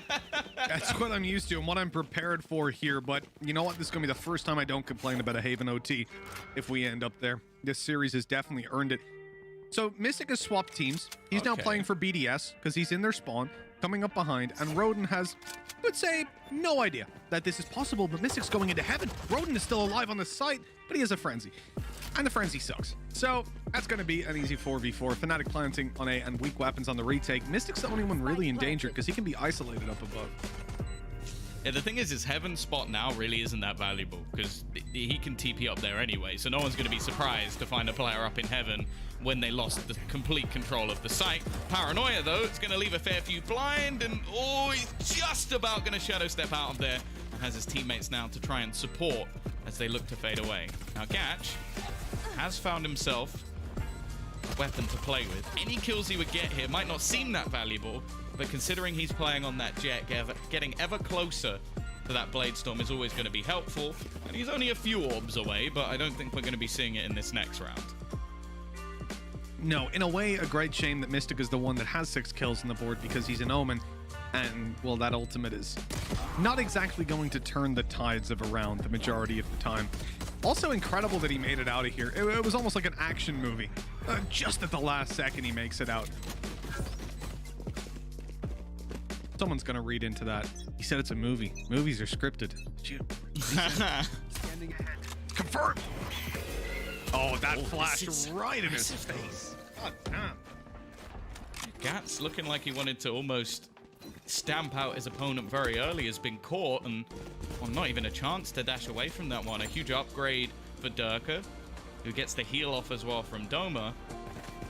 Now they look to just split back into C control. Now their deep smoke might actually end up as a bit of a burden coming out from the defensive side, because they've almost abandoned this site and didn't spot anybody coming in. Akuma is going to have an awful lot to do, but he's playing closer angles, so he might be caught off here. Never mind.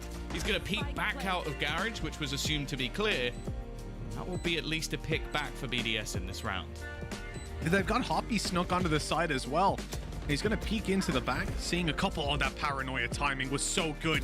Both players stuck in the corner. Oh, Mystic no! even dodged the second, but he doesn't have bullets.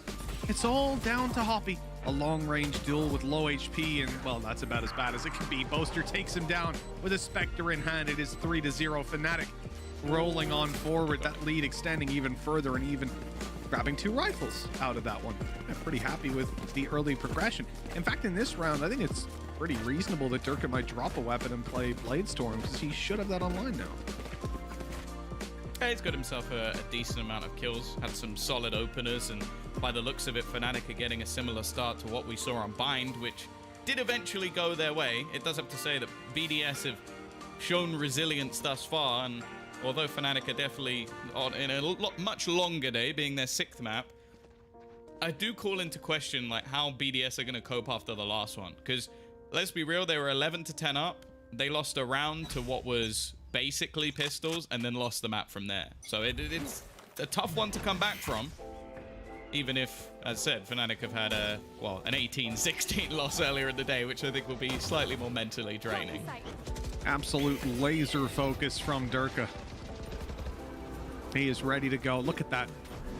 He barely moves a muscle as he goes in, but that might be his downfall. Durka dropped by his Sheriff. On the site, Mystic is going to be peeked from the right, and Logan catches him off guard. Spike down, another kill comes in. This is getting a little bit scary, and BDS have equalized the numbers. And as they fade out, they're retrieving better weapons as well. Even dominating duels with Sheriffs. The birthday boys in a 1v3. Not Ryan, it's Doma. And he's got a tough one at that. Ah, nice shot! Flash goes out. He's not popped it just yet. In fact, faints it completely, but it doesn't quite work. I don't think he meant for that to get caught there. Somehow I think that was supposed to go deeper into the side. These are just the rounds that BDS win, though. That was mostly just pistols. If anything, I think it was just pistols, with the rifles being picked up along the way. And what was such a dominating start for Fnatic. Now, well, they'll still have finances, no doubt about that. You win a bonus, you're always going to have cash. Do we need to watch this again? The funny thing is, if he pops that there, Hoppy is screwed. Like, there's no way he sees anything for the next few seconds. I think he just didn't have an angle that he could pop it on and then still make it up to, so he hoped that that pushed them back, or that they would shoot it and he'd get the angle, but unfortunately the multiverse didn't work out for him like that. I love how Durka's backup picture, he's actually like taking a picture from his setup, so it sort of looks like he's playing, and then Magnum's, he was just like, nah. just use my master's one.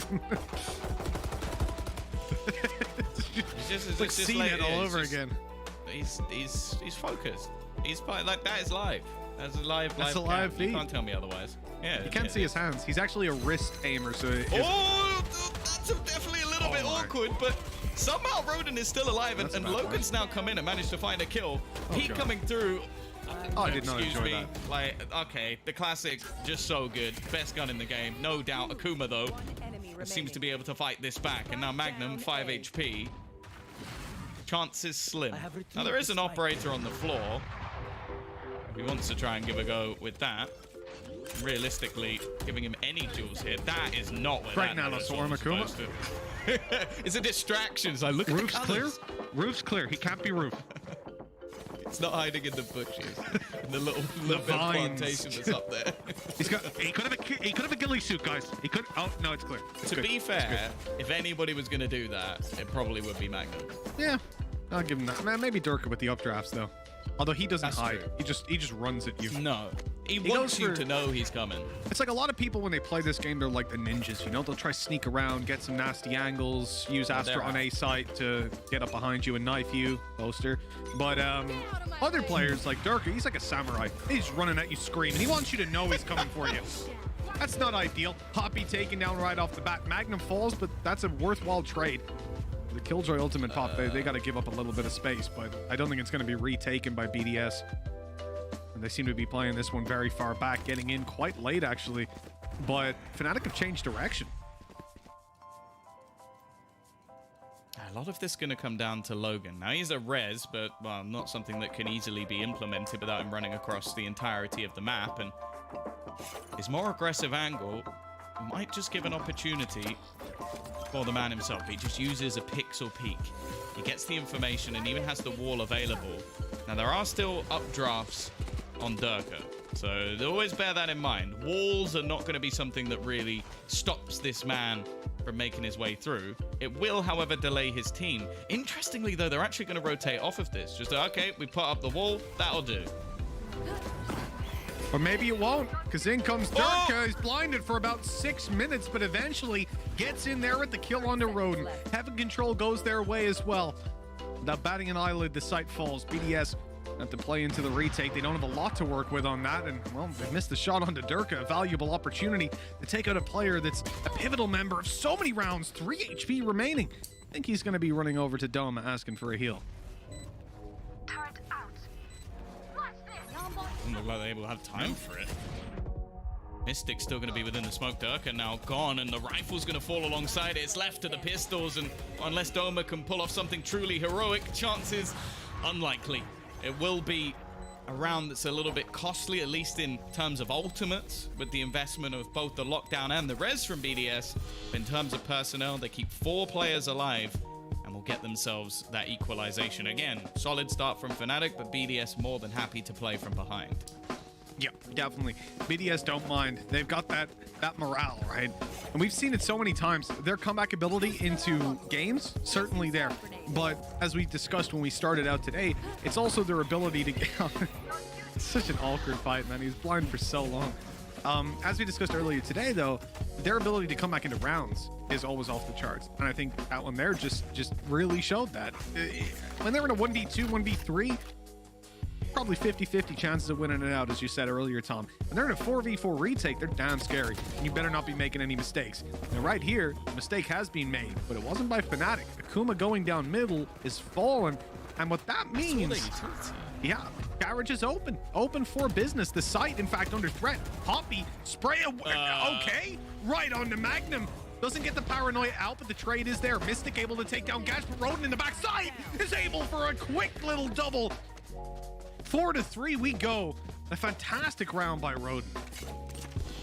These rounds just seem to be an absolute flip of a coin, like a bare knuckle fist fight with both teams just swinging wildly to try and take themselves home the round. And well, this time it is BDS to come out on top, especially with the way that round started. It didn't look good, and again, even with what was committed by Fnatic, comes out with the Frenchman in the lead. And economy-wise, there's no doubt who's in the lead. They're going to have themselves the operator onto Gatch, and for the rest of the players, rifles galore. Whereas we're looking at the other side, no ults online, Dome is close, but it's only going to be pistols.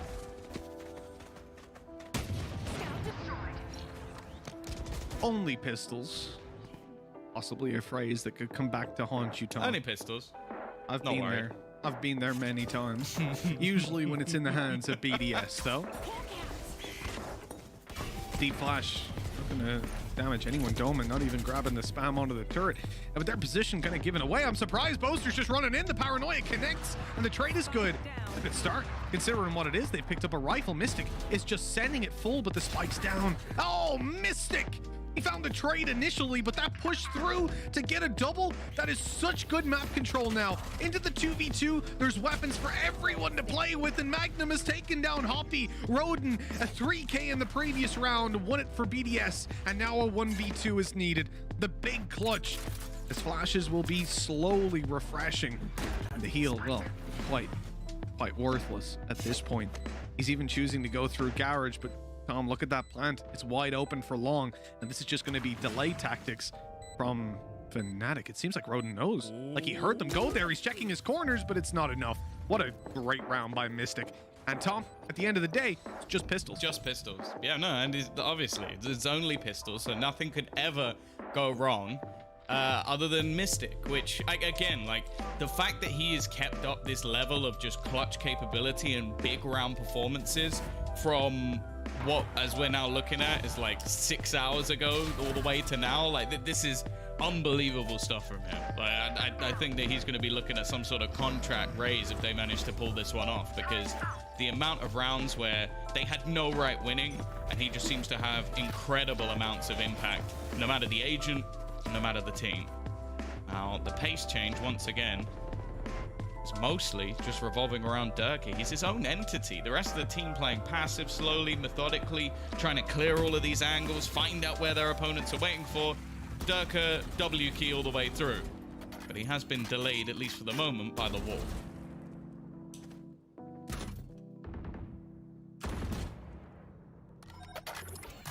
This is going to be a slightly more slow-paced round from Fnatic. With a minute left on the clock, you can see that their control has been denied for the most part. But really, it was all just fake presence. Going out.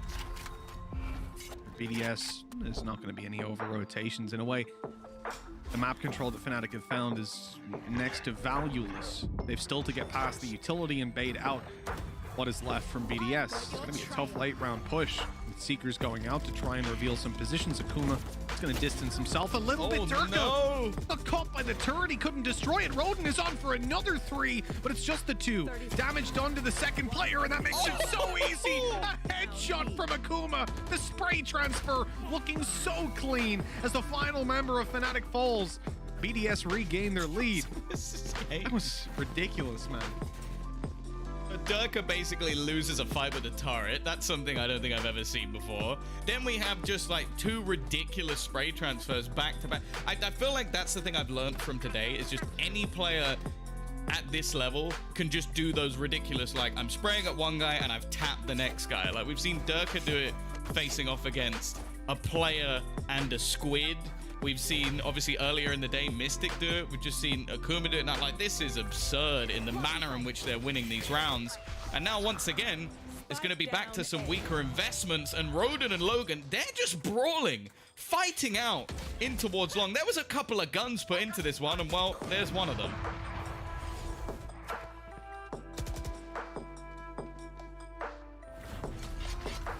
The Fnatic have a tough one. The presence known, shot missed, and eventually connected, and they know exactly where Doma is as well. A cleanup by BDS, putting 6 on the board, extending the lead even further. And Tom, in a map like this, a map like Haven, I've seen many rounds of it. And I would say, even to this day, when you're looking at a tied-up half, it's reasonable. I really think it's team-dependent, whether it's attack or defender-based. But the problem for me is BDS are basically set to take it to 8 if they win this round, right? That's the thing. Like, excluding the one Mystic 4K, they haven't won a round since they converted their bonus. Yes. Like, that was it. Like, it has been basic. Well, it should have probably been 7 rounds in a row for BDS, but as said, there were some heroics to give Fnatic anything. Like, they fought back with pistols, and since then, BDS have just had the wind in their sails. Everybody seems to be popping off.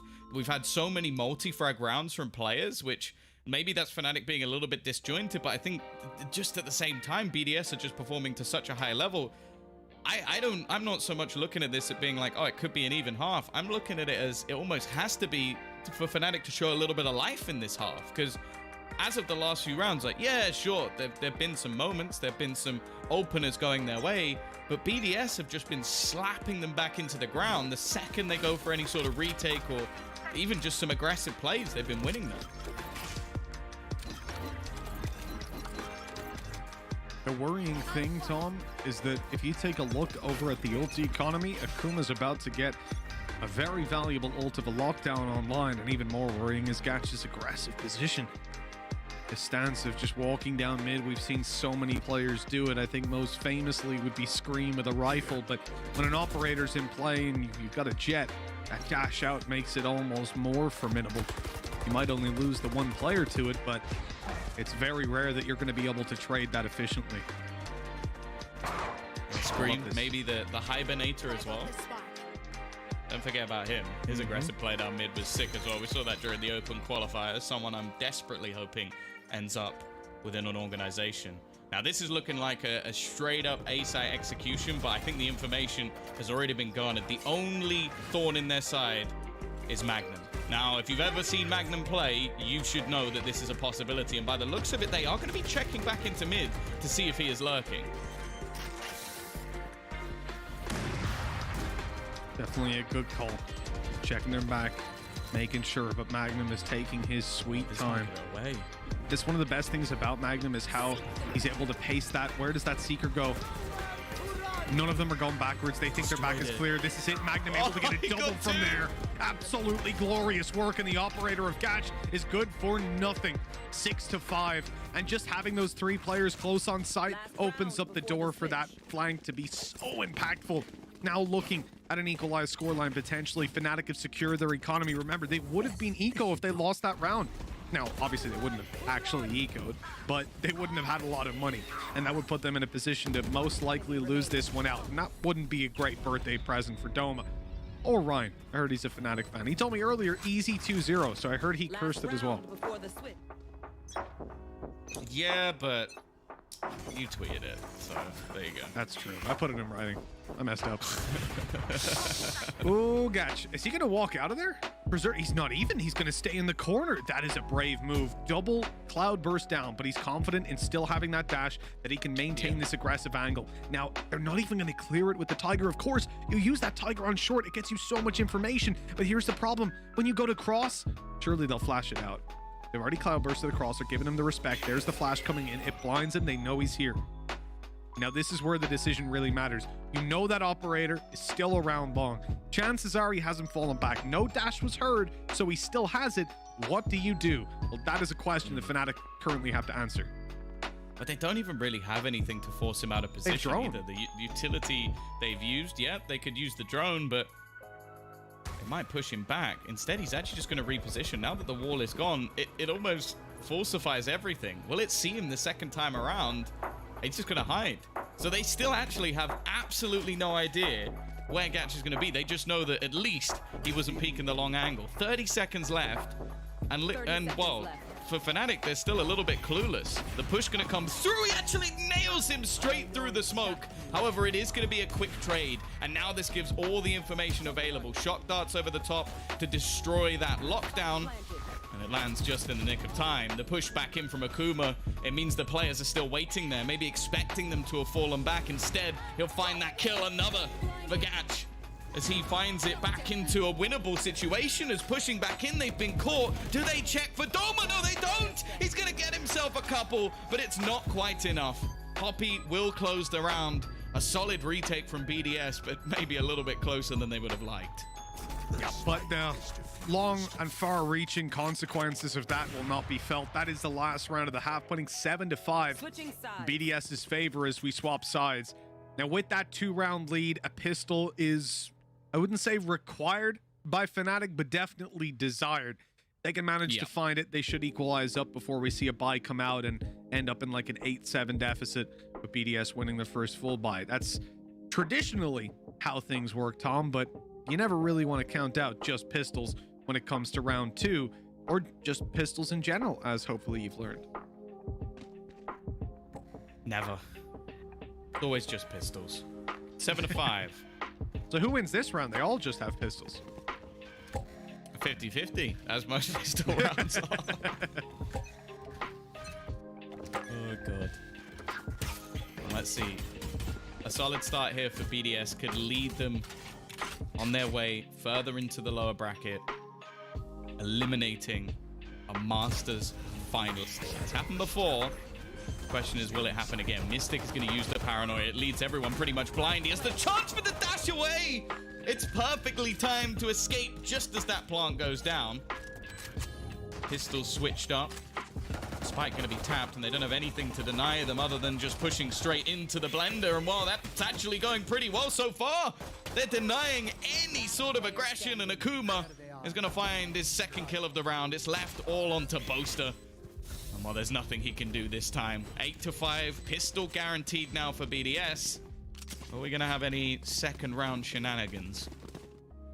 That's a really tough situation for Fnatic. Losing out the pistol means BDS will push further into the lead with likely a 9th on the board.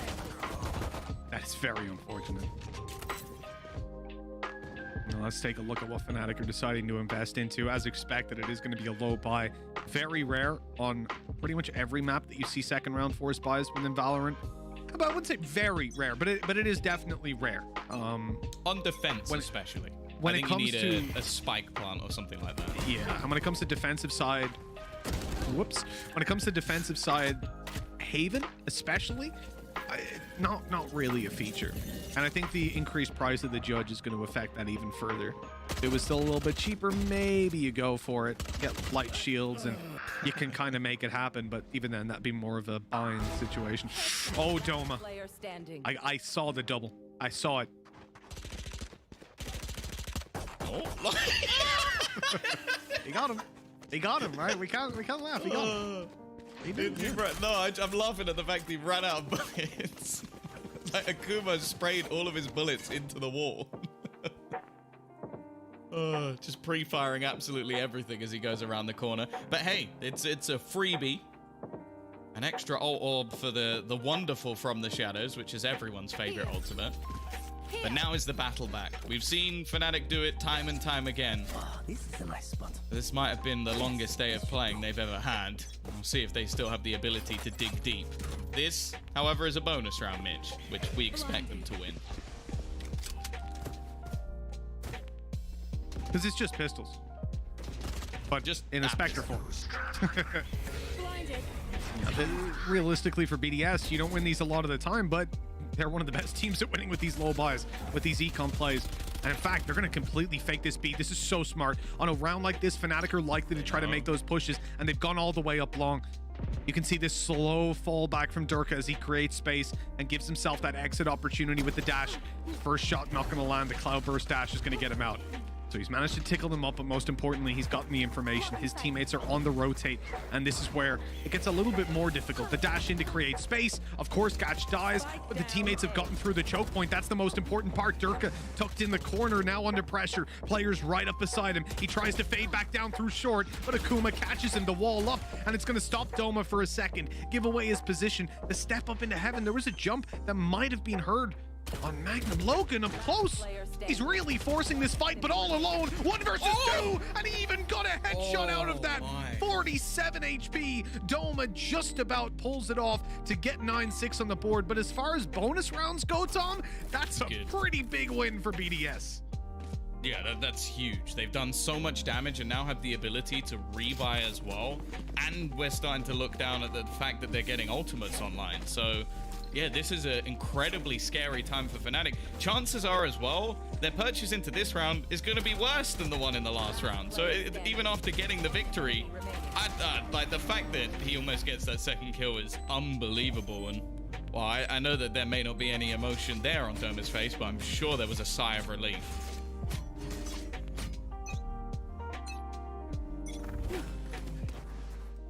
I don't know if it's... No, actually, I did see him smile. I saw him smile at Masters. Mainly when they were doing their little send-offs, you know? Like the airplane and After everything. they won, is what you're saying. Yeah. Oh, that was kind of weird. The Tiger being pulled back by the tripwire. A bit of seasickness. And I don't get seasick, so that's very strange. 9-6 is where we're at. BDS finally able to get that buy up. Now, they made the last round super close. Look at this from Magnum, but it's being watched. BDS conscious of that potential push. Destroy the camera just for the sake of it, even though he's already dead. Boaster running right at them. It was either that or get detained. Oh, no. So fair enough. Oh, no. Oh, what's just happened? Oh, no, it's all gone wrong for Roden. Durka comes in at the last second, the knight in shining armor, to keep his teammate alive. And now they even have the heals to bring Mystic back up. This went from a done deal, a round that's over, to something that Fnatic can challenge for. No charges left. For you. I'm glad you said something, Tom, because that was like a deer in headlights. I can't believe what I just witnessed. That was frozen in place. Uh-oh. Kill on to Doma. Defuse tap. Oh, lots of damage taken. Yeah, they're gonna save. They realize it's not worth going for. I already know we're gonna get a replay of that, and I just want to request that the replay operators look deep into their soul, into their hearts, and don't do that. Don't do it to him. The classic is cruel. Roden's That's what a I've nice guy. learned today. The classic is cruel. Roden's a very nice guy. Now, I mean, Yeah, we all like Roden. We don't need to see. We really do. I just want to be clear. We do not need to see that. So no one says the casters are toxic. Because I'm gonna laugh if it comes up. So please don't show it.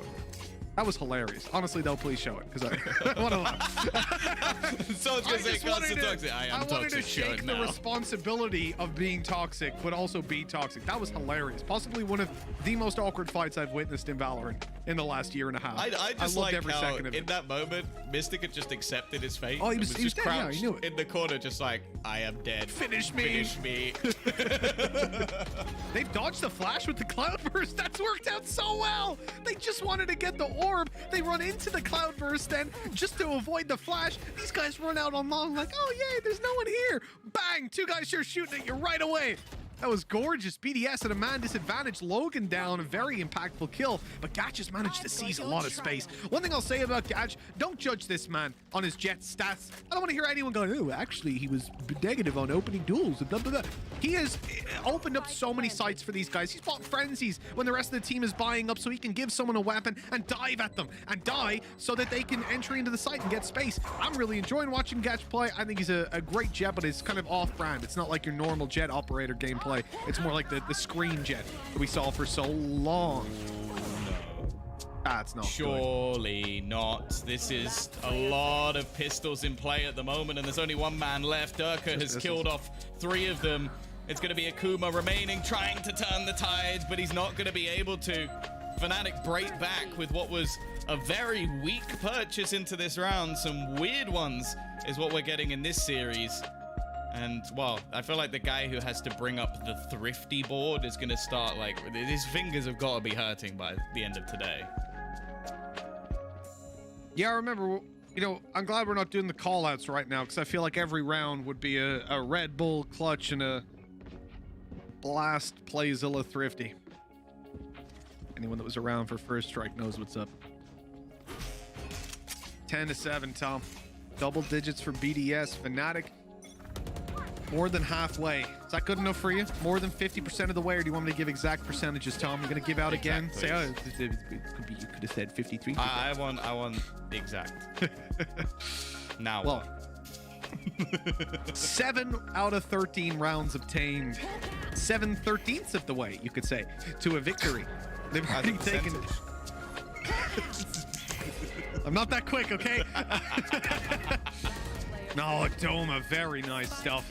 Shutting down that mid play, leaving Hoppy all alone. And he'll be hopping on to the next round with a frown on his face. 8-10. They're making it happen, man. Fnatic are really closing in the distance on BDS, and it should come as no surprise that I'm expecting an overtime on this map. Yeah, to be honest, it seems like everything is pointing in that direction. The only thing for now is when's the break back from BDS, because we've now had not only a break back from Fnatic that was relatively clean, but also another round where they barely lost anyone. So we're looking at this for BDS as, okay, you don't want to let them back in. And that's the thing, like, I feel like it's very easy in this series to look at this from Fnatic's point of view. Like, they are the team that comes in as the favorites. They're the team that everybody expects. Well, everybody other than the people making a few pocket picks of like, oh, I'm edgy. I'm going to predict someone else to try and get through to Masters just to be different or whatever. But everybody expects Fnatic to be one of those Masters teams because of how well they did last time.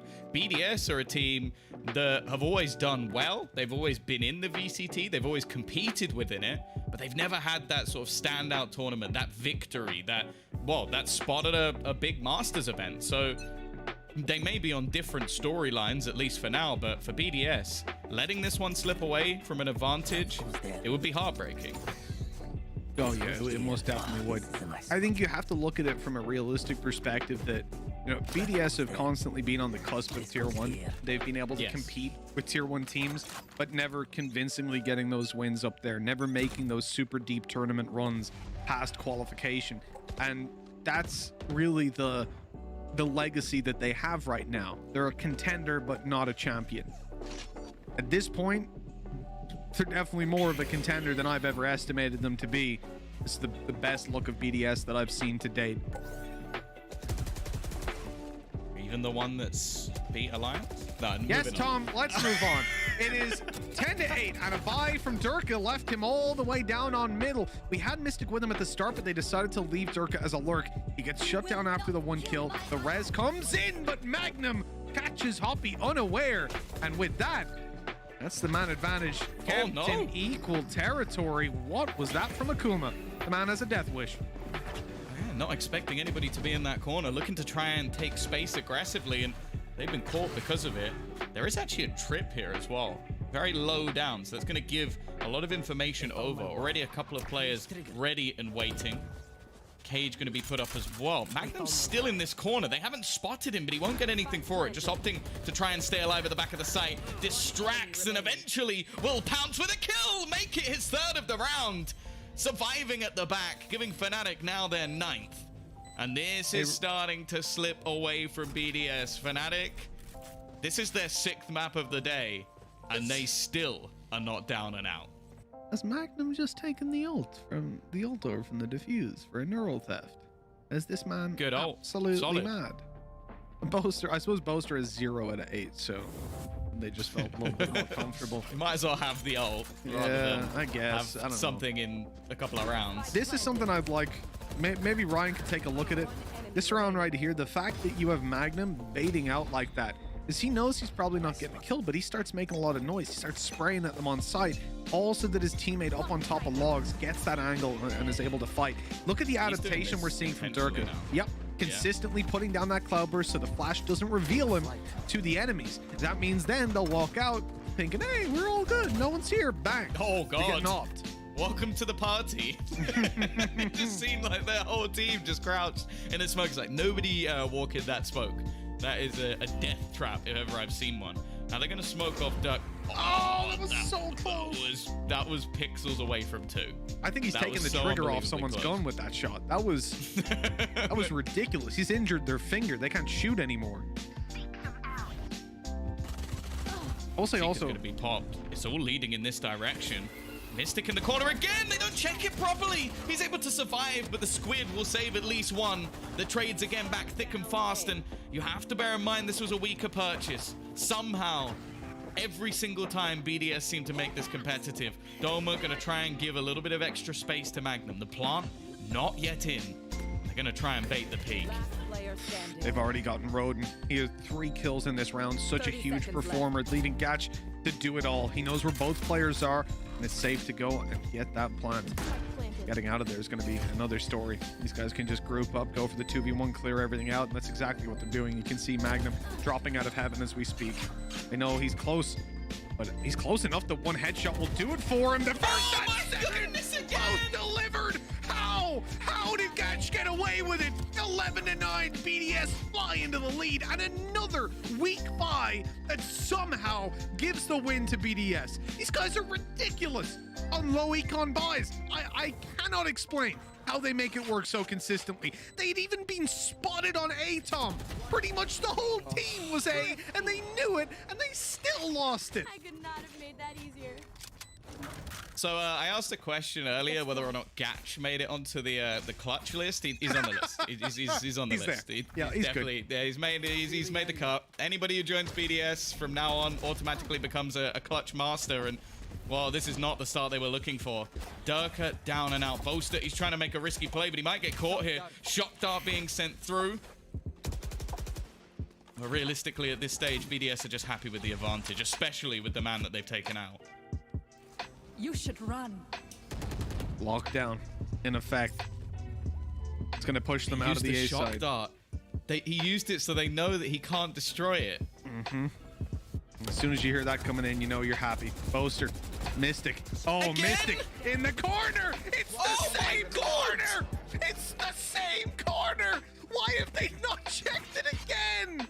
How many times does Mystic need to get 2, 3, 4 kills from that corner before someone checks it? They've even pinged it now. I think someone's pinged it going, guys, check the goddamn. It was also the only corner not in the ult. That's a ridiculous oversight. Oh my. What? The other thing as well is they don't have the squids this time to take the bullets for them. It's unbelievable. Like that is sure. Okay. huge props have to go to Mystic again, somehow saving Fnatic when they need it the most. He really is the hero that we need. Like the guy that steps up for Fnatic every single time.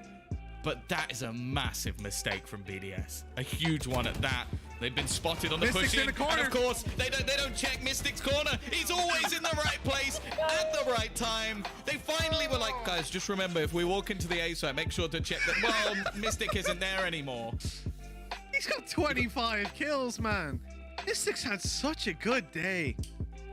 Oh, man. If they win this and he's not MVP, I think we should just go on strike. I don't understand at this point. 2 rounds, back-to-back, hiding in a corner. BDS push into him, and he manages to get 7 kills across the 2 rounds with that. Putting them at 11-11. Like, that might look funny because Mystic's doing great. It's fantastic. It's so impactful. The timing of that happening at 11-11 now. BDS are recovering from what was essentially a slap in the face by a wet fish. I'm not calling Mystic a wet fish. I'm saying he utilized one. Well, that's the thing, though. It's the equalization rounds. They were 11-9 up. They won themselves a huge victory. And then this happens. Now it's going to be an aggressive push in. Gatchet gets away with it. Magnum's been caught, and Doma goes down as well. They may have been battered in the last couple of rounds. But they've turned it back into their favor. A chance for Durka, but Hoppy's not going to allow him back in. If Fnatic are going to do this, it either has to be the biggest clutch you've ever seen, or overtime. Mystic's alive, and the position he's in is technically a corner, so I'm not going to count them out just yet. Fnatic have a chance. He has to push them. That is problematic, for sure. Fake little step going down. They're not worried. They're still staring right at this. They know exactly what's going on. And Mystic's maybe trying to make a little bit of noise, keeping them in position, maybe getting them to push them down, but they know they're not going to win this round. At this point, there simply is no time to go for it. And with Mystic falling, Boaster is the last alive. You can see on his face, he wants to get that damage. He wants to take them down, but he knows that victory is so far away. BDS will be saving 3 weapons, 2 at least. Boaster might just be able to catch Killjoy in towards the spawn. 3 seconds left on the clock, and indeed he did, taking Akuma down and making this a much more costly round. We hit match point. It's not just that, though. This is series, this is tournament point. Lower bracket run on the line. The winner of this faces off against 10-star. The loser is out of the running for Masters, and as it stands right now, it is looking like that might just be Fnatic that go home and go out of the running. A team that is definitely one of the favorites to make it to champions at the end of the year might be missing out on Masters, depending on what happens in this round here. Well, if you predicted this at the beginning of challenges, get your head examined. You're an idiot, but let's move on from that. But here we go. 12-11. Now, there's a pretty decent damn buy coming in for Fnatic, but it's going to be this fast take once again. They're looking to put the pressure onto Magnum, and already Doma is going to drop a Magnum. He's managed to drop the spike. He's trying to survive in his hidey hole, and again, he's going to step up when they need him. It is just Magnum going ham, takes 3 with him, and Mystic's there to close it. It is 12-12. It is overtime. We are going the distance again. Overtime. One more time, let's roll it up. I mean, Tom, who could have predicted this? Ask me if I'm surprised. Go ahead, because I'm... Hey, Mitch, are you surprised? I can't believe it, Tom. An overtime on Haven, I don't think I've ever seen it before. Never happens. I can't believe they pushed him 1 at a time, man. Look at the... Like, where's the coordination they had back towards spawn smoked? All they had to do was deal with that player, and it felt like everyone just got scared. The initial push, 1 player going in, okay, fair enough. I'm not going to critique that too harsh. But then, when you've got 4 more behind and everyone kind of stalls and goes, after you, do you want to, should I peek? And then just goes out wide and dies 1 at a time. Come on, you're better than that. And I think BDS are going to be kicking themselves after that one, seeing the mistakes that they made.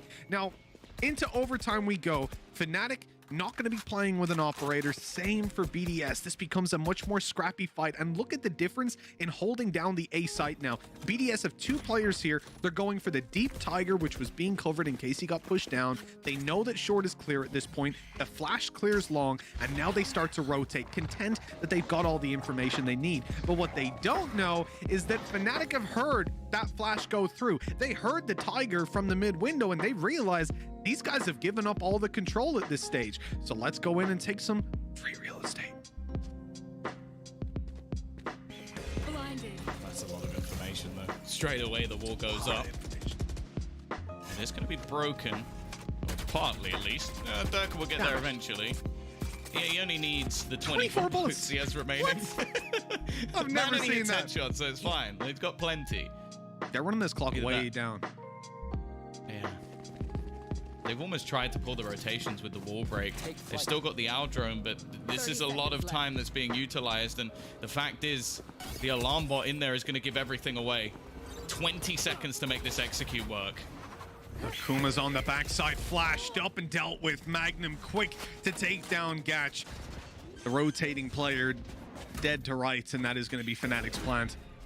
BDS quickly looking to mount a retake on this. Mystic overwhelmed by that, but the wide peak on long, maybe not such an ideal situation. BDS, smoke it off. Oh, he stood up! That timing for Doma is absolutely horrendous. Hoppy now going for the defuse. They've killed someone, and they're even throwing in utility. Hoppy, how's he still alive? 9 HP remaining. 1 headshot to Durka would do it, but a 4K from the man himself. Puts 13 on the board for Fnatic. They are fighting to stay alive in this tournament. They do not want to give up Masters here, and now they've retaken the lead at such a crucial point. 1 more round on the defensive side, and they will be knocking BDS out after what has been probably the longest day of their careers in Valorant so far. Certainly the most stressful. Why, I think it's mine, I'll be honest. Like, this, if I had any hair left to tear out, it would be gone, but thankfully that's not an issue. We spoke about operators. Well, Durka will never shy away from a fight. We're going to see that pop flash once again, trying to almost push him off those angles, but it's looking like a faster play into mid. They have been spotted, though. Doma's utility giving them the information they needed. Now, if they don't check this corner, I'm going to be gone by the time the camera comes back onto us, because he's done this before and ended the round. Oh, this is where things get scary. Mystic in a corner. Can never end well for the other team. Maybe BDS have got some sort of sixth sense. They walked towards it and said, oh, I don't know, man. There's a lot of corners in there. There's a lot, and Omen's still alive. I want to slow this one down, but they're still going. Moving forward gently. Boaster just received his recon back online. Mystic is blind. They haven't cleared the corner. They check it, but not in time. Roden is down. Spike on the floor. Flash deep. Buying time. Recon revealing. Fnatic. Man advantage to play with. All the players rotating in. This is a blunder by BDS. I don't know why the spike went first.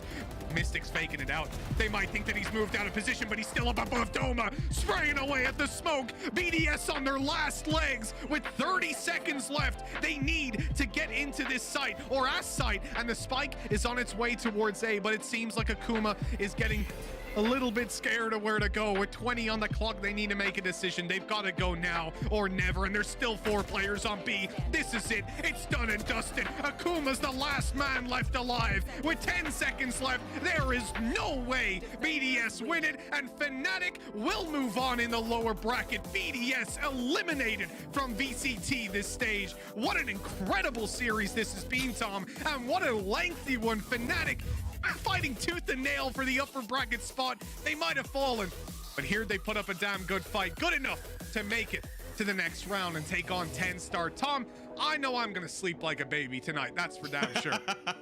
Well, I was gonna say, like, if Doma had plans to go out celebrating on his birthday, I think the only thing he's gonna get is just some sleep. Like, this has been one of the most unbelievable performances from a roster. Like, sure, well, I know you for sure expected that Fnatic would come in here, upper bracket, easy day, and that would be it. But they have grinded through it, overtime after overtime, a tough loss straight into another matchup, losing the first map dominantly, and they fought back through it. A team that has showed more tenacity than any roster I think we've seen in Valorant. I think that's fair to say. So well done to them. I do have to put a side note of massive commiserations to BDS. Like, I think we came into this expecting that they might not make it through to that, like, top 2, top 4, whatever you like. But the fact is, realistically, they could have won this series multiple times. And the fact that they've fallen here, it is devastating for them, because they could have easily taken this, well, in map 2 even, with how close this has been. Absolutely. Yeah, BDS surprised us a lot. I have to say, you know, this is a roster, and I got to give them extra credit because of the fact that I said starting out this, if you see my predictions over on Twitter, I said these guys, they're not going to get anywhere, right? They're going to get knocked out pretty much straight away. They did lose their 10-star game. Your prediction, but right? I know. I should have known better. That's on me.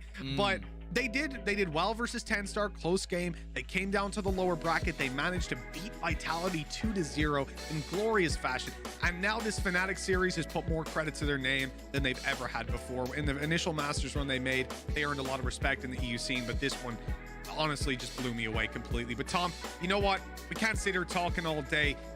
We've got to talk. Before we go to the break, before we go to the AD, we need to talk about the players of the match. We need to talk about a poll that I don't think anyone should have trouble with picking out a winner, but let's see. Durka, Boaster, and Mystic. Now, I think there's arguments for all of these players. Boaster playing the Odin alone, in my book, wins him that player of the match. The fact that Durka came in and had a fantastic series, but Mystic, come on. If you're not voting for Mystic, you weren't watching the same series as me. This, my fandom of Mystic left aside, he played an incredible series here. So please, go and vote for Mystic, or whoever you think is technically player of the match. Whoever you desire, as long as it's Mystic. As long as it's Mystic, you're doing the right one. Look, we're going to be done for today, though, Tom. It has been one hell of a long day. But at long last, we're good to go, have a little bit of a rest. Plenty more Valorant action going on over the next couple of days, though, so do stick around. And of course, we've got the analyst desk coming up in just a little bit, so stay tuned for them.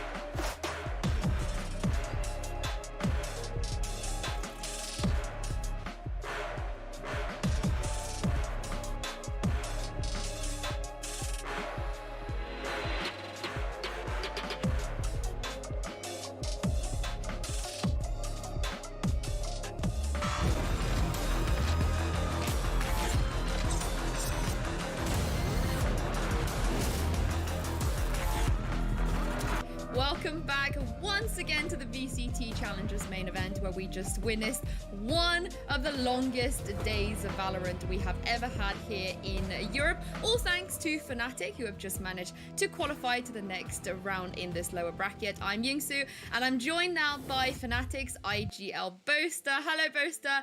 Welcome to the show. Apologies for keeping you for a bit longer because of... Okay, I mean, I'll take a nap as well. You can do the interview yourself. I wasn't napping, I was dead. I was absolutely dead. Oh, that's even worse. Yeah. Okay, well, we'll get Durka to come over and res. Yeah. I'm sure he's gonna be able to do that. He's been doing that all day today. But yeah, first of all, what a day! You guys have pretty much played 6 hours of Valorant non-stop. How relieved are you that this is over? Honestly, yeah. I mean, I'm relieved that it's over in the good way, and that we get to play again tomorrow. But yeah, I was dead. I mean, the whole series, the Giants series, like, I couldn't hit a shot. I don't know what was happening. I don't even know what's going on. I'm just absolutely dead. And then, Roman, mate, are you alright? Are you talking in my interview, mate? He's his birthday boy, and he's chatting away, and I'm trying to talk. It's like I got someone in my ear. Doma, go out the room, mate. Get out. Is he talking to your mum? I think we should allow it just this once. It's his birthday, you know. We'll allow it. We'll allow it. But that did seem like one of the toughest 2 series we've ever seen you guys involved in. Would you say that today was the toughest day in your Valorant career so far? Yeah, I think so, because I mean, there's been like heights of difficulty. You got the Sentinels game, you've got like other games that we've had. I think today was a really tough day, like for me personally, because we go out losing to the Giants, obviously, and I'm just like, I felt like the loss was on me, to be fair. I just wasn't present again. And then we go into against BDS straight after, and the whole team, like, we weren't, you know, like when you lose and you're like, oh, I guess like we're used to losing now, so we lose Icebox, and then the whole mood was like just kind of mellow, like we're too chilled. So I went outside and I took all the boys outside and I just started shouting at them. I started shouting at them, telling them like, you ain't a bunch of effing losers, boys. I'm not looking at this mentality of you guys being happy about us losing at Icebox when the Icebox is our map. And I just went off to town with them, and then I don't know if Doma was scared or if he was hyped or anything, but I started screaming at them, and then we were going up the stairs on the way back to the room, and I was like, who are you putting in your pocket? And then we were all like marching, and we were all saying who we're gonna put in our pocket, and somehow we managed to find the energy, and that was it really. Like, we found the energy, and then we somehow got bind back, so maybe Fnatic's good at bind again. So teams, better watch out, don't play us in bind. And then, yeah, Haven was a kind of fiesta, but we'll take it. I do feel like we have to talk about that bind. Apologies if you guys are as sick of talking about your bind, but you know, we are seeing kind of a fall we didn't expect from you guys. You are once the best bind team, arguably in the world, and now your team comps, they're changing every single time we see you pretty much. So do you take the victory against BDS as a positive towards your composition, or do you feel like maybe next time we see you, tomorrow, you're going to come back with something else? Yeah, I think I see it as a positive, because if you compare the BDS game CT side to the Giant CT side, I think it was really squeaky bum time again, but I think we did improve a little bit. We did learn from our mistakes from last time. Yes, we made some mistakes again, but we managed to keep ourselves in the game and actually win it. So I'm pretty happy with the boys for that performance. It wasn't easy, and yeah, the meta's changed. You know, we set the meta on bind, and now people have adapted. You got the Ascend comps coming in, everyone's running that, and yeah, it seems to be pretty strong. And bind is just an absolute, like, I don't even know what's going on half the time anymore. I used to be like Astra, just being like, this is my map, but now I'm like, what is going on? Let's just go here. Oh great, there's 4 there. Ugh. Yeah. Well, that is the nature of the game. You know, it's evolving. Lastly, before I let you go for a well-deserved rest, TenStar, you got them up next. It's I guess the UK derby a little bit there. You guys are very familiar with them. You even have some of your ex-teammates on that team as well. What do you think you need to do to take them down tomorrow? Because you have already beaten them in this stage.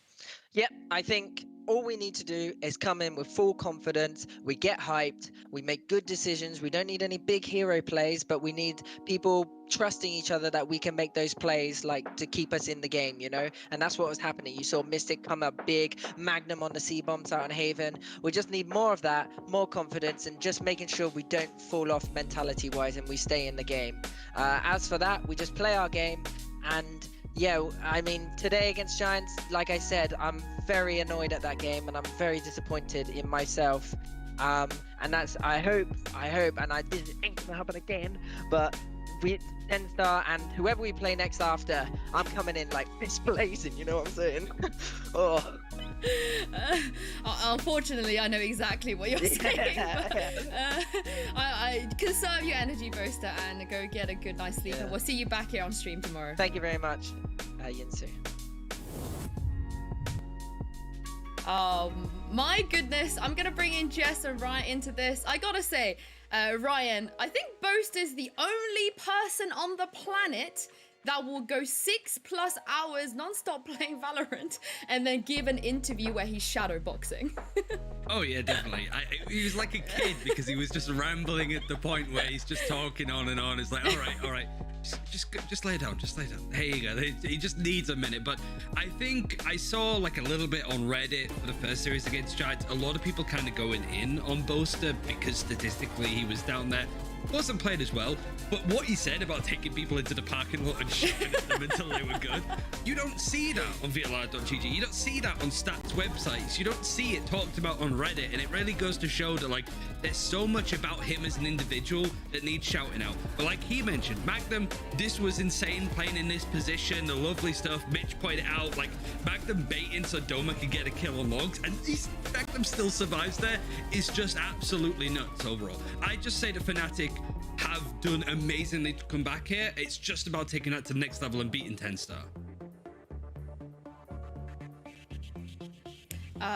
And yeah, I completely agree with you my there. apologies. I was muted there. I was going It's absolutely okay. nuts there for you, so I promise. Everyone's allowed one mute. It's fine. You've used up your one mute now, but yes, Jess, carry on. It is. I wanted to jump in and sort of like ping pong on the point of what Ryan just put there, because you know I've quite a big background in psychology, human behavior, and things that you don't see on the stat pages. For example, is the fact that these players were also in a fight, flight, freeze sort of momentum as well. I mean, they were in really overtired state, and what that does for the human brain is it forces them to release a lot of adrenaline. And I mean, maybe that's what happened, you know, to Boaster in that moment when they got into the parking lot. Everyone's tired, lots of adrenaline is releasing, and he just turns around, he just lets it out.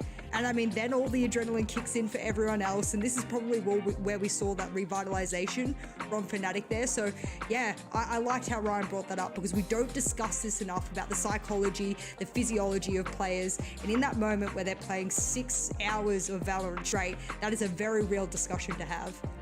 It's a captain. Yeah. It's oh the yeah. captain. I also, just the image in my head of him saying, I don't know if Doma's just scared or he was hyped. I cannot imagine Doma being scared of Boaster, like, in any situation ever. But like you both have pointed out, you know, they had a great performance today to be able to bring this back. But now, is this going to be enough? Because today was just about staying alive, Jess. They haven't actually made it to EMEA yet. No, exactly right. And look, I think it's probably good for Fnatic that their next opponent will be TenStar, because then that will throw them into the lower final, and then they'll go up against whoever the loser from Team Liquid and Giants will be. So in my mind, if there was an opponent I had to pick between Giants, Liquid, and TenStar of the remaining opponents they could have had, I probably would say TenStar is their best and biggest chance, just because TenStar, they've had a really good run, kind of the same way that we were speaking about Giants as well. But I don't think they're right at the echelon that Giants is at right now, so it's probably a good time to knock them down a peg. Yeah, well, you know, Boaster spoke about, he blamed himself a lot for that Giant series, but we saw a lot of positives as well today. And Ryan, some truly crazy things coming out of both of these teams. I know you've got a round ready you want to discuss. Yeah, I mean, there was quite a few. It was really hard to gauge which direction it was going and who to really highlight. But this one, it was the first round of overtime. And there's something about Fnatic, when they do go to overtime on Haven, unlike Ascent, they actually don't worry about this. So what they did initially, they went up A long. You'll notice a bit of a sage wall on that area.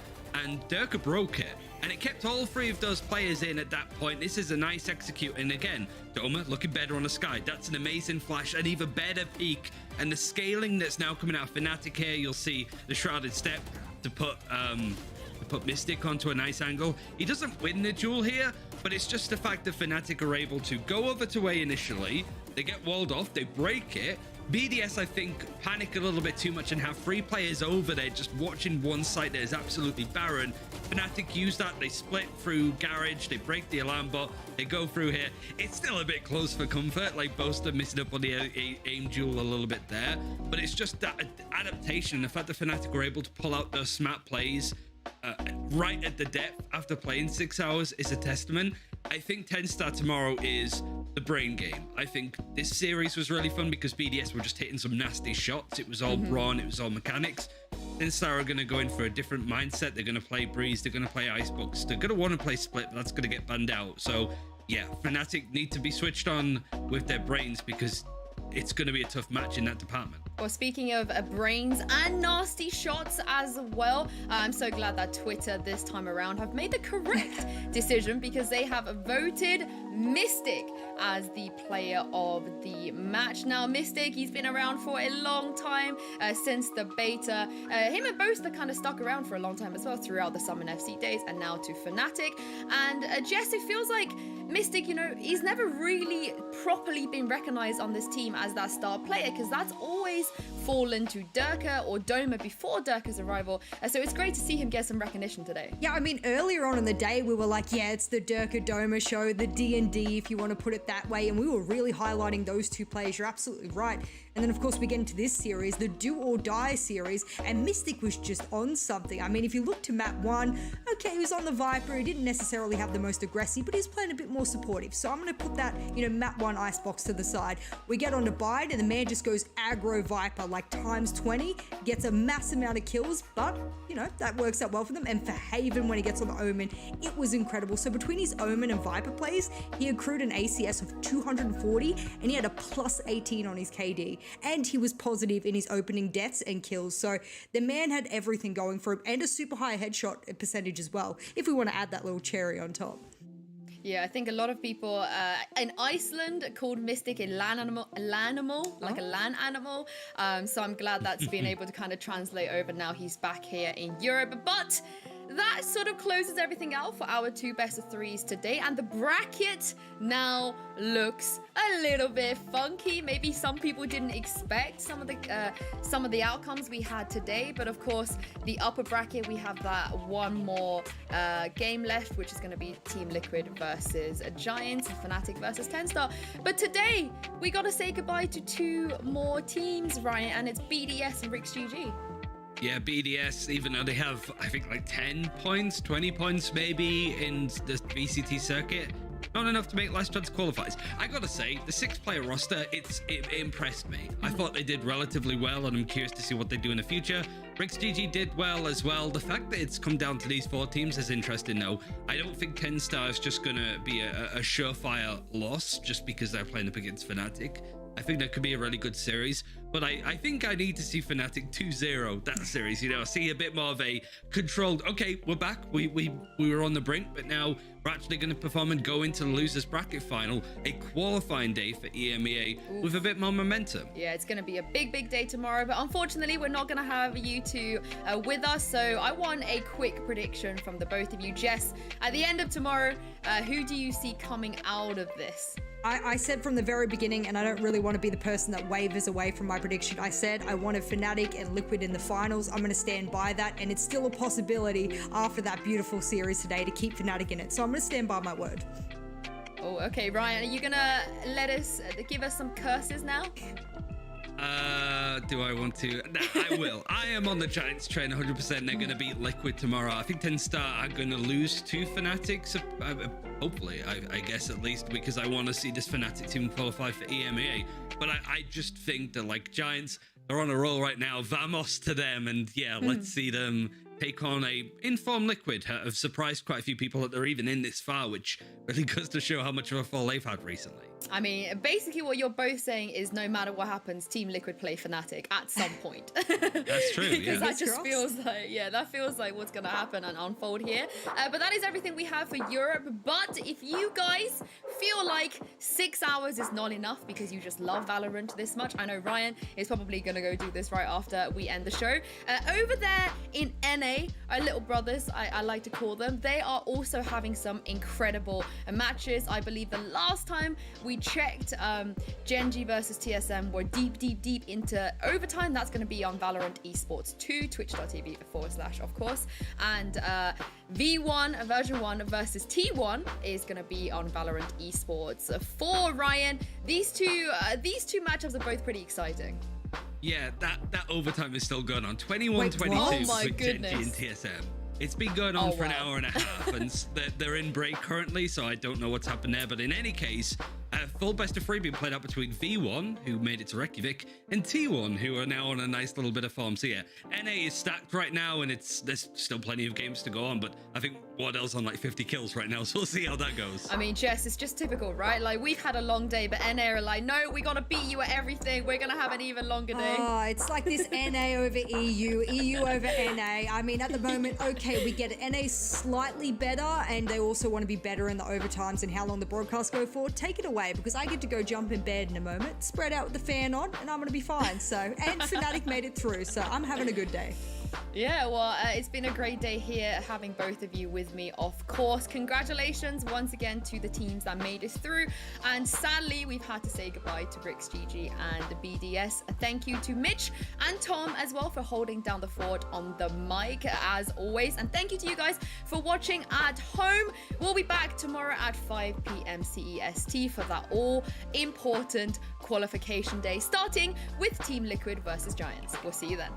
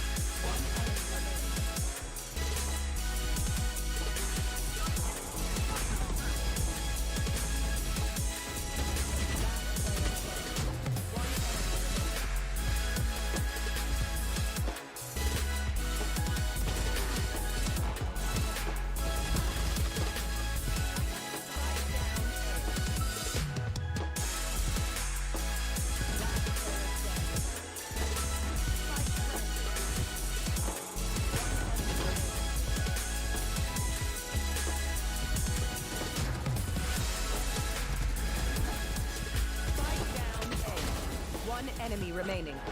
Defenders win. I hope, and I didn't think it would happen again, but we... This dark sky, I know that we can make it bright. I promise if you're right with me, we'll find a better place to be.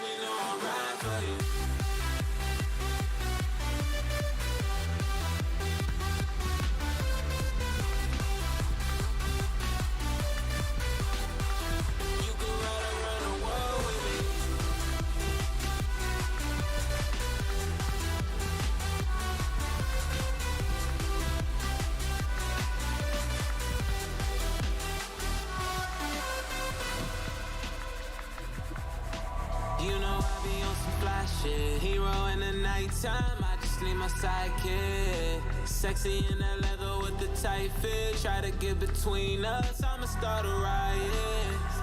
Look how she roll it up. There ain't no room in this two-seater, you can't run with her. It's getting hot up in the city, but don't keep it tucked. I put that taste on your neck, make sure you cold enough.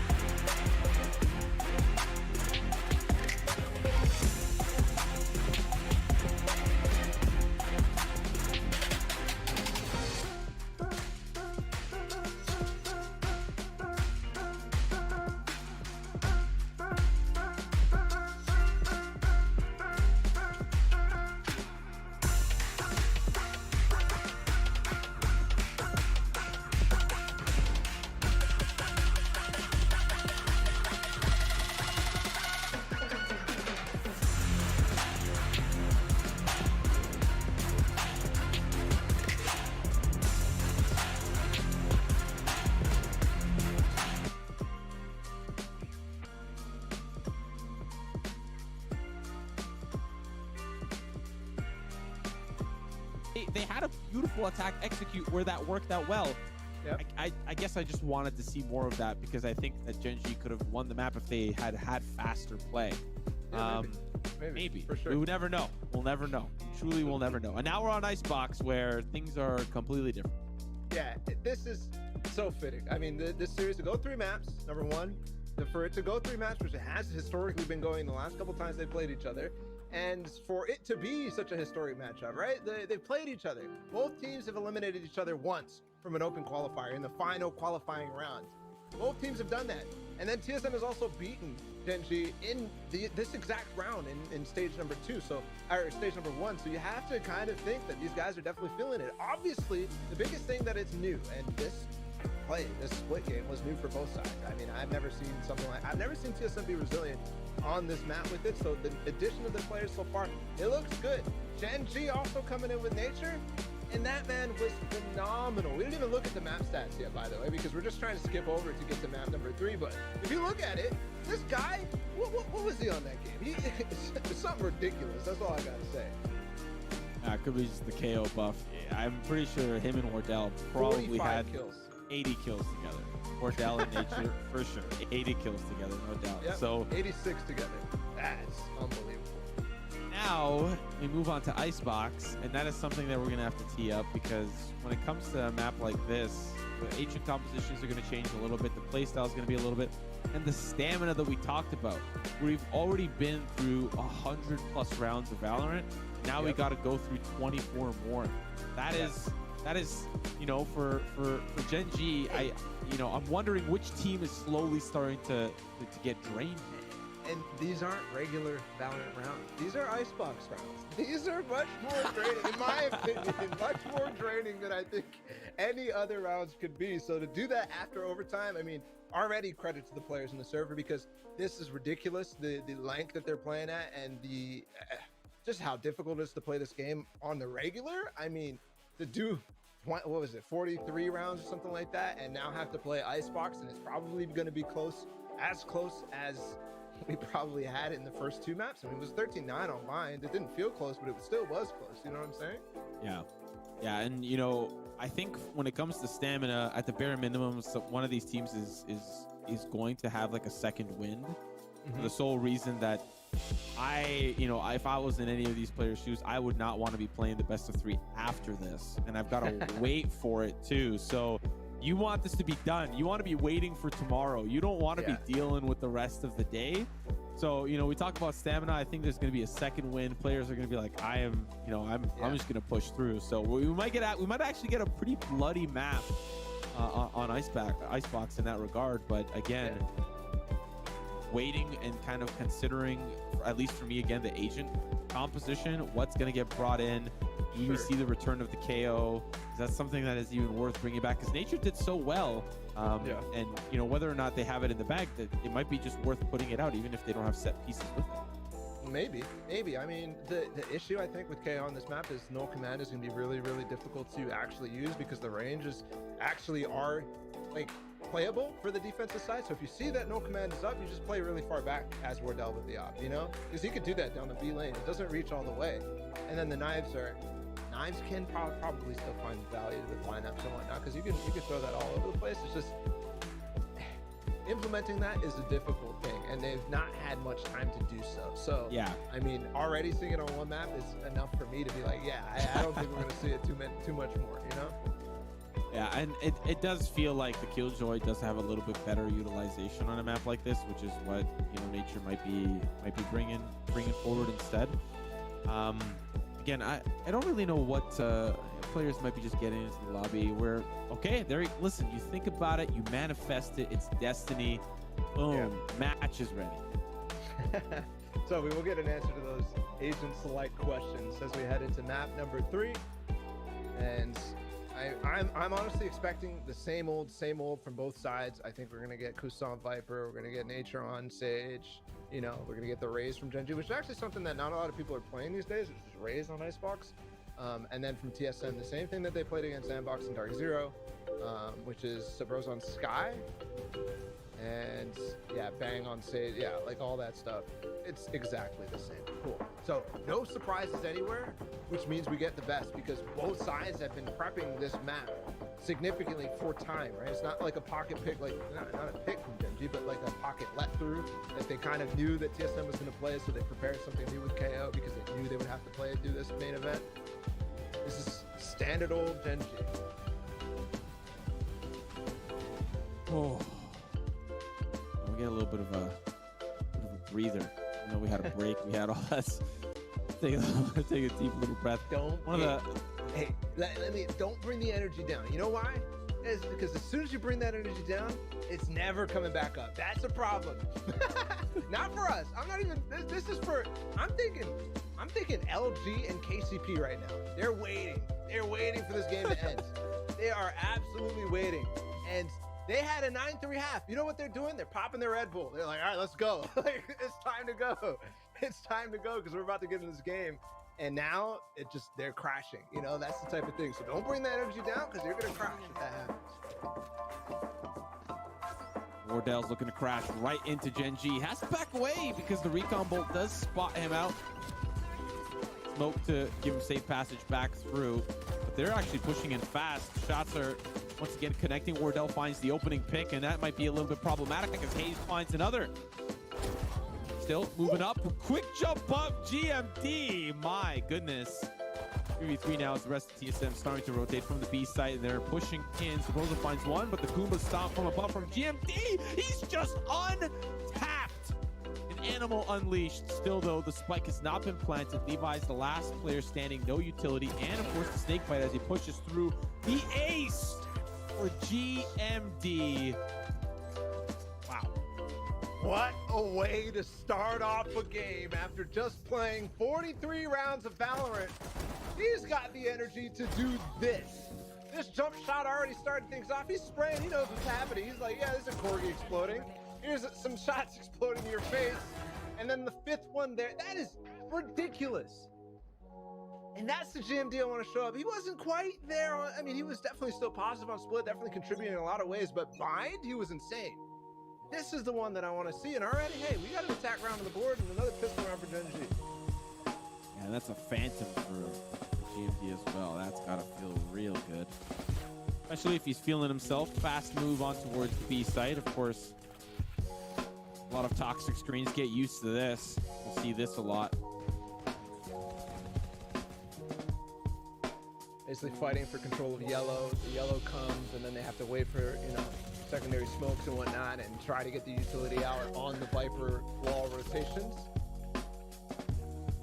This is actually something that people go for a lot on the anti-eco, especially when they get rifles, is just play these long-range fights at yellow, because this gives you the best chance of keeping this gun in play even if the player falls. So they opt to do that. Here comes the hit. The wall. And the pressure. Sean's going for it. Kind of a bang, the bunny hop, and I love how nature follows him through that too.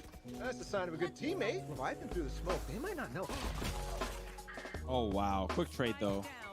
Down to Hayes and Wardell. Wardell's on the flank. Shot's good from range. Hayes next to fall. Sprayed through. Good bonus for GenG, kind of all things considered. Yeah, lost some armor, but only really losing Mikael is a really good bonus. And this Phantom. The potential to convert onto a third round with a Phantom in your second, that's got to feel good, especially with a GMD who's feeling himself at the moment. Yeah, I mean, when you have a bonus round like this one that we're about to play, basically, where they have a Phantom already, it's like, okay, well, is this even a bonus at this point? It's like, we're just playing a regular gun round. You guys, we got money in the bank, you know what I'm saying? Yeah. And it actually gives Mikael the ability to just full bonus, go for the share type of situation, make sure you can buy next. He didn't get armor, though, which is a little bit worrisome for me. Given the potential for... Actually, there's not much damage dealing abilities, minus the mollies, Maze, and Leviathan, so maybe not as big of a deal as I'm thinking. Because they don't have a soap. Really well from Bang, waiting on the opposite side. Sean gets through, but Wardell's there to greet him, and now they'll try to chase down Wardell. He will fall. Now Sabrosa will try to stop the push, and this is looking disastrous for TSM. Fast way in. Rotators are going to be late to the party. The standard wall here to block off anything from below.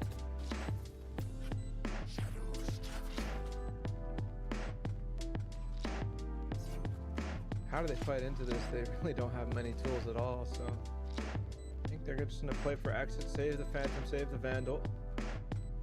That's what they will do. That one kind of given up, I think. Yeah, they placed the early wall with Bang, and then the execute was coming, and they actually had in their protocol to break while after they threw a piece of their utility for the execute, which is really nice to see from GenG. And it felt like it's not quick enough there for Wardell with the smokes to get out of that situation. It's not like a regular situation for him. Like, usually he's out of there, you know? He had dash up, he had multiple smokes, even up traps if you wanted to. It's not quite working. Maybe he thought Sabrosa was coming in faster than he actually was to kind of help with the crossfire. Yeah, because he did kind of swing on in right after. But Sabrosa fell right after Bang, so he didn't really have that support. And speaking of support, Wardell's been farming those A orbs, and he's got Bladestone ready, so that's, you know, at least something to work with this round. But again, not going to be the defining factor, but just important to know that he's been farming. So one thing interesting here, you see how instantly Mikael is droning from that spot? Usually you can't do that. Usually you can't do that because you're playing a Silva and you're double shock darting that a lot of time, just maybe one shock dart or whatnot. So you usually delay that drone.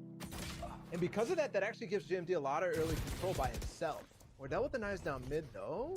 Dang, what is this? Wow. Sean is feeling really good on a map like this. The Rays definitely starting to come to fruition here. Weapon retrieved by Sabrosa.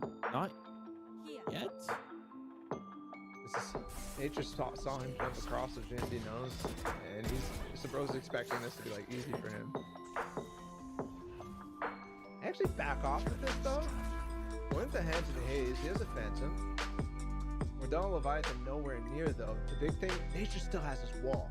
I thought he spent it on A early, but that was actually Bang who was about to spend it. So no, he has his wall ready. He could place this and plant safely. If he didn't, Haze might have an opportunity to delay a lot. And no mollies on the spike either. Yeah, he's gonna start spraying now, but of course that wall is up and might just be looking for info at the moment. That little crack, be seeing if somebody jumps across the yellow, but Toxic Screen is not gonna give him that vision.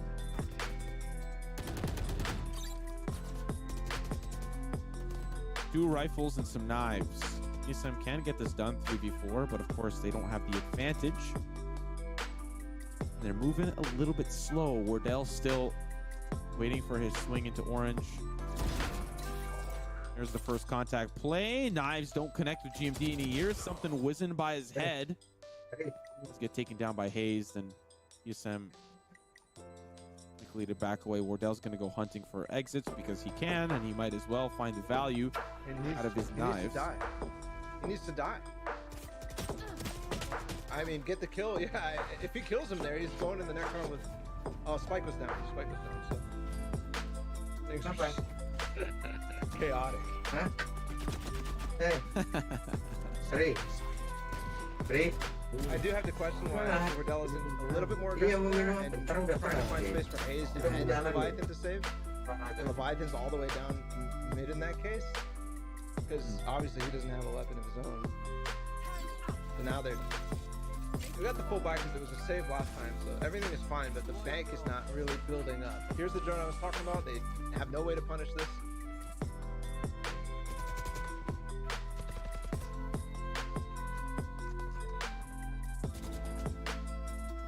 Uh-oh, GMD's in a little bit of trouble. Yeah, he can... Oh, he has... Okay, he has ults. This is how he can get out of this if he needs to, but he could also just smoke and cross. Meanwhile, it's a threat now, because that wall is up for now, but it will break, and they really don't have information on whether he's crossed or not. So it's a threat. They have to have a body on kitchen.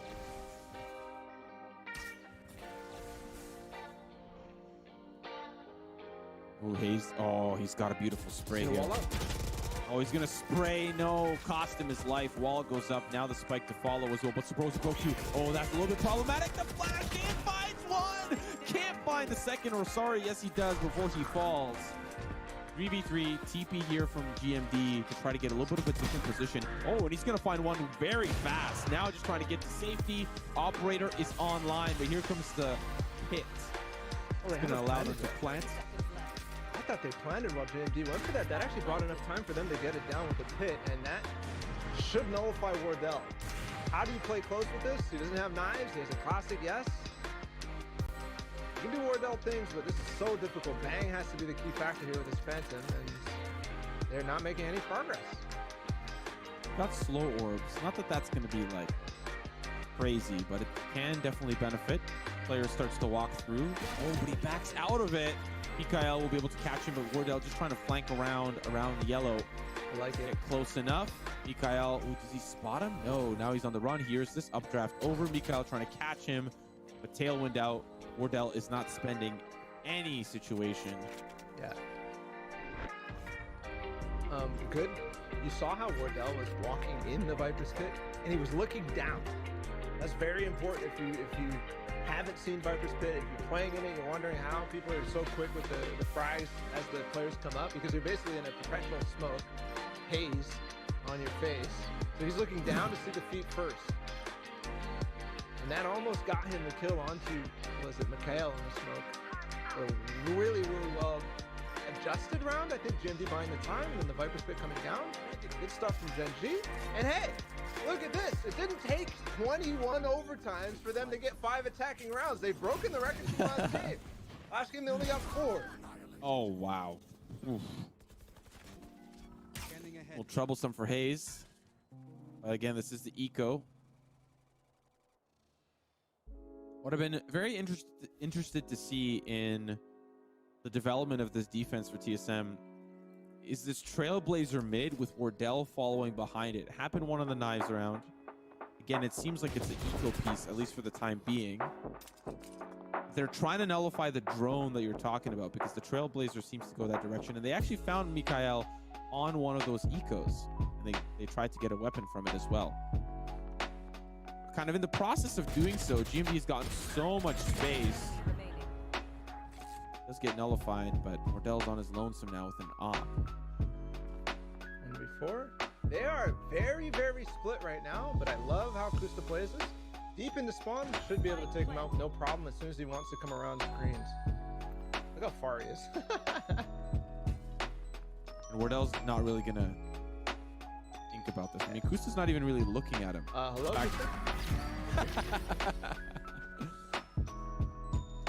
He was expecting that Wardell went under tube and went down mid, but the only reason Wardell would have looked over there if he didn't kill GMD, because GMD was the guy who potentially could have been in that position.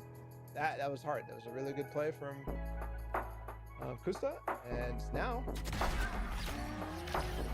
it's take a double take. He's like, this, wait, what? That's Wardell? Okay, say so. Pack timeout. 6 rounds in a row. Gen G. Showstopper online. Hunter's Fury online.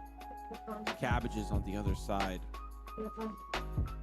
Almost a lockdown. Actually, you know, TSM is not too far away from a lot of different ultimate pieces that could be chained together here.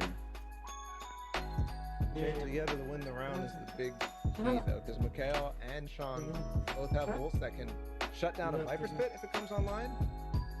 And I mean, the Seekers is like, man, whatever. Like, you're not countering that really. You're just playing with the knowledge that they have it. So you're not going to see GMD lurk, for example. That's something that's not going to happen because they can, at some point, the Seekers could be popped in kitchen or something like that, and they'll find out where the lurkers are and be able to peek them from there. The lockdown. Actually, I've been very impressed with the way that Hayes specifically has been using his lockdowns more so than anybody else. He's not using it in the normal positions, right?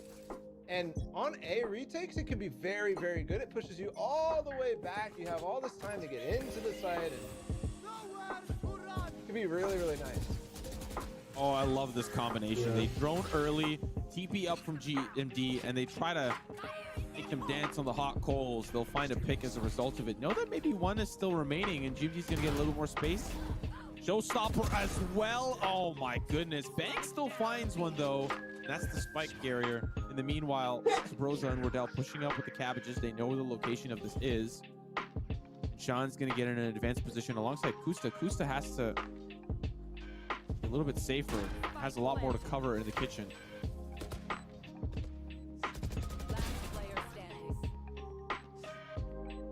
Shot from Sabrosa. He's in the kitchen by himself, but they also lost the last player as well as teammates. These rounds are just clean. I mean, from Gen G, they are absolutely clean. They're not giving any space down the B lane. And now they have like a three-point crossfire. I don't think Sabrosa has an opportunity here, though. The sky step? Oh, that was almost clean. 7-0? Ouch. Big ouch. Well, listen, we saw 9-3 and we said ouch as well. And look where that ended us. Okay? 23-21. I don't know if the same was going to happen. It could. It definitely could. I mean, the problem is I've never seen TSM have, like, outside of the obviously the games that they played recently against Dark Zero and Ambox, those games were scrappy more so than anything else. It's not like using Sabrosa on Sky or anything like that. It was just slightly off kilter, having a killjoy slightly off kilter. It's not like those brought anything crazy to me that I'm like, yes, this is something that is nice. Whereas Gen G has always had that for me. And 2 rounds now, they've shown me some fantastic stuff. GMD was just, okay, never mind, that was too much. Right as I speak. Oh, Sabrosa, this could be dangerous. Sabrosa. How does he get himself in those positions? It's insane. Kusta still finds one, but this might be a lost cause. 2v4, unless they can use the pit against TSM somehow. But you've got Levi up above. It can be a challenging task. Broza even on split, he was doing that, like using pit to his advantage so well. This time it was his teammate's pit, but dirty. I mean, yeah, Leviathan and him have been playing very well together. That is definitely something.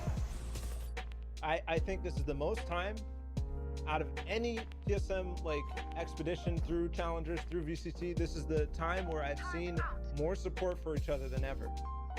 Yet it's still leading to a 7-1 right now. How to proceed? Can't rely on a Viper's Pit every round. Is it Wardell's knives? Spike down A. Okay. You're crazy. You're actually crazy.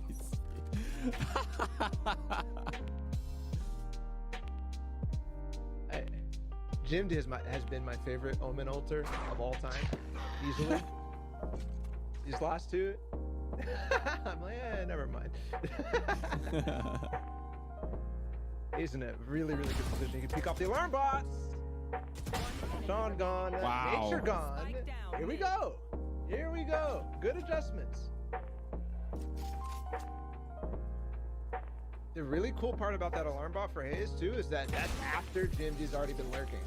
4K out of all that. So he put that down after GMD lurks, right? That's the really cool part. It's an adjustment mid-round to get that alarm bot into a really, really, really good spot. It does look like it was there before, maybe? Yeah. I think I'm thinking of the last round. So many rounds.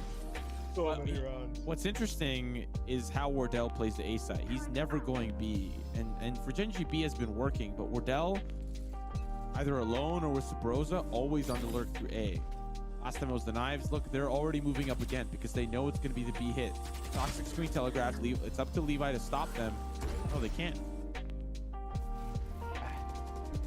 Back to what works for Genji. Bang! Over top of the wall. Viper's put in. He might be able to deny wow. fast, but it's just solid play from Nature expecting that. Oh, the paint shells for the lockdown. Yes. Beautifully done. My goodness. That was so annoying. Oh, the op. Gone. Op out of commission. 2v4. 5. Mikhail looked dead to me for some reason. Spike planted. Viper spit as well from Kusta to make matters even worse. Ooh, MD avoids the turret.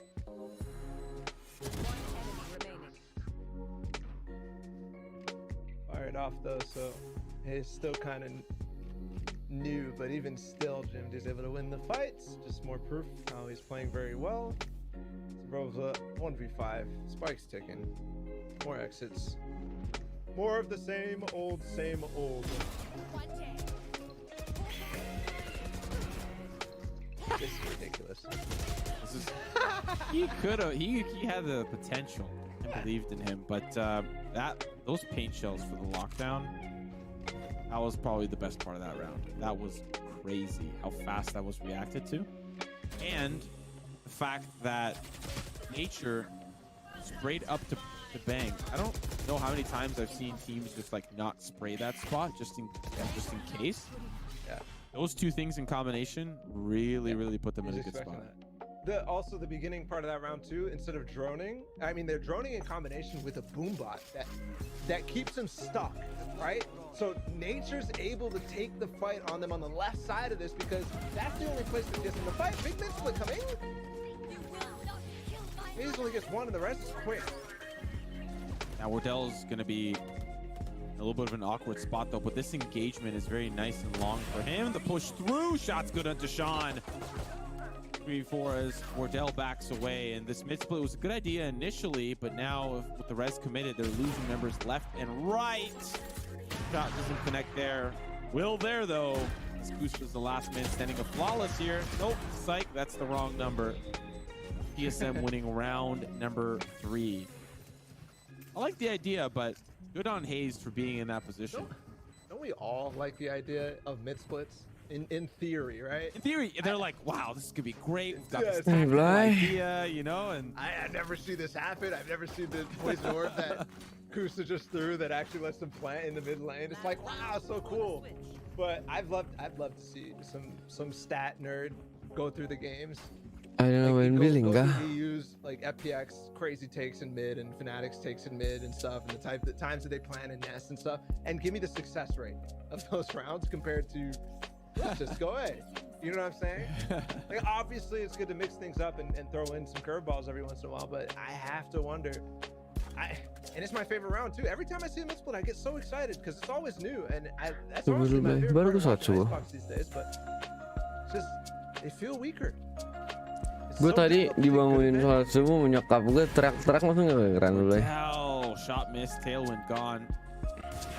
As this round we are not seeing a Gue mid masih ngantuk banget, asli. Thought that weapon dropped for some reason. Wardell still has it though. Good shot there onto Mikael. Still, they have the control of the site. Sean is Abdul. trying to figure out where Sabros is going. He's going to drop down. He's in a really weird spot looking for Wardell, and he's not going to find him, but that doesn't really matter. Genji still punch back. Spike's in a little bit of a tougher spot, and you could see TSM kind of backing away. Sean gets spotted. TSM dan Genji. TSM cupu banget asli dah. The rope on the wall. PKs. But Leviathan was on the flank as well. And that was not something that you could really deal with. Honestly, it was a crossfire across the map. Like, that is absolutely insane. So, as soon as we started talking about, you know, the worst possible outcome for TSM, it's like, yeah, here we go. We got a couple rounds. 8-4 is not the worst. Still probably not really what they hoped for, but 9-3 was where we were at on split. Yeah, and I mean, it was a huge comeback that came back for TSM and lost the pistol. We've been there, okay? Now, of course, ladies and gentlemen, we're going to throw things to a quick little break. When we come back, the second half of Icebox.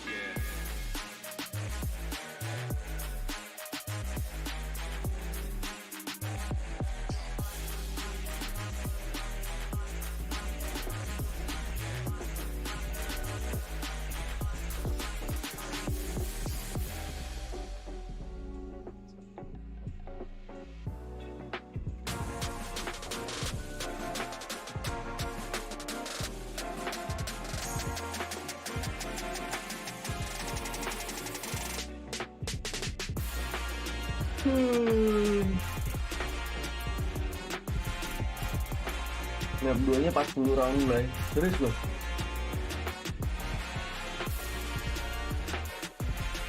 Gokil.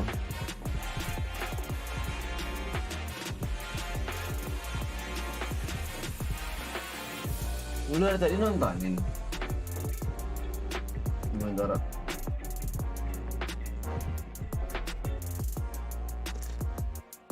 Skin kit baru handal. Nggak gitu enak deh buat nembak.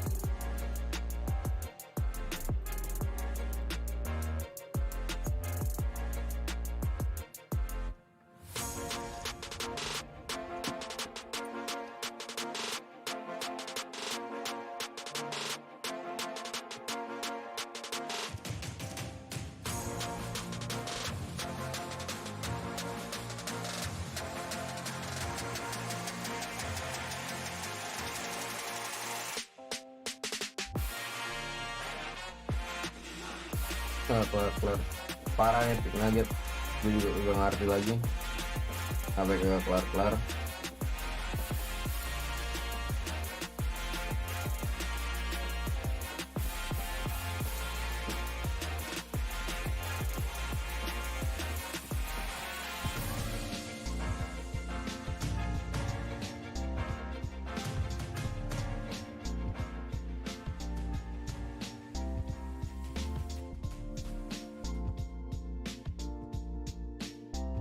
Welcome back, folks, as we enter into the second half of this final map. The other series on the other stream, as you and I were just talking about, is over. And T1 moves on over V1. That's right, folks. T1 over V1. I know how those can get confusing, but I have to watch that back because that sounds interesting. T1 victory? Lebih sih buat push follow. Pretty sure the betting odds probably would have been in version 1's favor. Prosesor kayak deh, Blay. Yang ngaruh banget. Potentially. I think everybody's excited about T1. I'm not sure that GenG and TSM are happy to see that, though. Given that, you know how this is going to go. They end up playing the loser of that series. So whoever loses this one ends up going against version 1. Such a tough opponent. Given their recent success in Reykjavik. But we're into the pistol round here for GenG and TSM. It's all quiet right now for TSM. They're playing this very slowly. Oh, that's such a good name. Yep. It's going to get a lot of damage as well, at least on Sabrosa. He's going to start healing up with the Sage, of course, and that's kind of the combination here. Sean finds one to Sabrosa early for healing, unfortunately nullified very quickly with the loss of his life. Still, not on the site. Toxic screen here from the defense, working very well. Go back. They do see a couple of players here though, so they will kind of stick around. Spike carrier officially down. The second set of paint shells not going to be ready in time. But all these members from TSM are so low, and breaking onto this site is going to be difficult. GMD, the pistol god. He's here too with the classic. Already uses paranoia though. He's going to swing on the haze. He's ready for that. The kill with the trade though, and it's all Leviathan and Wardell. Nature through the wall. That's just brilliant. Wardell's going to plant behind it too, so good use of his environment. Smoke available as well, but even if he uses smoke, I mean, Mikhail's there with a burst too. Another pistol round win for GenG, and that is now, what is that? All 6. That's all of them. That's all 6 pistols. That, I mean, might be a new TSM roster, but hey, the pistol round curse does not end. They just, it's. How many rounds has that lost them? I mean, over everything, that has lost them so many. That's close to 11 rounds, except for the one where they basically were able to thrifty them. This time, we'll see if it happens again. Oh, the force up. That did happen on Split. That did net them a positive version, but if they lose this, series gets very dicey for them. So again, they'll try A. We're dealt with the Marshall, and we haven't really seen a lot of it. It is very, very potent. Nature's got one as well, holding down the B site, so he's going to be a little bit late to this hit. Oh, they're getting all the way up into maze. This smoke is actually, they're taking massive advantage of this. Usually it's so good as a one-way, and you're playing down on Gen. But Sabrosa's through, and Sean's paying attention though. That's a great pick. Sabrosa does take a little bit of damage, starting to heal up. Bang trying to get the wall up.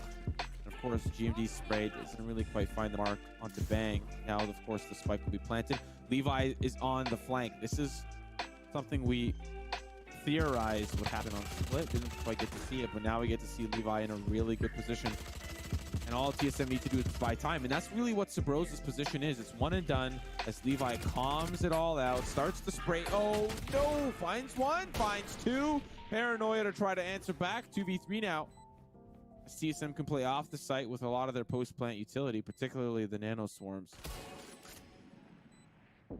None. The wall is up. They have to break. They have to break fast. Smoke also on that spike, and if GMD really contains this, that Marshall's the only thing to take it out. The spray as well. He's behind the wall. Segment as well. Oh no! Seconds now. Hayes is there just in time for TSM to win another force round. So it actually happens. They clap back after losing the pistol. They almost did. That was very close from nature. And really, it was this Levi flank that I think made matters even worse. Levi had kind of joined TSM in the A-side hold.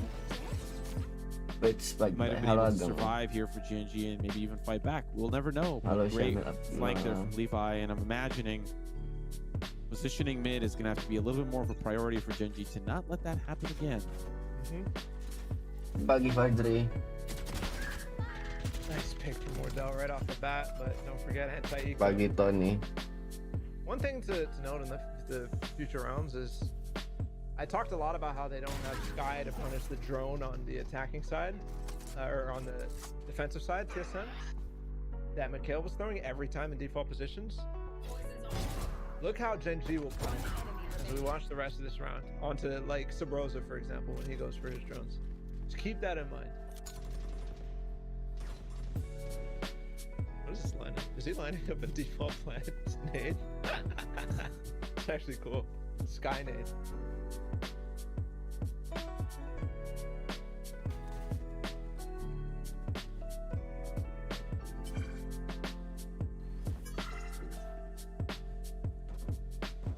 Just funneled the orb over to Sabrosa and also the spike as well, so we can get his ult. Everybody else is farther away. Yang rame tadi Blay pas map 2. Map 2-nya apa tadi, Blay? Oh, that's a little unfortunate. That's a little can Bang get it in time? Nice. Okay, so they at least carry that Phantom over. That's, you know, no love lost, but that's ADS spray for you right there. You ever find yourself spraying an ADS, you're just like, oops, like I should not have done this. You regret it before it even starts. Yep. Your brain and left clicks. Start spraying.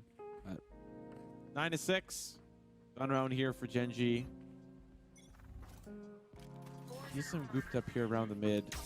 Kyle gonna take up post here quite consistently. No recon bolt to kind of follow him up. Lihat 20-20. Lah terus sama siapa?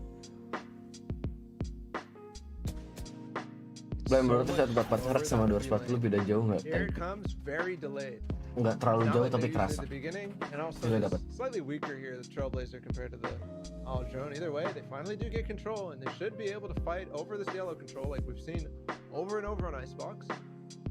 The big thing too is Gen G's committing a lot towards the A, even though they've heard a Trailblazer out.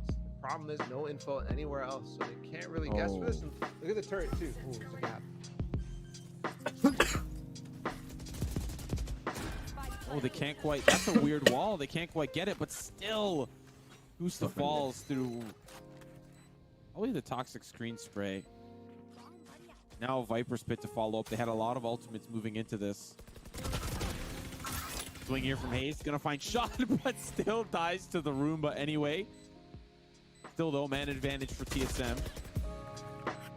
Nature gonna find Sabrosa, but of course they're stuck in the pit and they need to make sure that they can take out these members. GMD the last man standing, and it's a great conversion from TSM. Use a couple of ultimates. Get the round. Anjing ada yang natur Blay. We're within 2 now. So far, the ult funneling has been fantastic. The ones that they're getting up, the Viper's Pit coming online during the gun rounds, very, very crucial. So Leviathan farming a little bit of the anti-eco frags in the previous rounds. Convert the gun round for them down the line. I mean, obviously they got the kill through the smoke as well, so there's that. Aggro from Gen G on all sides. Wow. Nice pick.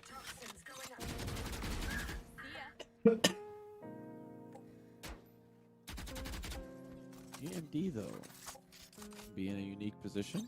Several seconds. they can overwhelm Wardell. this TSM combo down the middle. GMD does eventually find Nggak diliatin Wardell. lanjutan setelah 2020 tiba-tiba TSM yang menang. Fast enough to try to The catch this fuck? player kind of lurking about, but of course the spike's planted. They're grouped up together. Is there not a gun for him to get? Should be on Shouldn't there Wardell. gun on, yeah. He got a Spectre from, I'm pretty sure, his teammate's body, so. Not quite sure what's. Is he? It looks like the way he's playing, it looks like he's playing for B, but no, he's just looking to see if there's anybody lurking in the kitchen, so. Try to get exits. And Leviathan in maybe a pickable position, but that's also such a hard off angle against anybody coming screens.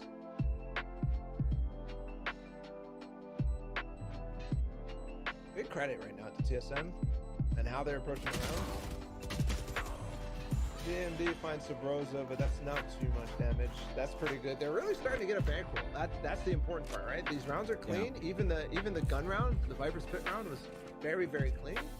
And so this is now doable in sense of they could take full control, full momentum in this game. But I question, how far away are they from more impactful ults like the Viper's Pit? Still quite a ways away. Leviathan not able to get super value on that round, just the spike plant and a kill. There's gonna be a quick dash from Wardell across the side. No, jump peek. Ngaco banget Wardell. Udah kayak main public bangsat.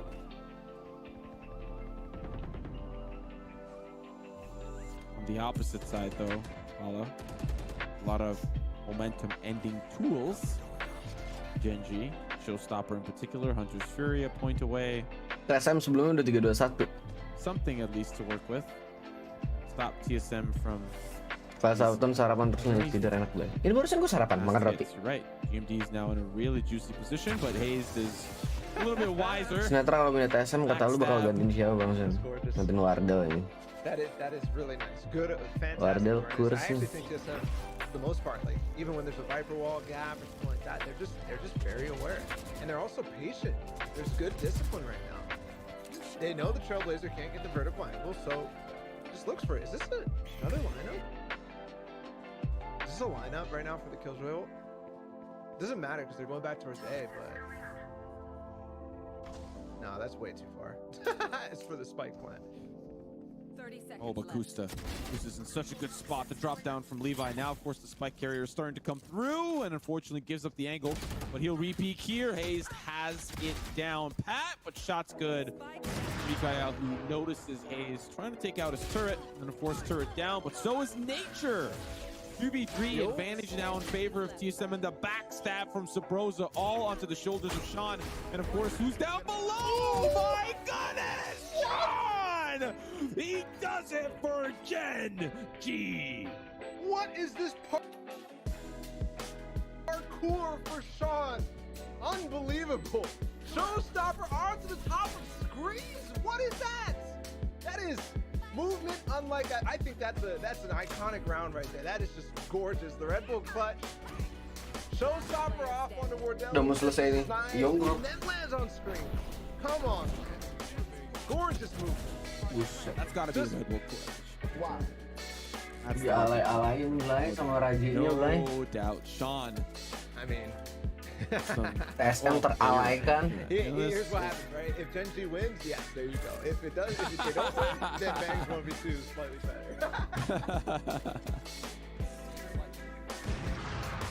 Aggro again on Bulldogs. Up, of course, here in the hand of Wardell, but look at this. Pretty aggressive. Abis game ini masih ada ini nggak sih? I think Sean backed away Masih ada just in the nick of time. yang main nggak sih? Levi was definitely ready for him. The opposite end, but that's going to be a flank that we got to pay attention Like, to. jangan lu kata-kata udah dijaga aja kagak lu goblok. Sentinels, of course, Sage. They can't really place down a trip or an alarm bot. They don't really have any way to stop this other than Sean waiting in the kitchen.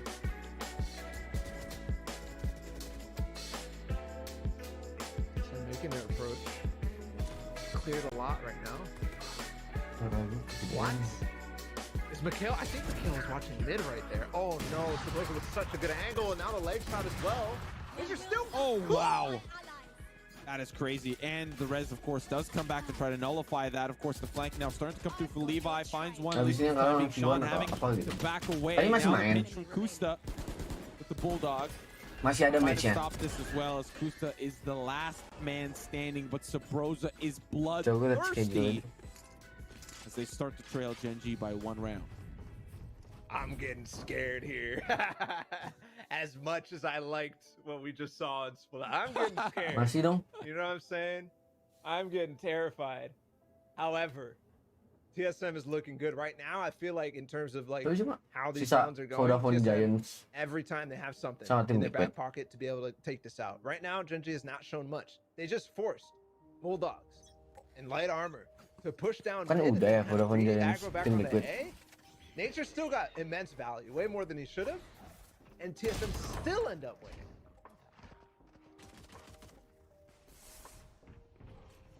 I mean, I wonder how the round would have gone if they didn't res Sabrosa, because he just kept looking for more and he found even more value. That res was very valuable for TSM, just as that frag was, but of course this is the eco round for Genji. TSM looking to tie us up. Paint shells. Not going to quite find its mark. Nature, the last person standing. Look at the ultimates available for Genji. Pit from the shadows, and of course the resurrection. Could play a factor in this upcoming round, particularly the Viper Spit. What I'm looking at, although the placement of it for Kusta is very key for Genji to find a round. Yang sub sudah ditambahin kan? Udah ke 400 kah? I mean, you saw the impacts. Everybody's watched Icebox at this point knows Belum, the Blay, impact 6 lagi. Viper Spit can have on defense. Milestone 3 udah kan?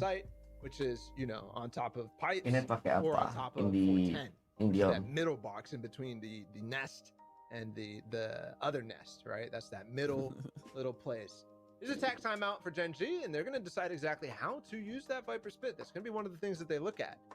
And could net them around. One of the things that's very important is look at the money. Look at the bank for TSM. There's potentially 4 rounds left.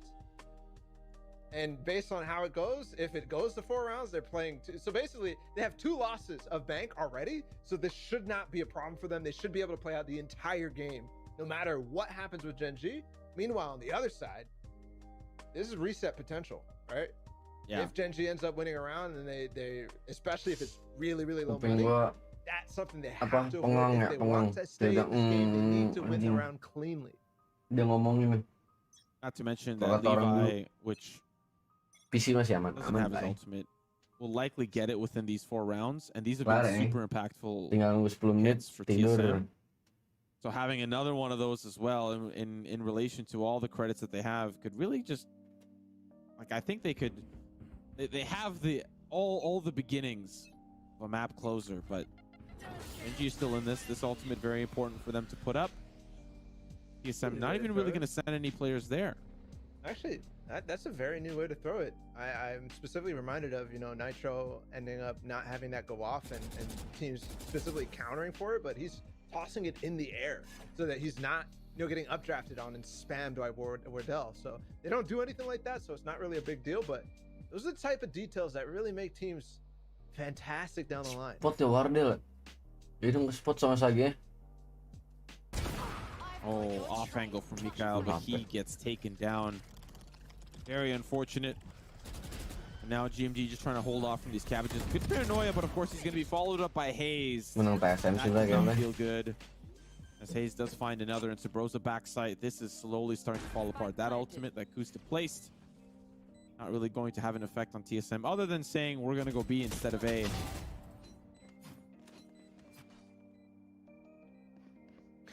They are literally hunting Sabrosa this di down. jam This is for segini, good what the reason. fuck? Again, this is for they're forcing an eco. They're basically giving themselves match point if they really, really close this out. Don't give them any guns. Kusta the last person to find. This hunt is important for TSM. Rose is going to take the fight. He loses it, and this might be the escape for Kusta. So at least they have one Phantom with them, a hero rifle, into the round, preventing match point. Makan semua. Makan Ferdian. It might be time to chase him. Look at Hayes. No, it's not gonna happen. 10-11. Not as dominant of a first half as some of the other ones that we've witnessed. But TSM once again climbing back. Kenapa ya TSM kagak work ya? May not be winning the pistols, but they're Sahabatan really kelar close masih to live. closing out the series. Jarak dulu si Blay kayak Blay. See the force up here from Genji. They just can't afford. They can't afford to let any rounds go to the wayside. And when they have a lot of ultimates to work with, Sean, Showstopper is a distant memory at this point. Gonna use it the next round, depending on what he finds. Paint shells early. Levi has to push back, but they are just Itu pakai unloading stand-in ya? on Genji in the middle, bringing it down to 2.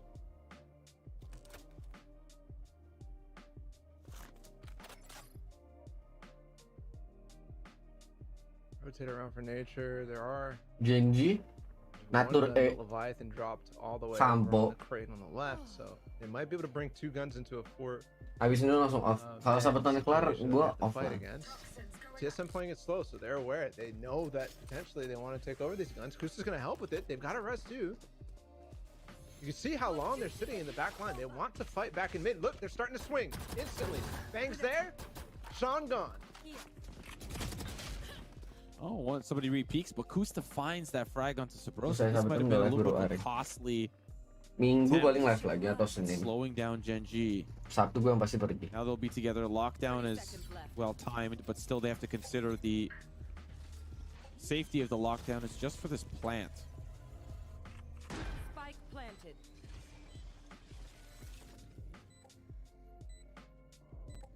What do Genji do? Nature's first, then just Wah, like that, gini blink, ngobrol aja, Blay. and we Jombro. miss it. Good angle there from Wardell to look at screens, and of course Nature dealt with by Bang. Menang ya TSM. We're at match point for TSM. Match point Jinjinya for the kocak. series. Kalah sama How they TSM. brought it back here is Asli unbelievable. di NA TSM udah kayak ya Allah.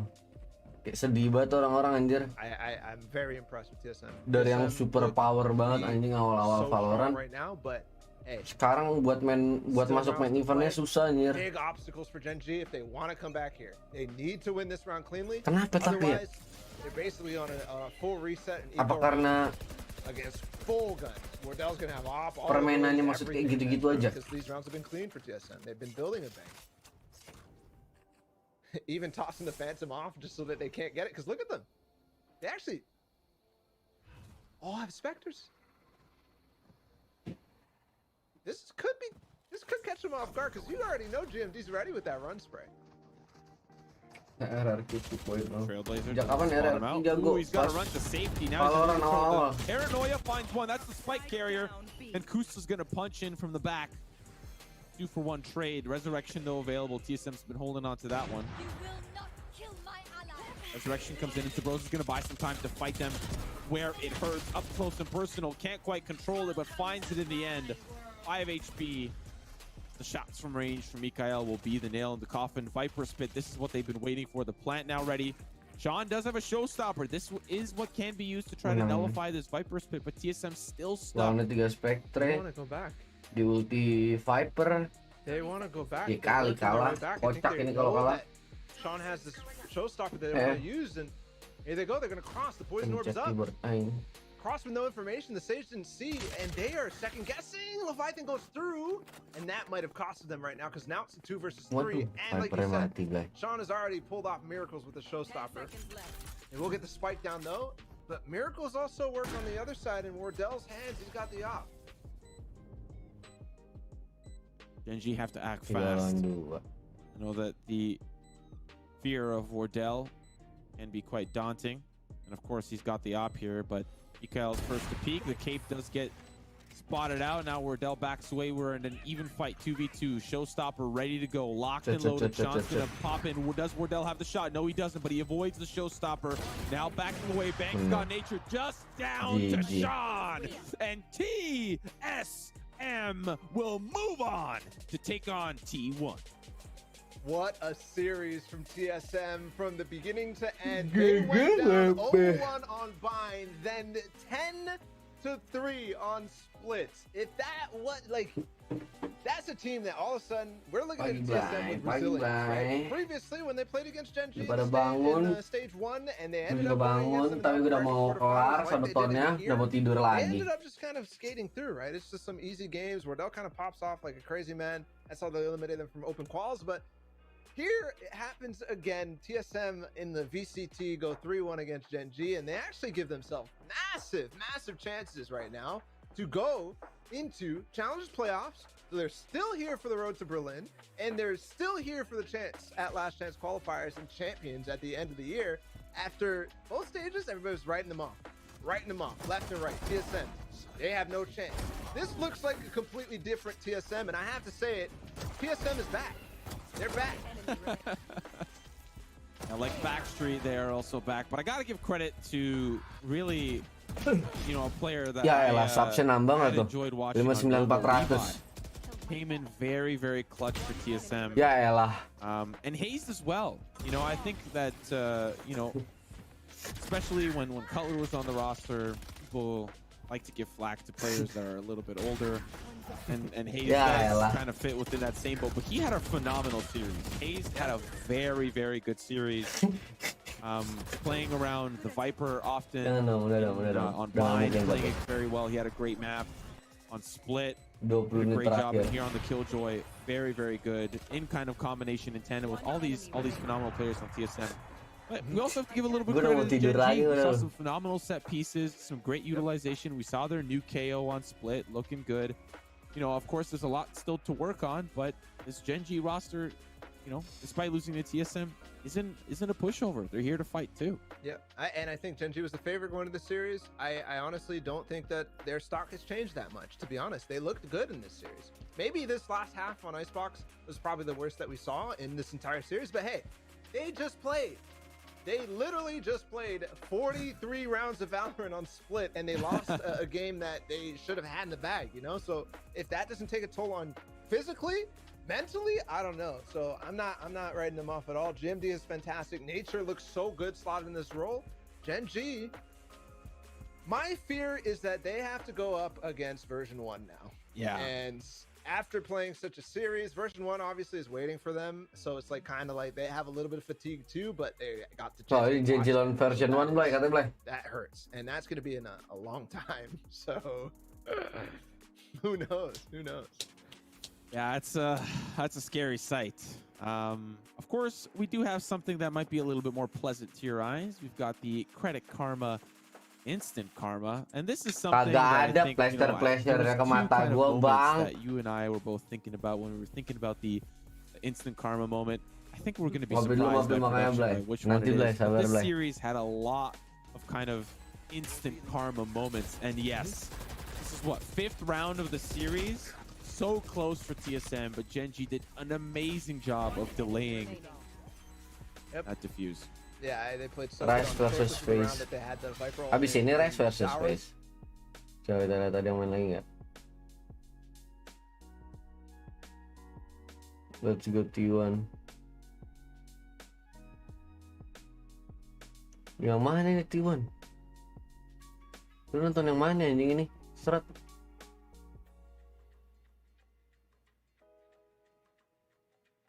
Dia nonton TSM juga kayak. I'm not mistaken.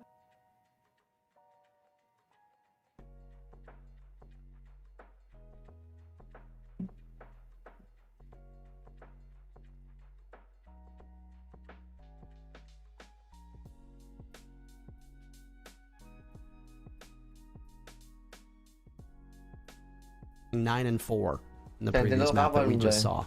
Superman can take a step back, let Poised and Neptune do all of the killing for you.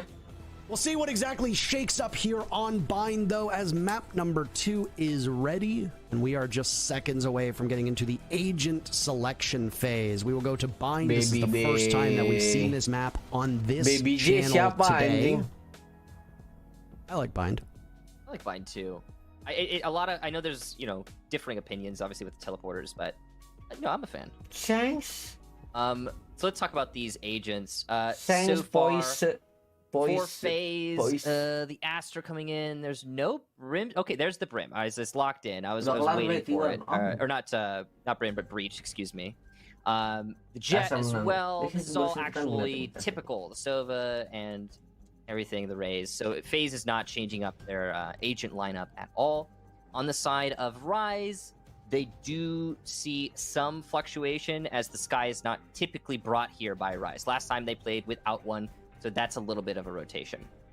One thing to note as well for FaZe is that with Breach on the board, even though it is a bit more telestrated, you've at least got flashes for your team. That was something that was absent, if you recall, from FaZe's lineup on the previous map. They had no flashes available to them.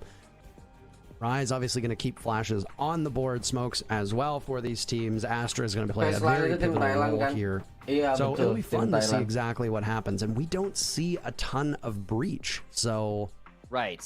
And of the agents that Baby J does play, Breach is actually his least played agent. So, but he plays it on Bind, for the record. Right, he only plays it here. But when we do see it here, it is worth noting that he really fits in well with the rest of his team. And it also frees up Zachary to play roles that he prefers on controller. So I think that this is going to work well for FaZe, and this little secret, formula for FaZe, their comfort on the agents that they bring here might give them the favor that they need to bring us to that map number 3. And I certainly hope they do, because, I mean, you know what? I greedily do want a third.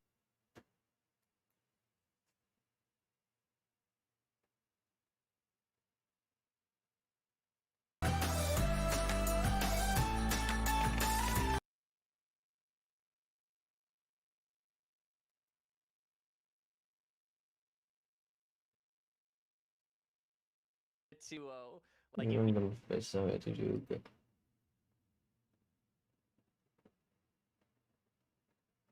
Having a good time. Dia main.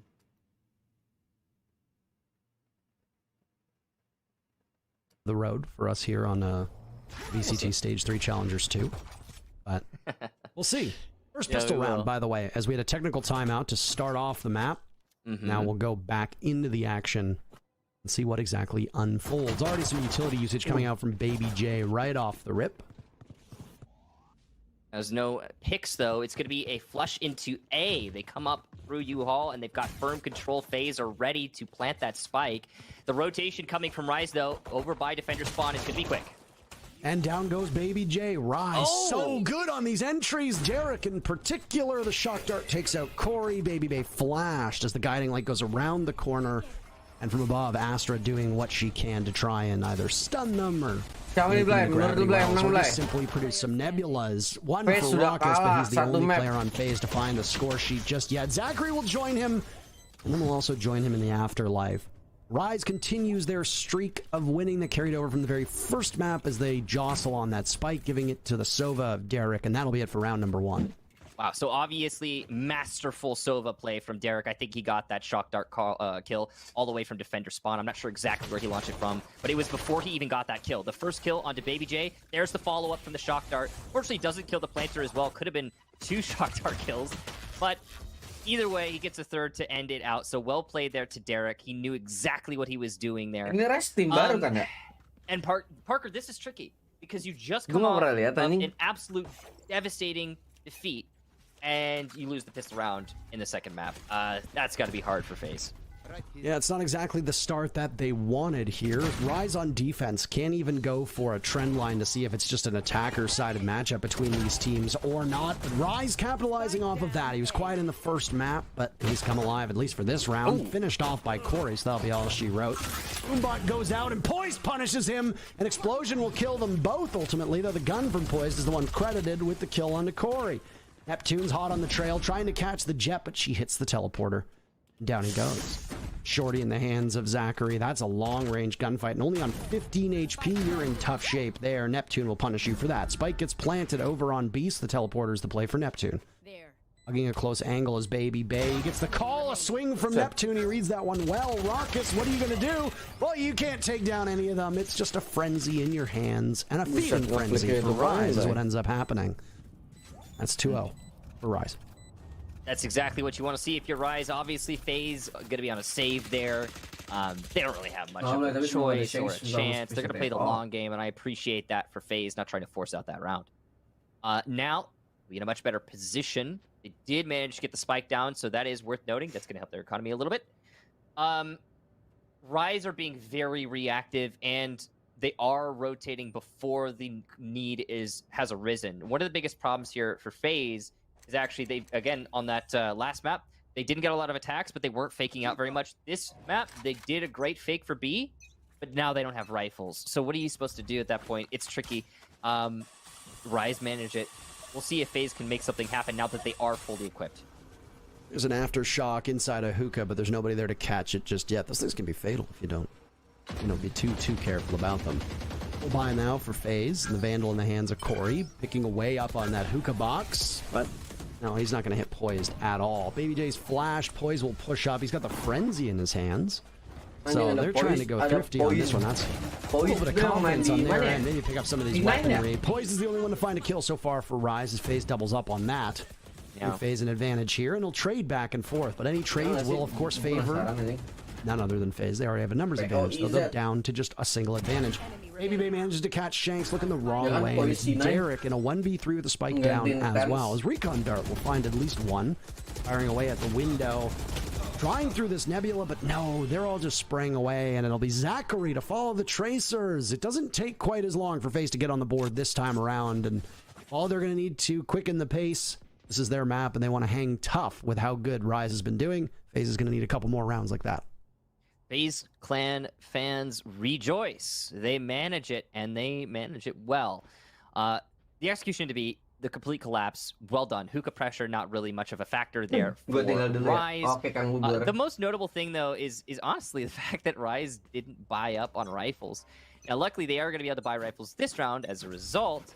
But, yeah, they just didn't leave FaZe halfway. They instead ended up going with the weapons they had on hand. And, well, it didn't work out. They did manage to do some economy damage, but overall, round lost. So this time around, FaZe early pressure in showers. Some players by A main. Bit of a lurk there for Raucus, waiting for a possible push out of B, but as you can see, Rise are being very cautious this round, just playing off of their default set. Or would have changed there if they hadn't gambled on the Thrifty and just gone full buy on that previous round, if it would have worked out. But hey, they went full buy this time, and it's good enough to net ZOWIE. He was strong in the previous round, won't be able to make any noise this time. Astra's down. It's a Cosmic Divide as well that is not available for FaZe. So the ultimate of Astra will have to wait for round 5 or onward. Speaking of ultimates, Eric on the Sova manages to net Raucus. You can use that for intel or for dueling, and in this case, it's good enough for a kill. Neptune finds one as well. Rise up to a 5v2. FaZe some stumbles after the success that they had on that previous round. 30 seconds to go from the right to ship. Parker, I'm seeing a lot of isolated 1v1s here for FaZe, and obviously when you add Derek picking that player off there, using the Hunter's Fury, it gets even worse. Here comes Baby J's breach into the site, and 10.000 dari Ba Asteris Asteris. Pesan, halo bang. Why are these players not entering together? I know there's limited time, but you gotta make a chance happen. Instead, you get all these 1v1s. Rise is better in those. They'll have a flawless round. Adds insult to injury. On map 1, Rise's dominance came on attack. This time around, they're starting off strong on defense, on bind, controlling the pace, getting those opening duels, rotating effectively, and not overextending. All of those things working out effectively while managing their utility pretty well. As for FaZe, your utility usage, well, you're starting to get up there in terms of ultimates, and this maybe, if used effectively, could start to steal you a round or two here or there. Using them with Reckless Abandon could just end up being quite wasteful. Looks like the lineup is going to be over towards A, but the spike has been dropped exactly between the two sites, so at some point you're going to need to retrieve that one. Nice kill from ZOWIE, but he's not long for this Earth. Shanks punishes him. Superman jumps in with a kill of his own. Rise yet again. They might not have gotten the opening pick, but they grabbed that advantage so early on, and Derek takes down Corey. Nobody from FaZe is hitting their shots through the air, gliding, soaring. Baby Day shut down by Neptune, and very quickly, like 30 seconds into this round, it's Raucus. That's it. Yeah, and he's got a sheriff to boot, so this is doable, but he's gonna have to land some crazy shots. That was the same for everybody on FaZe. Pistol round essentially for FaZe, not much of a chance there. So cleanup crew Rise shows up and delivers the results as they were requested to. Now finally FaZe will be able to get back into the action. This is again, they're going to be their chance to break free from Parker. They have 4 rounds across 2 maps right now. I mean, at this point, you have to focus on the things that FaZe is doing well. And you're right. I mean, they're engaging in isolated 1v1s. That's not where they want to be. They need to be working together. The coordination from Rise has been much stronger. They're almost always set up for trades. And the thing is that FaZe is not failing on that coordination front at all. There have been a couple rounds where it's absolute mayhem through the mid-round. And FaZe are very easily able to trade off too. The problem is that they usually forfeit that first pick, or they surrender one of the later picks, which costs them an advantage that they so desperately need. No picks here just yet, and Baby Bay misses a shot on the poise, but there it is. Corey and Baby J pick up 2 of their own. FaZe tripling up on the score sheet now, leaving Shanks and Derek as the last 2 members of Rise. Rise were hoping for a 5th round through this 6th. Shanks is flanking, though. If there's no intel, he could do some serious damage. There's one flank watch. It's Raucous. He wins the duel. And Derek is against the world. There goes a recon dart. Anybody shown? No, the dart's destroyed immediately. And with the spike down, Derek is in a tricky spot. He'll have to pressure from spawn, but can he do that? Not really expecting anything here from Derek. Also, take a look at the ultimates on FaZe. Setting up for the next round, this could be the beginning, excuse me, of the comeback. Still a little early to be calling it that, I suppose, but the momentum has seemed to be in Rise's corner for so long. It's almost like it's built up across maps. Great execution, though, for FaZe this round. Their ability to collapse out through showers and main at the same time, great. They followed up on the entry from Baby Bay, even though he didn't get anything, immediately. Everything looked like the typical FaZe that you'd expect to see on this map. And again, working in that breach from Baby J, in terms of utility, that's exactly what you want to see. You got to keep this one close if you're FaZe, and hopefully mend the economy as well. A nice aftershock there to just pull them all in and take out the raise that was playing up by U-Haul. Look at the economy now. It's another full buy. Yeah, we're back into even teams here, and I think that bodes well mostly for FaZe, because again, they do seem to be the team that's been on the back foot for a long time. Oh, this is dangerous, and Baby Bay is better. He hits the dink, and the follow-up body shot is enough to down Shanks. Operator be darned. Now we're talking about the economy now, by the way. It was 10k for FaZe, 7k for Rise, so that's something to keep an eye on too, because even if FaZe loses here, they still have a bit of an advantage, but their advantage will continue to grow on the field itself. There's a rolling thunder to go on and dislodge any of the players from Rise playing in that back spot over by Elbow. Spike down, planted. Corey backing away. Zachary not too far off of him. I think Derek's going to fall off, maybe re-engage. I don't know if they want to contest this. It looks like Rise is going to say no for now. They might go for the triple save. The operator is not retrievable, as it was down well far away. Yeah. It's actually Baby J who's camping the operator right now. I don't know if they're aware of that. This is the right call here for Rise. Just save the rifles, play it safe. Don't overextend. Don't take unnecessary risks in a 3 versus 5. You're not going to get that retake on those bottlenecks. It's just unlikely. Looks like Baby Bay is actually going to drop the operator. Now he'll do that to try and keep it out of the hands of Rise. Pick up that operator. Number 1, it makes it harder for you to entry as a jet, and number 2, if you do entry as a jet with an operator and then die, now the enemy has an operator on defense. You don't want that.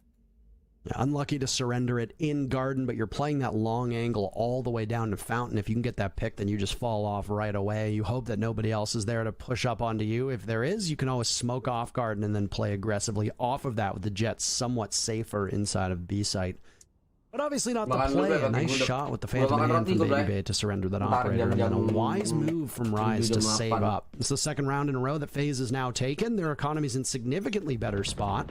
And because of that save, it actually didn't hurt Rise's economy as much as you would have thought. They ended the last buy period with 7k. They're at 6.2 right now. So it's going to make a difference, don't get me wrong, but they're not in complete and total free fall because of it. Ultimately the right move, even if it did cost them the round. Seeing a much more passive Rise now.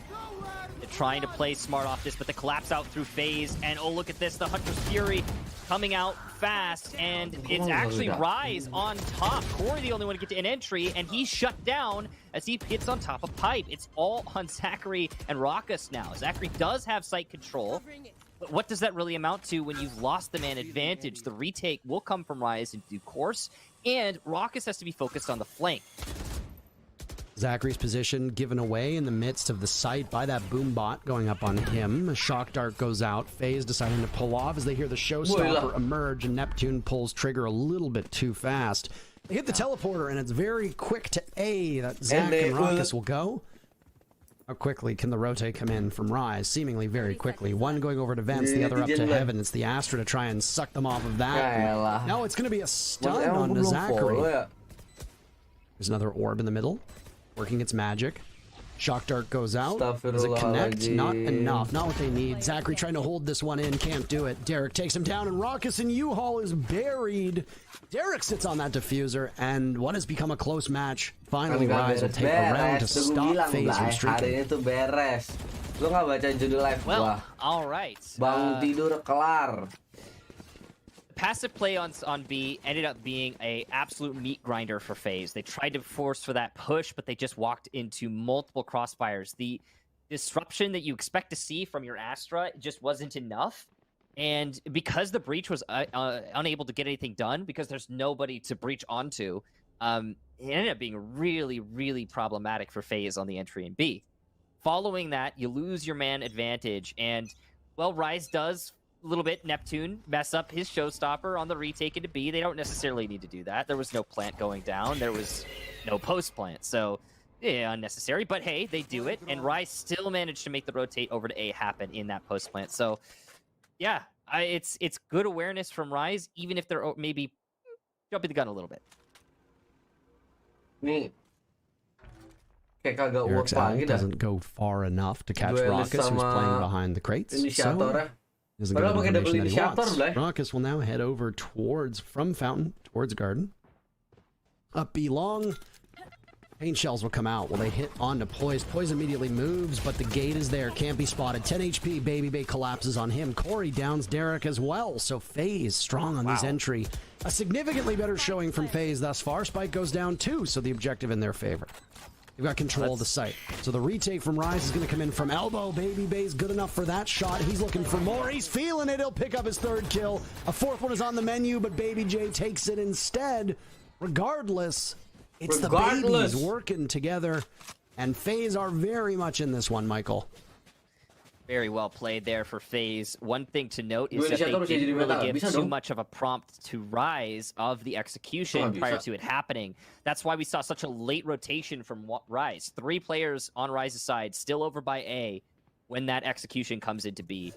It's the fact that FaZe were so patient before they went for the explosive take, and they confidently did so as a unit when they committed. That's the difference maker. The explosive nature of your take. None of the typical prelude to the actual execution. You just let yourself get close before throwing your best hit at it. Inside a shower, Zachary sits over top of one of those Astra stars. Not finding any of his targets just yet. He needs to look up and to the right. That's Superman sitting in that position. Neptune very vulnerable, but hey, Superman finds 2. Neptune one of his own. Immediately with the snap of a finger, it's 3 kills, but Baby J has something to say about that one. Neptune swings a little bit too recklessly, and FaZe capitalize off of that. Another kill or 2 like that, and it's a very winnable round for FaZe. It's very winnable round. Baby J, those only on 13 HP, so this could be tough. The plant, we're at least starting the plant. Raucus down, and there's Shanks to finish it off. If it weren't for the Sova ult, that was going to do it as well, and Rise picks up yet another round. They're up 6-4 as we're almost done this first half. Yeah, the Hunter's Fury, you could argue that wasn't necessary, but better safe than sorry. And on top of that, Rise have plenty of utility, plenty of ultimates built up at this point. Yeah, why not spend one to secure a round to be absolutely certain? You've got your Seekers, you've got your Cosmic Divide.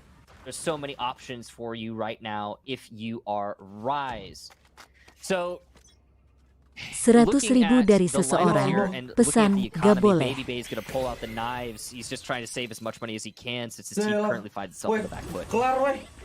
That's a smart thing to do. You can't afford a gun, you can't afford an operator hole, but Baby Bay makes it work. Down goes Superman. He picked off Corey earlier on. Another for Baby Bay. Arrakis picks up one of his own. The Seeker will hit, but not before the damage has been done. Derek and Poised, last two alive. Knives still out, can't touch Poised at all. Swings into U-Haul, loses it to Arrakis. Derek in a 1v3. Spike is down. Derek can make this work, but all three targets are far apart. Spots the head, can't hit the shot. It's like threading a needle. It's a tough one to do. Expects there to one be over. U-Haul doesn't know that there's one to his left. This is going to be the problem. It's creeping up, and it's Zachary to finish him off and seal the deal. 5-6. Rise still in the lead, but FaZe keeping this one close. Yeah. It's great to see there, Parker. And it reignites the hopes for a possible map 3. It's strange because we're seeing such great executions from FaZe. Somehow managed to find themselves down.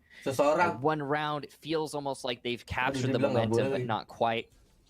In terms of economy, though, we do see one Spectre and several half-buys on shields here for Rise. Not going to be ideal going into this round, and that might be why they're looking to make an aggressive play through aim 8. Just like that, they're trying to push in. Baby J rather finds the very first kill. Rolling Thunder knocks Shanks back, and Baby Bay, the other Baby, can capitalize off of that. Showstopper pulled out. Corey connects. These ultimates are doing so much work, and like that, every member of Rise is falling. Neptune looks the wrong way. It's Derek in a 1v5. How quickly the tides turn in this matchup, leaving FaZe only one round away from tying us up after the first half. No. You want to say it, Michael? I was going to say, yes, the turntables. At that point, the round was over. It's flawless as well with the spike planted. Beautiful stuff there for FaZe. The first half ends up being a lot closer than we first expected. Oh, absolutely. Rise looked like they were in command, but it took a couple rounds for FaZe to find their footing, and after that, everything started rolling in their favor. The two teams were neck and neck, which sets us up for the next half. Rise were so proficient on attack. How are they going to do this time around with the side swap coming in?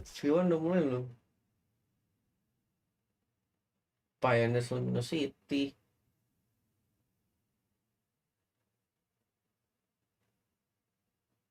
Buset, streamer banget nih Wardel Sabroza. Baru kelar game langsung live. Gila. Jadi streamer aja, Bang. Daripada tur nih, kayak kepaksa banget tur nih.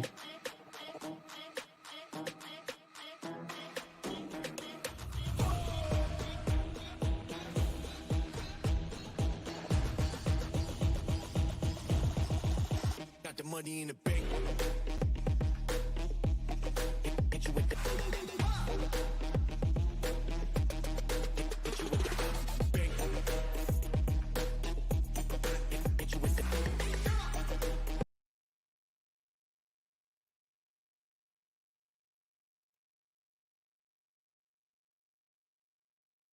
Everyone shut the fuck up, let James call. Everyone shut the fuck up, let James call. Nah, but the CT, everything, like the setups, we did the same one. We did the same one.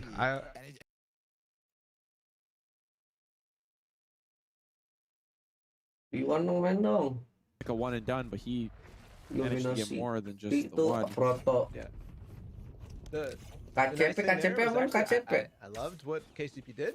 Kayak nama perusahaan pinjaman ini KCP. Cubby here. Sakit and he juga has tembakan. Directly above him. Obviously this was a little scary, but you see, it's Physic right above him. But Dazzle's dart actually forces Scourge to play back into that Cubby rather than peeking with him. So it's no longer the stack that they wanted. So successfully breaking that setup was key for LG to take that. It goes all the way. Ooh, what's the Marshall? Not the op. Finds its mark, but not the frag. And we'll take out Odorous, who's waiting patiently. Or Face lagi, Blay. Waduh, masih 1 menit.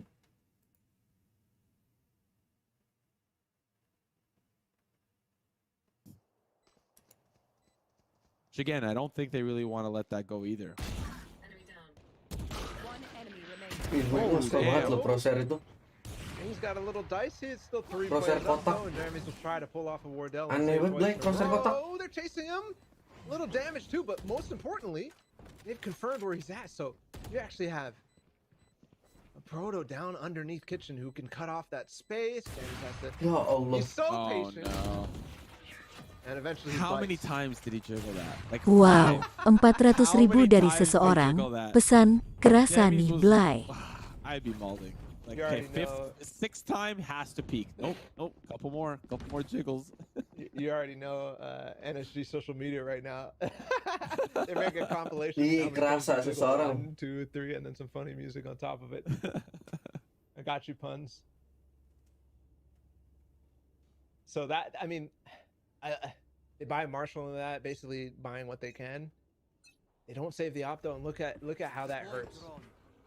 They don't have it this round. Jammies is on knives only. Thank you seseorang. I say knives only, but that's so significant. Yeah, it's just knives. A couple of knives. Bullets hurt way more. We know that. Ooh. A couple of taps for Scourge will find Dazzle. Information and the Hunter's Fury now gone. Yammy's waiting on top of screens. There's a player close right. It's your boy Dre. He's already on. The boy Dre. And Scourge is just trying to deal. Oh man, he's going quite athletic. Doesn't really matter. Scourge is doing all the work. Makasih seseorang. And Ban will be the Sabar last ya. player standing as a Proto Relax, Blay. ends up a little bit too deep. Totalitas, Blay. Potential round to tie us up here for KSP. All right. KCP Very scuba. surprised he popped knives there. Udah mulai kali ya. Pes. So, Rise on attack was so formidable on the previous map. We'll see if they're able to make that same amount of noise. Split and Bind don't exactly play out the same way, though. So, not exactly good enough to base it off of that. But round one with pistols working out well. It is at least for Poise, too. Because of him, Rise now have a sizable advantage. A 5v3. Poise taking some damage in the process. Shank seeing two of them and a quick stun. As he gets intel and the spike goes down, he will walk away over to Showers. And with it, Poise now being healed up by that regrowth from Sage. Back to full HP. That's teamwork, isn't it? Tori lobs some paint shells in and will try to follow up on U-Haul with them at just 20 HP. The boombot will go out. Target prioritization's an absolute nightmare on that one. So Neptune will now need to look to his left. Down goes Raucus, and the blinded Baby J is taken out by Superman. Very first pistol round of their attack goes to Rise. Poise able to get another kill thanks to that healing as well, but I really do want to highlight Poise's contribution to the outcome of that round, because he did take two separate 1v1s, not a 2v1 in Showers, but just that, two 1v1s going Poise's way in Showers. Nobody else on Rise in a refrag position. No one was going to trade him. It was either he won those fights or shower pressure is completely alleviated for FaZe. If FaZe had been able to get that win in Showers, even if it had just been a trade, it makes all the difference when it comes to the rest of the A-side take. Oh no, they walk right into Superman's waiting arms with the Spectre. 3 bodies will hit the floor for FaZe. Poor Corey and Baby J. At this point, what are you gonna do? You know that your economy will rebound on the next round. But what do you do for the remainder of this time? Do you just sit and wait? Maybe call a tactical timeout? It seems like that might be the case. I don't know. They're both working darns over in B. Heaven Poised is here. You're absolutely correct. Round 3-nya Spectre in a great position to lock this one out. I would take the time to consider my options, but there's one for Poise. He'll fall back, not wanting to drop an SMG, a Spectre. Kalau lo pakai agent kayak Rena He's been put down to 40 HP. Mending lu beli light armor sama Phantom atau Vandal aja. Corey may be able to do something, but it's unlikely. Nice dink, and there goes Superman. A beautiful job there with Classic, and one is better than nothing, Parker. Oh, that's absolutely true. Superman just lighting them up as it's just like an exploding clown car as they all just burst out. And how many of them are there? And Superman is there to greet them all. He's having a great game. Top fragging on his team right now, 13-8. He was the quietest performer back in map number 1. But yep, for Rise, obviously not much of an issue. If you've got Poise showing up in Neptune in map number 1 and then Superman doing the same thing in map number 2, you don't need to rely on just one person to carry the team. First 2 rounds of this half in the books for Rise, that gives them an advantage, but back on even footing as it's a full buy now from FaZe. Obviously, for ultimates, it greatly benefits Rise. They've got the Cosmic Divide from Astra And then Poised right now as well, sitting very close to having his ultimate as well.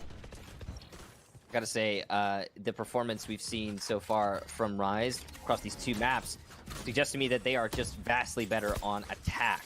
And I think it was reflected in those last couple rounds. But now that they're going to be met with some actual guns, and there's still Spectres in the hands of Rise, things might start changing for Spectres, in fact. That's, you know, it's obviously not ideal. Well, they did this again as Rise had gone thrifty in the first half. It didn't work out for them. They lost that round. What ended up being a relatively 40.000 dari pivotal Mamang one MIMING. Pesan pagi They got the sunshine. kill, and look at that. Outgunned is Neptune. You might want to get a pick here or there. Swap up weapons. I don't know, but they're definitely fighting for it. Plays with the advantage. The Cosmic Divide is out. Derek finds the first kill for Rise. Spike goes down 2. Zachary waiting for this to fade, so he can go over towards U-Haul, finds himself in another dimension, confused as to where he is. Teams will trade out kills. Poised will now head through Showers. Shanks in the midst of the site, gunned down by Raucus, as FaZe have control of the back of A, whereas it's Rise on the front. Spike continuing, meanwhile, to tick away, and it's Superman to try and hold it, but he can't do it. They'll get on that. They'll get on the defusal, and there'll be plenty of time. They give it on over to Corey to give him one of those points to get ever closer to the showstopper. Big win there for FaZe, of course, going to be shifting some of that momentum in terms of the economy. A number of little mistakes being made there, overextensions, especially through U-Haul. In that post plant, even man count, not sure if you really need to be pushing out a U-Haul or if you could just maybe possibly wait it out, especially with the Nebula being in your way. Lots of choices obviously made by both teams throughout a round. That's typically what we see here. Duh. But it was, yeah, I don't know. It was a round that I think Rise could have easily won. Obviously, the Spectres did hinder them a little bit, though. And here we go. They're back in a position where they can fully purchase some guns. Even Baby Bay, actually, now. And Zachary. They cannot get their full rifle. They'll have to use the Spectre. So it's a little bit of a shift back and forth here. Who's got the full lineup?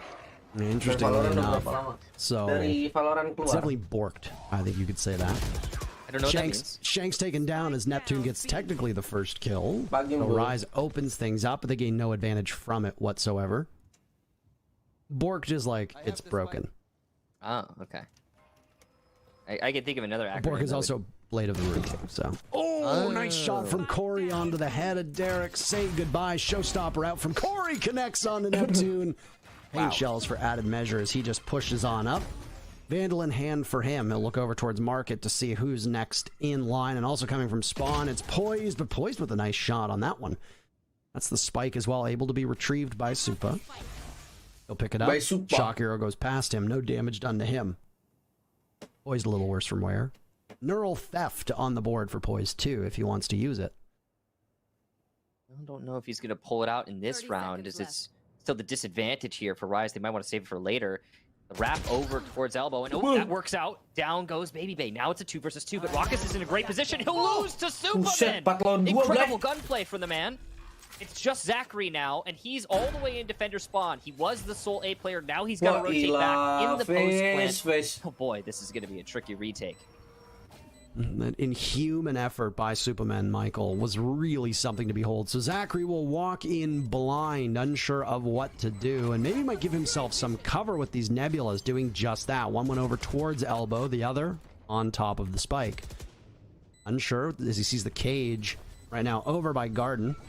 Spike continuing to tick away. He's going to get flashed, disoriented. They fire through the smoke as they hear it. They knew exactly what they were doing, and Superman and Poised working together so effectively cannot help FaZe's economy whatsoever. And with Rise taking the round, they're up 9-7. Wow, what great play there from Superman. He is really holding his team together right now and pushing them further and further into this lead. 2 isolated 1v1s again. Last time it was Poised who managed that in Showers. This time it's, you know, see, the thing is, partially it's on Superman, right, to get both of those 1v1s to go in his favor, and partially it's on FaZe to allow 2 players to be isolated into separate 1v1s when they hold a crossfire. They're in a position to work together, and they just don't. Unfortunate. No. Go underway with round 17. Superman sitting inside a market. Superman. Rise are so far back on this one as they creep up towards Garden. Poise takes down Zachary. That's caught out as he was trying to move from Showers towards Spawn. B take is in the works, by the way. Poised might be able to catch the Jet off guard, and just like that, Baby Bay is punished for it. Poised is just such a menace here. Looks the wrong way, narrowly missing out. Nice shot from Baby J, but he's going to be one of only 2 members of FaZe that can still hope to keep this round in his team's favor. Surge into the B site now for Rise. They have the control that they want. A pop flash goes up into hookah from Shanks as the spike gets planted by Derek, fully completed. And they'll back away. Superman watching the teleporter. There's the Sova trying for a dart, but no. And then immediately, Superman takes up space inside of that teleporter. Long range, Shanks makes Baby J play. And indeed, it looks like it was just the half. As so far on attack, Rise have just been utterly dominant. Indeed, Parker, this has been a really one-sided half so far for Rise. And again, this was the same thing in map number 1. The only difference is that in map number 1, Rise started on attack. So you got to see more of it. And that first half from FaZe, when they got to do their attack setups, gave, I think, them and their fans a lot of hope. And there's definitely space for recovery here for FaZe. Now, their economy's back. That last round was a pistol round. So they can buy up. They can start going for an actual win here. But Rise are playing so well together, FaZe has to directly confront that by, setting themselves up for more refrags and more team play. This aggressive play by Fountain might be just that. Well, some damage done to Derek. As FaZe looks to loop around off of this one near the spawn, but unfortunately, the barrel of the gun spotted a Neptune, able to take down Baby J. We've seen a couple times where FaZe have been a little bit too aggressive while they're playing defense, as if they were doing the opposite. In goes the Boombot, but it might not spot Corey, as he'll now look to swing out from the hookah door, looking over towards Market, but just like that, he has narrowly missed out on an opportunity to get poised. 3 members from Rise will now head towards the middle of the map. That was a 3-man push to Fountain for FaZe, and only Baby J committed fully, so when he got into that isolated fight, there's no re. Oh. Divide goes in, and Raucus will fire from behind it. Zach is watching the other angle. Raucus gets the kill on the Derek with that shock dart firing through this Cosmic Divide, but oh, it's an absolute calamity, a cluster if I've ever seen it. Leaving Superman and Shanks in a 2v4. Spike is down. Now Superman will need to work some magic. It's all on Shanks. Superman falls to Zachary, who's having a heck of a round. Not just good utility usage, but also great gunplay, too. Shanks needs to hurry. He's on it. No! He gets 1 kill. Baby Bay pops off it. They reach the halfway point, and the spike is theirs. FaZe take the round and keep Rise from edging closer to series point. That Cosmic Divide, as we so often see, actually backfires for Rise. It's not uncommon for that to happen. In fact, through these series that we've watched today, I think usually the Cosmic Divide actually favors the team that it was used against, strangely. Great use of it there for Zachary. He's able to pick up a 3K as his push through U-Haul is completely undaunted. So FaZe, they are still alive. They are still kicking here. 2 rounds behind just. And while they did win that round, they still have to deal with Rise's full util. The one advantage FaZe has squarely is take a look at those ultimates. Not going to be able to, you're not going to be able to argue with the results that all those ultimates could leverage. Yeah, the problem is you don't want to dump them all at once, and it's something that we have seen time and time again where teams will overcommit and use 2-3 ultimates just to secure a single round and end up costing themselves. Whereas 1 or 2 could be more than enough. It really depends on the way it gets used out. But 3 ultimates to win in what is ultimately a losing effort or a matchup that you are letting slip away might not be the worst. It's really contextual. So we'll see exactly what they want to do with it. And they could also, in future rounds, if needed, they do have knives on Baby Bay, so you expect that one to be saved. They might be able to keep... if you only need 4 guns, it's a lot easier for you to recover a round if your economy is suffering. So the knives are going to be good there. Now, starting off early here, get this Nebula just outside of Showers. That one's almost certainly from Zachary. And it's going to be the dog coming into Showers, trying to gather the information. And all they know is that Showers is clear, and there's someone on the other side. There'll be a trailblazer effort, and with that ulti orb picked up, all they do is expend a single cage from Poised, and with that, Shanks gets the Seekers active. It's the only ultimate they have. A kill from Derek, and Poised will allow them to have their ultimates up as well, Neural Theft or the Hunter's Wrath. So, that said, nobody's moving a muscle just yet. A lot of patience. Hunter's Fury. I always want to call it Hunter's Wrath for some reason. I don't know why. Yeah, you know what? I've wanted I've to done call that it so Hunter Wrath. often. I don't think I've done that, but I've like wanted to say it. I don't know why. They both make sense though. Yeah, I've always wanted to call point of contact. And there go out the Seekers. There goes the bang as well. The flashbang dropped out. Rockets tries to answer back. A kill on the Poised. Phases guns hitting their mark. Superman 1, Shanks another. U-Haul pushing on up. Shanks is better for 2 kills. He'll immediately pull out another Phantom, hopefully with some more bullets in it. Out go the Tremors in front of his very eyes. Spike Carrier killed, though. It'll need to be retrieved. It's Baby J in a 1v2. Rise to have very little time with to work. Baby J swings out to stop it. Derek shuts him down. Rise with their 11th round. What an absolute mess of a round, Parker. And you're talking about that investment earlier. That's exactly what we saw there. FaZe dumped a lot into that one. And, yeah, they didn't get it. That's unfortunate. Same for Rise, though. Heavy investment for both teams. I love the patience early on. And, yeah, look at that. Parker, they only have the knives now. And they're going to do exactly what I said they would do. I mean, this is predictable. They're going to say, they're going to give everybody else a gun. Baby Bay will bite the bullet and bring out the knives instead. And, you know, that's not too terrible. This is still technically a force buy, I'd say. But, yeah, I don't know. With Rise being on the precipice of match point, I would not want to be in FaZe's position right now. Oh, neither would I. And a nice flash over by Fountain will force a couple members of Rise to fall back. So Volt going out. Baby J takes down Poise. That's the opening pick that they needed. There's another gun on the ground if they want to give it to Baby Bay. Nice shot from Baby J. A follow-up more in the future for him. Baby Bay and Baby J. Goodness gracious. Ooh, Baby. Flawless round 4K. for FaZe. They needed that, and indeed, you're correct. A 4K from Baby J. Beautiful stuff. Yeah, I think you said it well, Parker. They really needed that, and they got it. Why is Poise isolated completely on this hookah entry, though? I get it. He's probably trying to lurk for an on and off angle or something, you know, try and catch somebody off guard. But come on, it's hookah entrance. You're not going to get anyone surprised that you're there. Usually you'd see somebody else in a position to refrag there for Poise, but not so. And no, we've seen that for Poise before. Again, reminder, that 2 isolated 1v1s that he won in showers that ended up winning Rise the round. You know, crazier things have happened. It just doesn't fall in Rise's way. And this time, after they lose a round, Rise's economy is pretty shattered. Yeah, they're in a rough spot right now, and 1 or 2 rounds would put us on an even matchup and make overtime exceedingly likely. This has been back and forth. Rise so strong to start off attack, but just in the first round, it took FaZe a couple rounds to find their footing. Now they're on a good spot. They're in a position to be able to capitalize off of this round in particular. It is a must-win for FaZe, especially when you look at the loadouts that are brought by Rise, as you touched upon.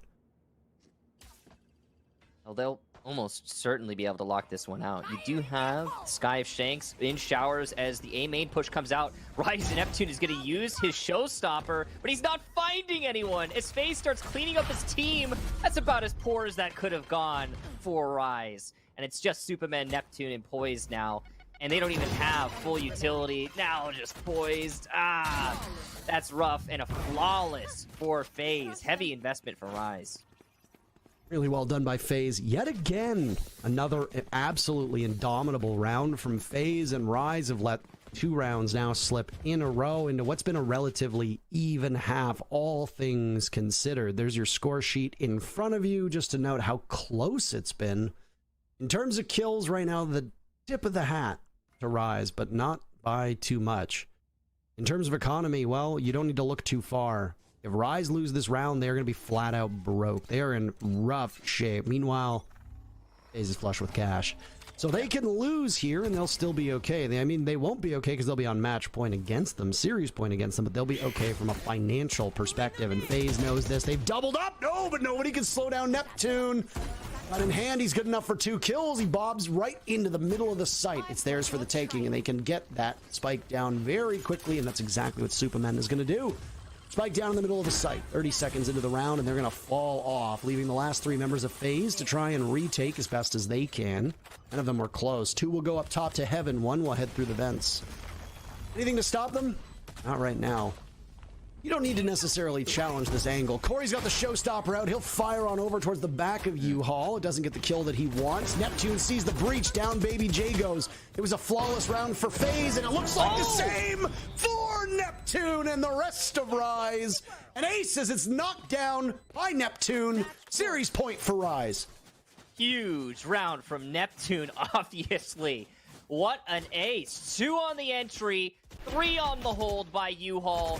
And let's see them once again in all their glory. The push through the nebula. So dangerous, but it works out for him. And he catches 2 defenders, rather, with their pants down. 12-10 now. Rise find themselves 1 away from taking a 2-0 series over FaZe. But they are not there yet. There's still economy for FaZe. This is not over. No, not quite. I mean, talk about a nail biter if you're a FaZe Clan fan. Baby Bay, you can't miss this. If Poised engages with you, you got to win that gunfight, and you do just that. That's the opening you need. That's the opening your team needs.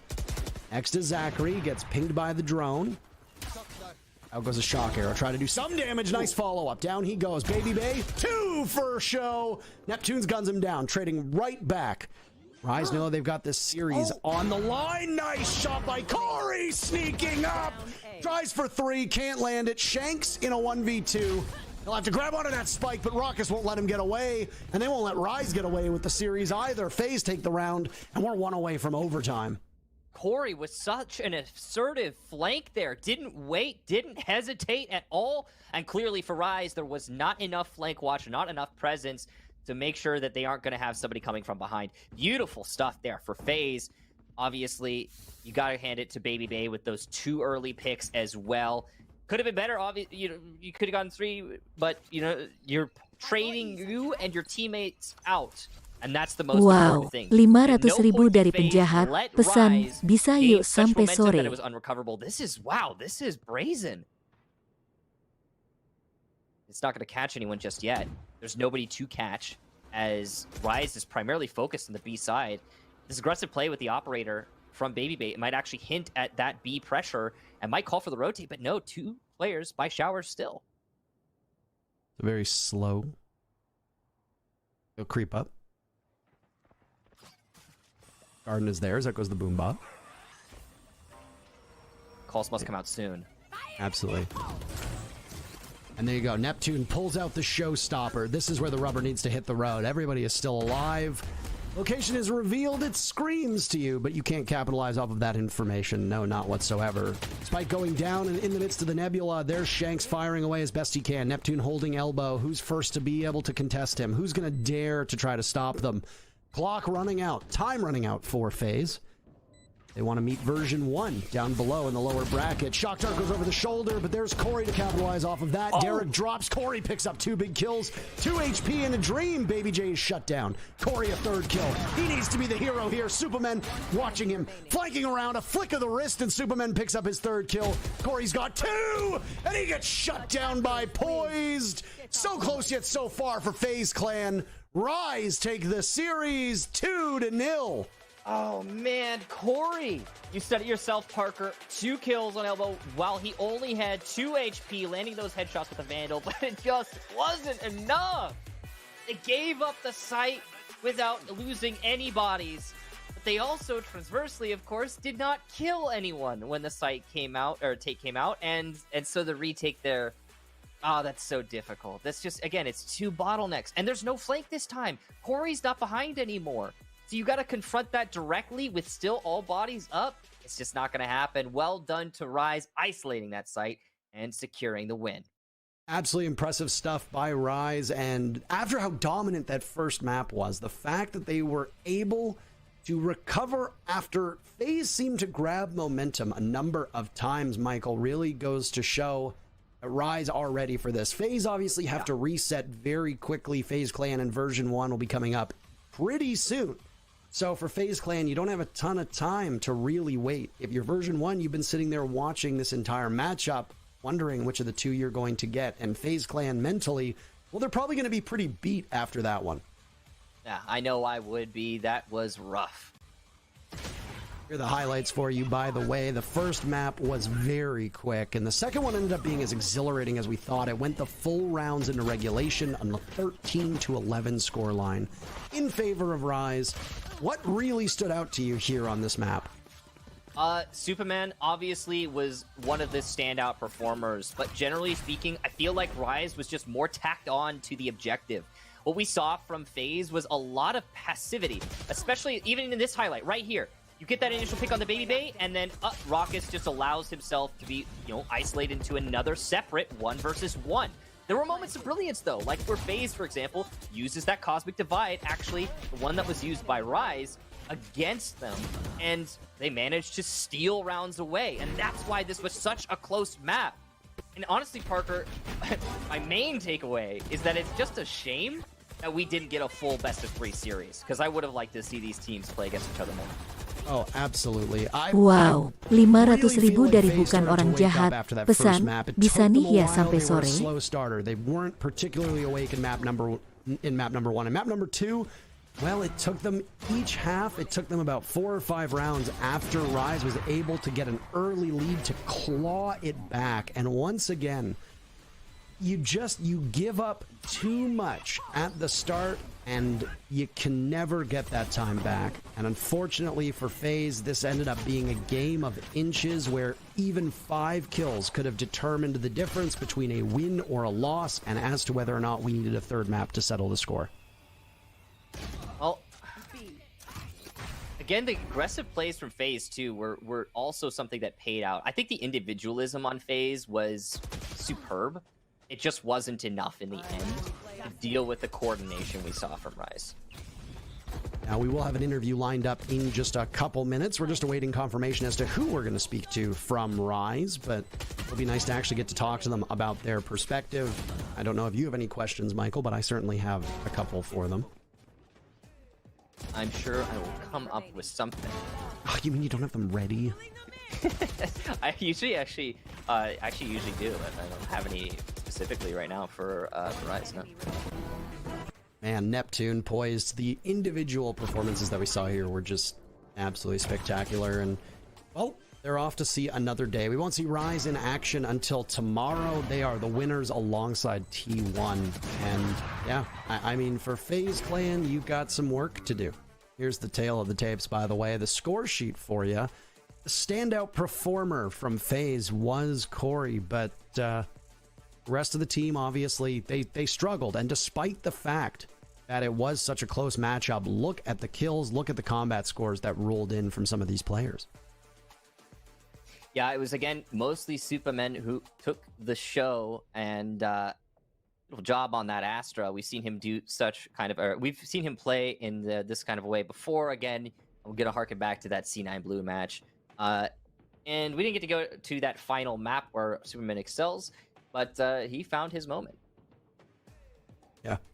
No kidding. And like we said, there was so much depth here. Superman did really well. We saw some great performances from every single player of Rise. And the person that we're going to be talking to today, by the way, is Shanks. So there you have it. When we get there. When we get there in just a moment or so.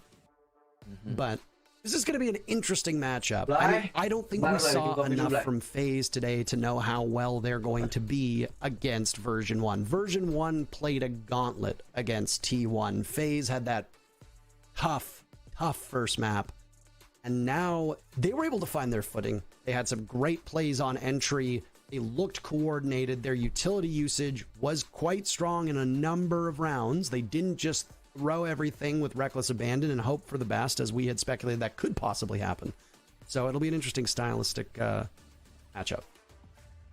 You can see the scores reflected here. Note that FaZe actually took the headshot percentage. Not entirely relevant, given that it's all about the win in the end. But also note the damage and how close they are. Only 1K off as a whole. Rise focusing on those frag wins, FaZe on the objective wins. It really does display how close this match is.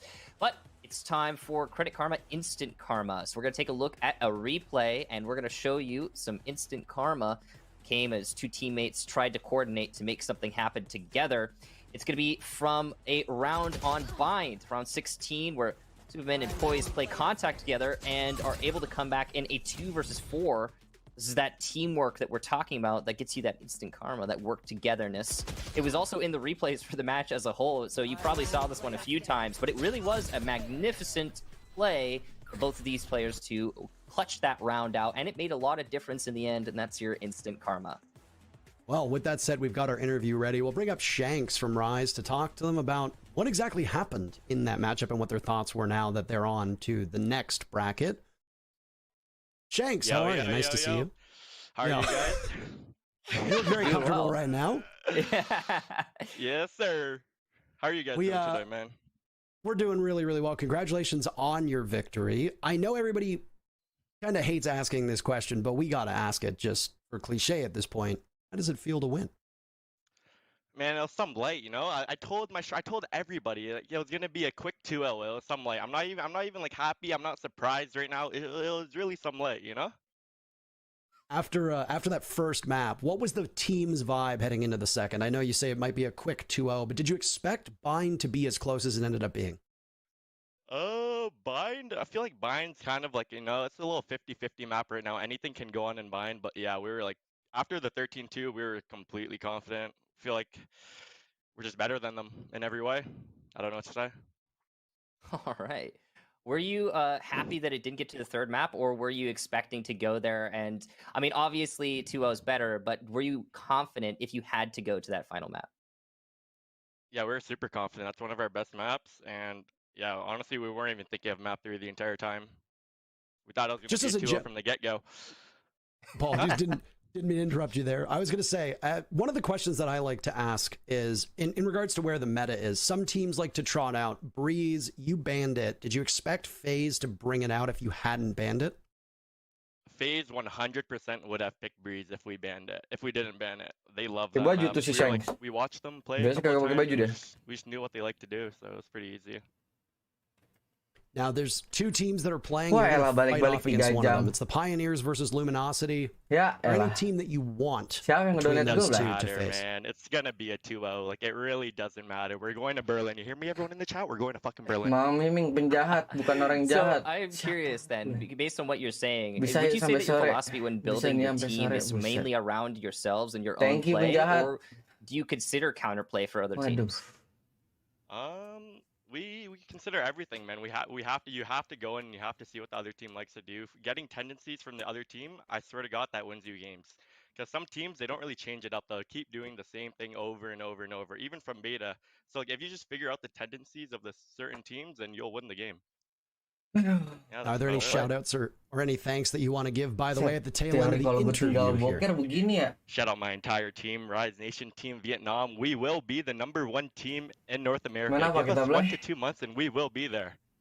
You feel me, chat? All right, the thank you guys confidence. so much, man. Thanks, Shanks. Take care. Have a good Bye. night. Well, that's they will Wow. go to Berlin. You hear that? Yeah, So, he's it- sure. Yeah, no, he's absolutely confident, unbridled confidence. And right now going on the other stream is the Kansas City Pioneers versus Luminosity. The winner of that match will play Rise Nation. So they don't seem to care. They think it's going to be a 2-0 no matter who it is. And that level of confidence obviously can work Follow for you. dulu But ya. I also feel like it's a double-edged sword. You get a little bit too overconfident and it might end up hurting you when you go into the match. Muhammad Akil udah subscribe. Thank you bro, udah subscribe.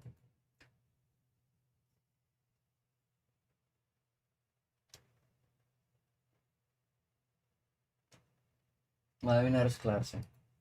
Sore sih. Sore udah harus kelar lah.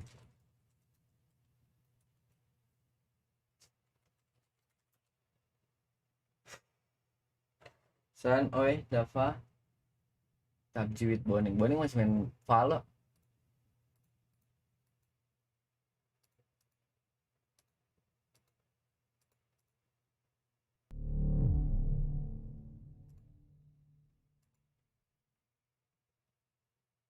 RE apa RE? Resident Evil. Nggak punya gue game-nya.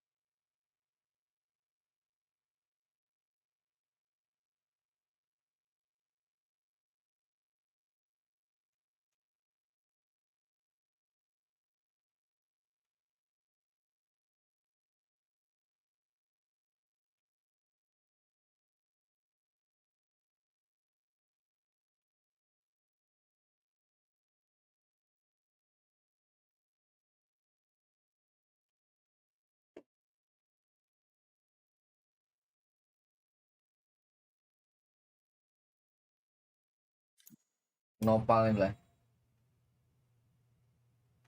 Gua ajakin Nopal.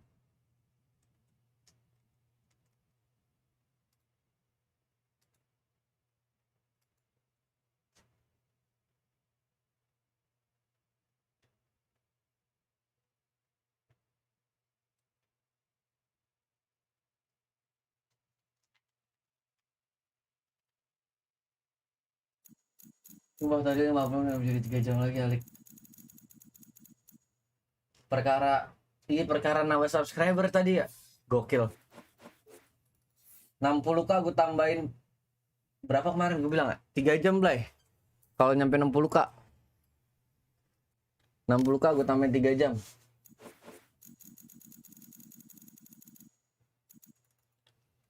Gue ini dulu ya, restream dulu bentar ya Blay.